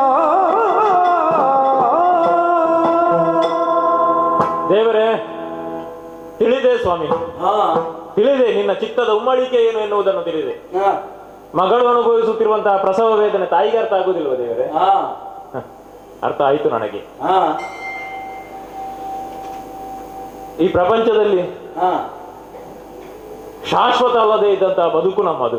ಹ್ಮ್ ಒಂದು ದಿವಸ ಹುಟ್ಟಿದ್ದೇವೆ, ಒಂದು ದಿವಸ ಸಾಯುತ್ತೇವೆ, ಒಂದು ದಿವಸ ಬದುಕುತ್ತೇವೆ. ಹಾ ಎಷ್ಟು ದಿವಸ ನಾವು ಬದುಕಿದ್ದೇವೆ ಅನ್ನುವುದು ಮುಖ್ಯ ಅಲ್ಲ, ಹ್ಮ್ ಆ ಬದುಕಿನಲ್ಲಿ ನಾವು ಏನನ್ನು ಸಾಧಿಸಿದ್ದೇವೆ ಹಾ ಎನ್ನುವುದು ಬಹಳ ಮುಖ್ಯ ಆಗುತ್ತದೆ ದೇವರೇ. ಹ್ಮ್ ಇದು ನಿನಗೆ ಗೊತ್ತಿಲ್ವ ದೇವರೇ? ಹಾ ಈಗ ಒಂದೇ ವಸ್ತುವಿಗೆ ಬೇಕಾಗಿ ಮಕ್ಕಳಿಬ್ಬರು ಜಗಳವನ್ನು ಮಾಡುತ್ತಾ ಇದ್ರೆ ಹಾ ತಾಯಿಯಾದವಳು ಯೋಚಿಸಬೇಕಾಗುತ್ತದೆ ಯಾರಿಗೆ ಕೊಡುವುದು ಎನ್ನುವ ಹಾಗೆ. ಅದನ್ನೇ ಹೇಳಿದ್ದೆ ನಾನು.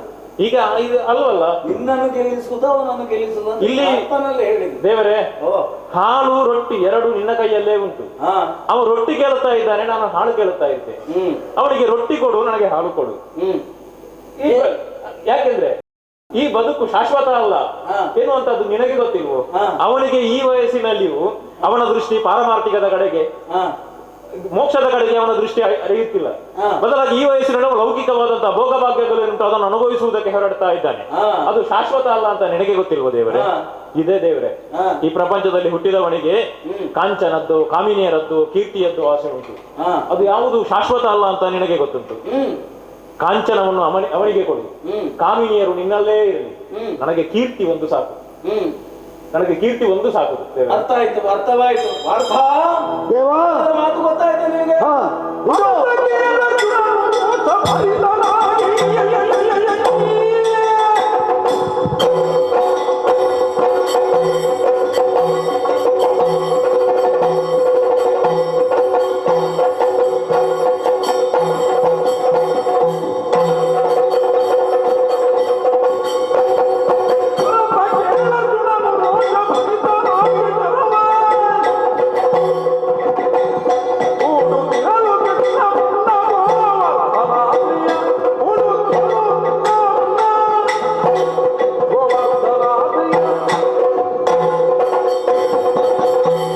ದೇವಾ, ಹಾ ಗಾಂಡೀವವನ್ನು ಎತ್ತಿದ್ದೇನೆ, ಅಕ್ಷಯ ತೂಣೀರಕ್ಕೆ ಕೈ ಹಾಕಿ ಶರವತ್ತನ್ನು ಸಿಂಜಿನಿಗೆ ಜೋಡಿಸಿದ್ದೇನೆ, ಪ್ರಯೋಗಿಸ್ತೇನೆಂದು ಪ್ರಯೋಗಿಸ್ತೇನೆಂದು.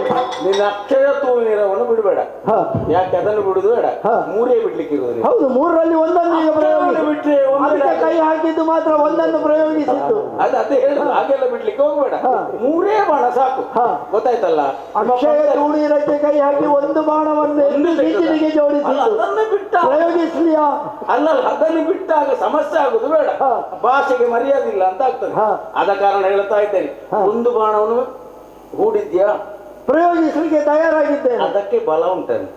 ಏನು ಸ್ವಾಮಿ? ಅದು ನಿಮಗೆ ಧನಸನ್ನು ಹಿಡಿಯಲಿಕ್ಕೆ ಆಗುದಿಲ್ಲ. ಹ ಅದು ಅವನ ಕಡೆಯಲ್ಲೇ ಹೋದ್ರೆ ಏನು ಕೆಲಸ ಮಾಡ್ಲಿಕ್ಕಿಲ್ಲ. ಹಾ. ನಿಲ್ಲು.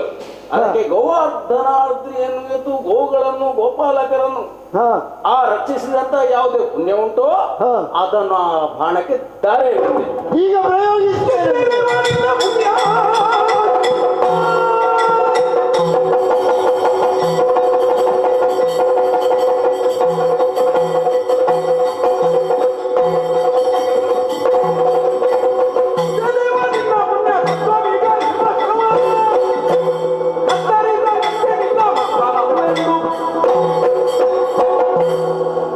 ದೇವರೇ, ಓ ಪುಣ್ಯವನ್ನಿತ್ತೆಯ ಹಾ ದೇವರಲ್ಲಿಯೂ ಪುಣ್ಯ ಉಂಟ.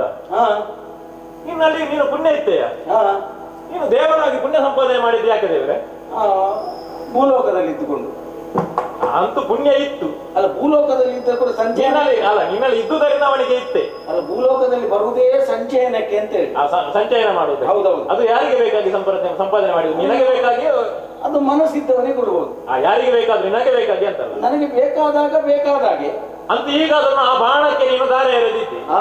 ಒಳ್ಳೆಯದು. ಹಾ. ನಿನ್ನ ಪುಣ್ಯವನ್ನು ಹೊತ್ತು ಬಂದಂತಹ ಬಾಣವನ್ನು ನಾನು ಖಂಡಿಸದೆ ಹೋದ್ರೆ, ಇದು ಗೋವರ್ಧನಾದ್ರಿಯ ಪುಣ್ಯವನ್ನಲ್ಲೋ ಕೊಟ್ಟದ್ದು ನೀನು. ಹಾ. ಸಮಸ್ತ ಗೋವುಗಳನ್ನು ಗೋಪಾಲ ಬಾಲಕರನ್ನು ಕಾಯ್ದಂತಹ ಪುಣ್ಯ, ಹೌದು. ಅದು ವಿಶಿಷ್ಟವಾದಂತಹ ಒಂದು ಪುಣ್ಯ. ಹಾ. ಆ ಬಾಣವನ್ನು ಖಂಡಿಸದೇ ಇದ್ರೆ, ಅಂದು ಇಂದು ಹೇಳುತ್ತಾ ಬಂದದ್ದು ನಾನು ಒಂದೇ, ಹಾ.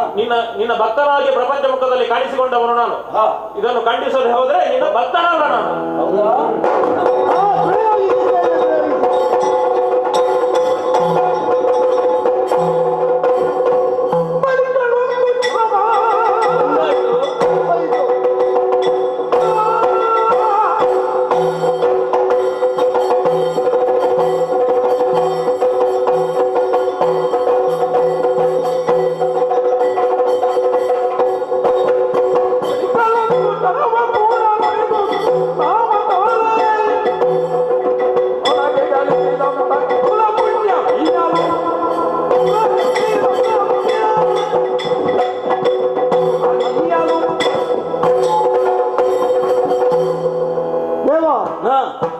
ಗೋವರ್ಧನಗಿರಿಯ ಪುಣ್ಯ ಸಂಚಯನ ಮಾಡಿದಂತಹ ಬಾಣ ಹೋಯಿತದು. ಅದು ನಿಮ್ಗೆ ಅಗತ್ಯ ಇಲ್ಲ. ಹ, ಈಗ ಎರಡನೆಯ ಬಾಣದ ಪ್ರಯೋಗ ಮಾಡ್ತಾ ಇದ್ದೇನೆ. ಸಿಂಜಿನಿಗೆ ಜೋಡಿಸಿದ್ದೇನೆ. ಜೋಡಿಸಿದ್ಯಲ್ಲ, ಹಾ. ಅದನ್ನು ಎತ್ತಲಿಕ್ಕೆ ನಿಮ್ಗೆ ಕೂಡ್ತದೆ. ಹ, ನಾನೀಗ ಒಂದು ಇನ್ನೂ ಶಕ್ತಿಯನ್ನು ಕೊಡ್ತೇನೆ. ಹಾ. ಅದಕ್ಕೆ ಎತ್ತಬಹುದಾ ನಿನಗೆ? ಅದು ನೋಡ್ಬೇಕು. ಮತ್ತೆ ಅದನ್ನ ಯಾಕೆ ಕೇಳಿದ್ರಿ ನೀನು? ಹಾ. ಅದು ಹೋಯ್ತು ಅಂತ ಹೇಳುದು ನೀನ್ ಯಾಕೆ? ಅಲ್ಲಿ ಮಾರ್ಗ ಮಧ್ಯದಲ್ಲಿ ತುಂಡರಿಸಲ್ಪಟ್ಟಿದೆ. ತುಂಡರಿಸಿದ ಮಾತು ಹೋಯ್ತು ಅಂತ ಹೇಳಲಿಕ್ಕಿಲ್ಲ. ಹೋಯ್ತಲ್ವೇ? ಇದು ಎರಡನೇ- ಈಗ ಎರಡನೆಯ ಶರ ಪ್ರಯೋಗಕ್ಕೆ ತಯಾರಾಗಿದ್ದೇನೆ. ಶರವನ್ನು ಪ್ರಯೋಗಕ್ಕೆ ತಯಾರು ಮಾಡಿ ಹೂಡಿದ್ದಿ. ಹ, ಹೂಡಿದ ಶರಕ್ಕೆ ಹಾ. ಕೃಷ್ಣಾವತಾರ ಪೂರ ಪುಣ್ಯವನ್ನ ಅದಕ್ಕೆ ಕೊಡಿದೆ ನೋಡಲ್ಲಿ. ದೇವರೇ, ಹಾ. ಸಮಗ್ರವಾದಂತಹ ಕೃಷ್ಣಾವತಾರದ ಪುಣ್ಯವನ್ನು ಹೊತ್ತು ಬಂದಂತಹ ಈ ಬಾಣ, ಹಾ. ಈ ಬಾಣವನ್ನು ಖಂಡಿಸುವಲ್ಲಿ ನನ್ನ ಪ್ರತಿಜ್ಞೆ ಏನು ಬಳ್ಳೆಯ? ಏನು? ನೂತನವಾಗಿ ಮದುವೆಯಾದಂತಹ ದಂಪತಿಗಳಿಗೆ ವಶಿಷ್ಠ ಅರುಂಧತಿಯರ ನಕ್ಷತ್ರವನ್ನು ತೋರಿಸುವಂತಹ ಒಂದು ಪದ್ಧತಿ, ಕ್ರಮ ಉಂಟು. ಅದು ಬೆಳೆದುಕೊಂಡು ಬಂದಂತಹ ಒಂದು ಪರಂಪರೆ. ಹಾ. ಅಂತಹ ದಂಪತಿಗಳಿಗೆ ಹಾ. ವಶಿಷ್ಠ ಅರುಂಧತಿಯರು ಕ್ರೀಡಿಸುವಂತಹ ಒಂದು ದೃಶ್ಯವನ್ನು ತೋರಿಸಿದರೆ ಹಾ. ಅವನಿಗೆ ಯಾವ ಪಾತಕ ತಟ್ಟುತ್ತದೋ, ಹಾ. ಈ ಬಾಣವನ್ನು ಖಂಡಿಸದೇ ಇದ್ರೆ ಆ ಪಾತಕ ನನಗೆ ತಟ್ಟಲಿ, ನನಗೆ ತಟ್ಟಲಿ. ಹಾಗಾದ್ರೆ ಈಗ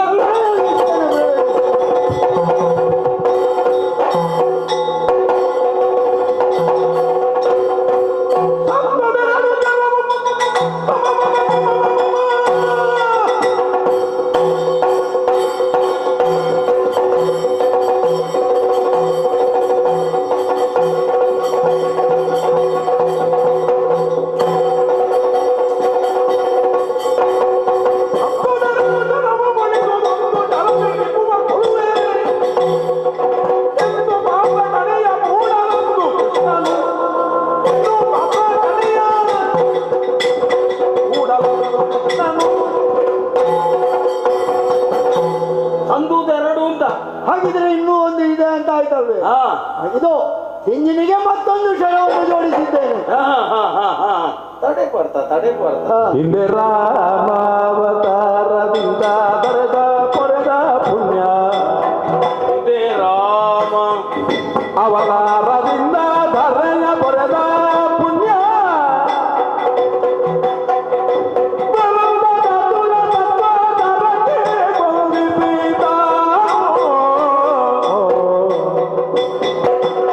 ಹಿಂದೆ ರಾಮಾವತಾರದಿಂದ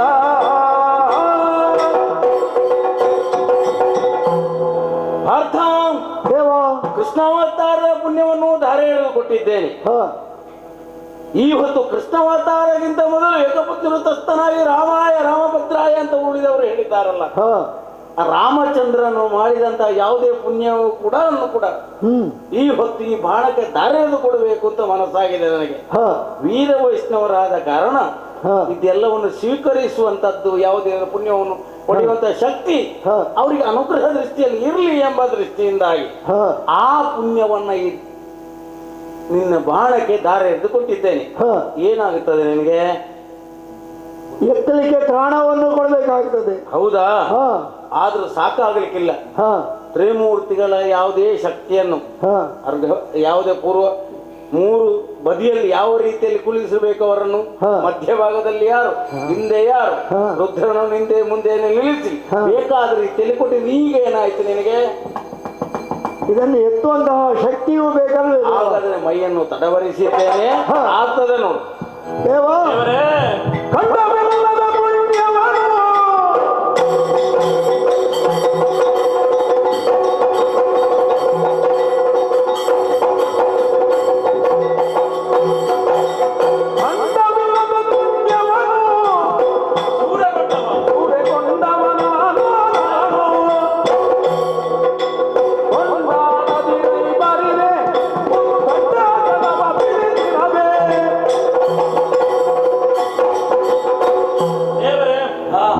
ಖಂಡವಿಲ್ಲದೆ ಇದ್ದಂತಹ ಪುಣ್ಯ, ಅಖಂಡವಾದಂತಹ ಪುಣ್ಯ, ಹಾ. ಅನಕ ತ್ರೈಮೂರ್ತಿಗಳ ಶಕ್ತಿ ವಿರುದ್ಧ ರಾಮಾಯಣದ ಶಕ್ತಿಯನ್ನು ಆ ಕಣೆಯಲ್ಲಿ ನೀನು ತುಂಬಿಸಿದ್ದಿ. ಹಾ.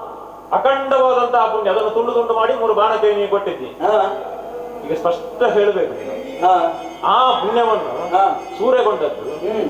ಪಾರ್ಥನು, ಹ್ಮ್. ನಾನು, ಹ್ಮ್. ಅದು ನನಗೆ ಕೊಟ್ಟದ್ದು, ಪಾರ್ಥ ಮೂಲಕವಾಗಿ ನನಗೆ ಕೊಟ್ಟದ್ದು, ಅಥವಾ ನನಗೆ ಕೊಡಬೇಕು ಎನ್ನುವಂತ ಉದ್ದೇಶಕ್ಕೆ ಬೇಕಾಗಿ ನಿನ್ನಲ್ಲಿದ್ದಂತಹ ಪುಣ್ಯವನ್ನು ಅವನಿಗೆ ದಾರಿ ಎರೆದು ಕೊಟ್ಟದ್ದು. ಒಂದೂ ನನಗೆ ಅರ್ಥ ಆಗ್ಲಿಲ್ಲ. ಈಗ ಅದೇ ಹೌದು ಅಂತಾದ್ರೆ ಹಾ. ನೀನು ಕೊಟ್ಟಂತ ಬಾಣವನ್ನು ನಾನು ಖಂಡಿಸಿದ್ದೇನೆ, ಹಾ. ಈ ಪುಣ್ಯದ ಬಾಣವನ್ನು ನಾನು ಖಂಡಿಸಿದ್ದೇನೆ. ಹಾ. ಅದು ಖಂಡಿಸಿದೆ ಅಂತಾದ್ರೆ ಆ ಪುಣ್ಯವನ್ನು ಖಂಡಿಸಿದಂತ ಪಾತಕ ನನಗೆ ತಟ್ಟುವುದಿಲ್ಲ ದೇವರೇ. ಹಾ. ಹಾ. ಹಾ. ಸುಧನ್ವಾ, ನಿನ್ನ ಪ್ರಶ್ನೆಯ ಒಳಗಿನಕ್ಕೆ ಒಂದೇ ಉತ್ತರವನ್ನು ಕೊಡ್ತಾ ಇದ್ದೇನೆ. ಆಕಾಶಂ ಪತಿತಾತೋಯಂ ಯಥಾ ಗಚ್ಚತಿ ಸಾಗರ. ಸಾಕು, ಒಂದು ಸಾಕಾಗುತ್ತದೆ. ಹಾಗಾದ್ರೆ ಹಾ. ನಾನು ಮೋಕ್ಷವನ್ನು ಸೇರಬೇಕು, ಮೋಕ್ಷವನ್ನು ಪಡೆಯಬೇಕು ಅಂತ ಆದ್ರೆ ನನ್ನಲ್ಲಿ ಪಾಪವೂ ಇರಬಾರದು, ಪುಣ್ಯವೂ ಇರಬಾರದು. ಎಲ್ಲವೂ ಈಗ ನನ್ನಲ್ಲಿ ಅಲ್ಲಿಗೆ ಮುಟ್ಟಬೇಕು, ಅಲ್ಲಿಗೆ ಮುಟ್ಟಿಯಾಗಿದೆ. ನನ್ನಲ್ಲಿದ್ದಂತಹ ಪುಣ್ಯ ಏನುಂಟು ಅದನ್ನು ಕಳೆಯಬೇಕು ಅಂತಾದ್ರೆ ನಾನು ಪಾಪವನ್ನು ಮಾಡಬೇಕು.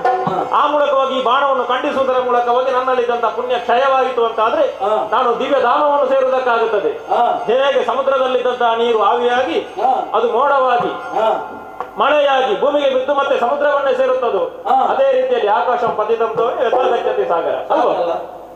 ಹಾಗೆ ಹೌದು ಅಂತಾದ್ರೆ ಧನ್ಯನಾದ ಪ್ರತಿಗಚ್ಚತಿ ಅದು ನಿನ್ನಲ್ಲೇ ಸೇರುತ್ತದೆ ಅಂತಾದ್ರೆ ನೀನು ಪಡೆದಂತಹ ಪುಣ್ಯ ಅದನ್ನು ಅವನಿಗೆ ಕೊಟ್ಟು ನನಗೆ ಕೊಟ್ಟು ನಾನು ಅದನ್ನು ಖಂಡಿಸುವುದರ ಮೂಲಕ ಪುನರಪಿ ಅದು ಅವನಲ್ಲಿ ಸೇರುವುದಿಲ್ಲ, ಎಲ್ಲಿಯೂ ಸೇರುವುದು, ಅದು ಪುನರಪಿ ನಿನ್ನಲ್ಲೇ ನಿಕ್ಷೇಪಗೊಳ್ಳುತ್ತದೆ ಅಂತ ಆದ್ರೆ ಪುಣ್ಯದಲ್ಲಿ ಮಿಂದಂತ ಯೋಗ ಉಂಟು ನಿನಗೆ. ಆ ನನಗೆ ಮೋಕ್ಷಕ್ಕೆ ಅರ್ಹನಾಗಿಸುವುದಕ್ಕೆ ನೀನು ಈ ದಾರಿಯನ್ನು ನನಗೆ ತೋರಿಸಿಕೊಟ್ಟಿದ್ದಿ ಅಂತ ಆದ್ರೆ ಆ ಮೋಕ್ಷದ ದಾರಿಯನ್ನು ನೀನು ನನಗೆ ತೋರಿಸಿಕೊಟ್ಟಿದ್ದಿ ಅಂತ ಆದ್ರೆ ಇದು ಸ್ಪಷ್ಟ ಅರ್ಥ ಆಯ್ತು. ಈ ಬಾಣವನ್ನು ಅಂಬಿಯ ಕಡಿಯದಿರನ್ನ ನನ್ನ ತಾಯಿ ನಮ್ಮ ಮಗ ಅಂತ ಹೇಳಲಿಕ್ಕಿಲ್ಲ, ನನ್ನ ಹೆಂಡತಿ ನನ್ನನ್ನು ಗಂಡ ಅಂತ ಅಂಗೀಕರಿಸುವುದಕ್ಕಿಲ್ಲ, ಮತ್ತೆ ಚಂಪಕಾವತಿಯ ಸಮಸ್ತವಾದಂತಹ ಪ್ರಜೆಗಳು ನನ್ನನ್ನು ಯುವರಾಜ ಅಂತ ಒಪ್ಪಿಕೊಳ್ಳುವುದಕ್ಕಿಲ್ಲ, ಮತ್ತೆ ನನ್ನ ತಂಗಿ ನನ್ನನ್ನು ಅಣ್ಣ ಅಂತ ಹೇಳುವುದಕ್ಕಿಲ್ಲ. ಮತ್ತೆ ಈ ಬಾಣವನ್ನು ನಾನು ಖಂಡಿಸುತ್ತೇನೆ. ಈ ಬಾಣವನ್ನು ಖಂಡಿಸುವಲ್ಲಿ ನನ್ನ ಪ್ರತಿಜ್ಞೆ ಏನು ಬಲ್ಲೆಯ?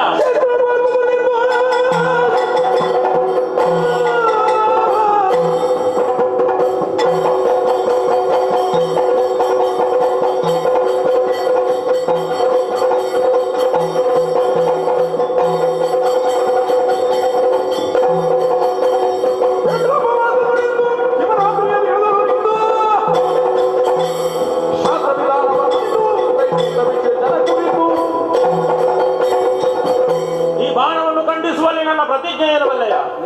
ಕಾಶಿ ಅಂತ ಪರಮ ಪವಿತ್ರವಾದಂತಹ ಕ್ಷೇತ್ರ, ಆ ಪರಮ ಪವಿತ್ರವಾದಂತಹ ಕ್ಷೇತ್ರದಲ್ಲಿ ಶುದ್ಧ ಕರ್ಮಠನಾದಂತಹ ಬ್ರಾಹ್ಮಣ ಶಿವರಾತ್ರಿಯ ದಿವಸದಂದು ಆ ಕೈಲಾಸಪತಿಯಾದಂತಹ ಪ್ರಭು ಪರಮೇಶ್ವರನ್ನು ಅರ್ಚಿಸುವಂತಹ ಸಂದರ್ಭದಲ್ಲಿ ಯಾವನೋ ಒಬ್ಬ ಹೋಗಿ ಆ ಪೂಜಾನಿರತನಾದಂತಹ ಬ್ರಾಹ್ಮಣನಿಗೆ ಎಡಗಾಲಿ ಕರ್ಮಠ ಬ್ರಾಹ್ಮಣನಿಗೆ ಎಡಗಾಲಿನಿಂದ ಒದ್ದರೆ ಯಾವ ಪಾತಕ ತಟ್ಟುತ್ತದೋ ಅಂತಹ ಪಾತಕ ಈ ಬಾಣವನ್ನು ಖಂಡಿಸದೇ ಇದ್ರೆ ಅದು ನನಗೆ ತಟ್ಟಲಿ, ದೇವರೇ ನನಗೆ ತಟ್ಟಲಿ. ಹೌದಾ? ಹಾಗಾದ್ರೆ ಮುಂದೆಯಿಂದ ನೋಡೋಣ. ಬಾಣವನ್ನು ಪ್ರಯೋಗ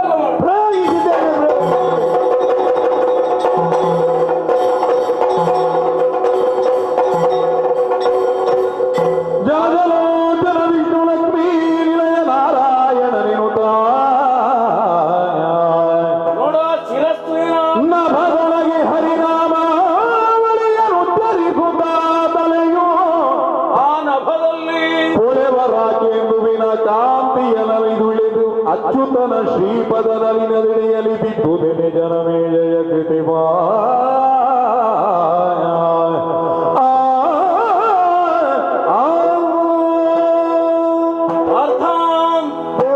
ಕಾಣುವಂತ ಸುಧನ್ವನ ಶಿರಸ್ಸು ಈ ಹೊತ್ತು ಈ ಬಾಣದಿಂದ ಕತ್ತರಿಸಲ್ಪಟ್ಟಿದೆ.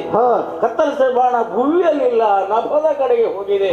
ನೋಡುತ್ತಾ ಇರುವ ಶಿವನ ರುಂಡಮಾಲೆಯಲ್ಲಿ ಸೇರಿಸಿಕೊಂಡು ಅಲ್ಲಿಂದಲೂ ಕೂಡ ಒಂದು ರೀತಿಯ ಅರ್ಚನೆಯನ್ನ, ಯಾವುದೇ ಅನುಗ್ರಹವನ್ನು ಪಡೆದು ಮರಳಿ ಒಂದು ನನ್ನ ಪಾದದ ಬಳಿಯಲ್ಲಿ ನಾಮ ಸಂಕೀರ್ತನೆ ಮಾಡುತ್ತಾ ಮಾಡುತ್ತಾ ಪ್ರಾಣವನ್ನು ಬಿಟ್ಟಿದ್ದಾನೆ ಈ ಸುಧನ್ವ. ಹಾಗಿದ್ರೆ ಭಕ್ತ ಸುಧನ್ವ ಇವನ ಮೋಕ್ಷಕ್ಕಾಗಿಯೇ ಇವ ಸಂಗ್ರಾಮ ಮಾಡುತ್ತಾ ಇದ್ದಾನೆ ಎಂಬುದ ಅರ್ಥವಾಗುತ್ತಾ ಇದೆ. ಮೋಕ್ಷ ಸಂಗ್ರಾಮದಲ್ಲಿ ನೀನು ತೊಡಗುವುದು, ನಾನು ತೊಡಗುವುದು, ಅದನ್ನು ಪೂರ್ಣಗೊಳಿಸುವಲ್ಲಿ ಇವರ ಮನೆಯವರಿಗೆ ಯಾರಿಗೂ ಕೂಡ ಉಳಿದವರಿಗೆ ಕೂಡ ಇವರ ಇಚ್ಛೆಯಂತೆ ಈ ಯಾವುದೇ ಯುದ್ಧವಾಗಲಿ ಅಪೇಕ್ಷೆಗಳಾಗಲಿ ಇವರದ್ದೆಲ್ಲವೂ ನಡೆಯಿತು ಅಂತೇಳಿ ಉಳಿದವರ ಮುಖವನ್ನು ನೋಡುವಾಗ ನಮಗೆ ಅರ್ಥವಾಗುತ್ತಾ ಇದೆ. ಮಗ ಸತ್ತ ಎಂಬ ದುಃಖವನ್ನು ತಂದೆಯನ್ನು ನಮ್ಮ ಕಣ್ಣೆದುರು ತಂದಿದ್ರು ಕೂಡ ಮತ್ತೊಂದು ಕಡೆಗೆ ಸತ್ತದೆಲ್ಲ ಮೋಕ್ಷವಾಯಿತು, ಆ ಹರಿಹರರ ಪದವನ್ನ ಸೇರಿದ ಎಂಬುದಾಗಿ ಉಳಿದವರು ಹೇಳುತ್ತಾ ಇದ್ದಾರೆ ಎಂಬಾಗ ಅವರಿಗೆ ಕೆಲವರಿಗೆ ಸಾಂತ್ವನದ ಮಾತನ್ನು ನಾನು ಹೇಳಿದ್ದೇನೆ. ನೋಡು, ಅವನ ಅಪ್ಪ ಅಂಶೋತ್ತಜನೇ ಬಂದು ನಮಗೆ ಕೆರಗುತ್ತಾ ಇದ್ದಾನೆ, ಕಪ್ಪ ಕಾಣಿಕೆಯನ್ನು ಕೊಡುವ ರೀತಿಯಲ್ಲಿ ಮುಂದುವರಿಯುತ್ತಾ ಇದ್ದಾನೆ ಎಂಬಾಗ ನಾವು ಇದನ್ನು ಮನ್ನಿಸಬೇಕಲ್ಲ. ಮನ್ನಿಸುವುದು ಹೇಗೆ? ಯಾವುದೇ ನಿನ್ನ ಅಣ್ಣ ಬರದಂತ ಯಾವುದೇ ಒಕ್ಕಣೆ ಉಂಟಲ್ಲ, ಅಶ್ವದಲ್ಲಿ ಬರೆದದ್ದು ಒಂದು ನಮ್ಮೊಟ್ಟಿಗೆ ಸೇರಬೇಕು, ಇಲ್ಲವೇ ಕಪ್ಪಗಾಣೆ ಕೊಡಬೇಕು. ಅದಕ್ಕೆಲ್ಲ ಒಪ್ಪುವ ರೀತಿಯಲ್ಲಿ, ನಮ್ಮ ಜೊತೆಯಲ್ಲಿ ಬರುವ ರೀತಿಯಲ್ಲಿ, ಒಂದು ರೀತಿಯಲ್ಲಿ ಅಲ್ಲಿಂದ ಅಲ್ಲಿಗೆ ಒಂದು ಮಾತಾಗುತ್ತಾ ಇದೆ ಎಂಬಾಗ ಈ ಪುರ ಚಂಪಗಾವತಿ ಪುರದಲ್ಲಿ ಸುಧನ್ವನಿಗೆ ಮೋಕ್ಷವೂ ಸಿಕ್ಕಿತು, ನಿಮಗೆ ಕಪ್ಪವೂ ಸಿಕ್ಕಿತು, ನನ್ನ ಅನುಗ್ರಹವೂ ಇಲ್ಲಿಗೆ ಸಿಕ್ಕಿತು ಅಂತ ಆದ್ರೆ ಈ ಕಥೆಯನ್ನು ಹೇಗೆ ಮುಂದುವರಿಸೋಣ ಹೇಳು ನೀನು? ದೇವಾ, ಓ ಇದುವರೆಗೆ ನಿನ್ನನ್ನು ಬಿಟ್ಟು ಬಂದವ ನಾನು, ಇನ್ನು ಜೊತೆಯಾಗಿಯೇ ನಾವು ಮುಂದುವರಿಯೋಣ ಅಲ್ವೇ? ಆಗಲಿ.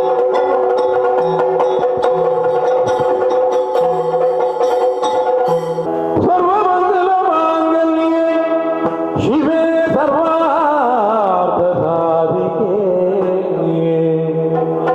ಶರಣ್ಯೇ ತ್ರ್ಯಂಬಕೆ ಗೌರಿ ನಾರಾಯಣಿ ನಮೋಸ್ತುತೆ ನಾರಾಯಣಿ ನಮೋಸ್ತುತೆ ಭೂಮಿಯ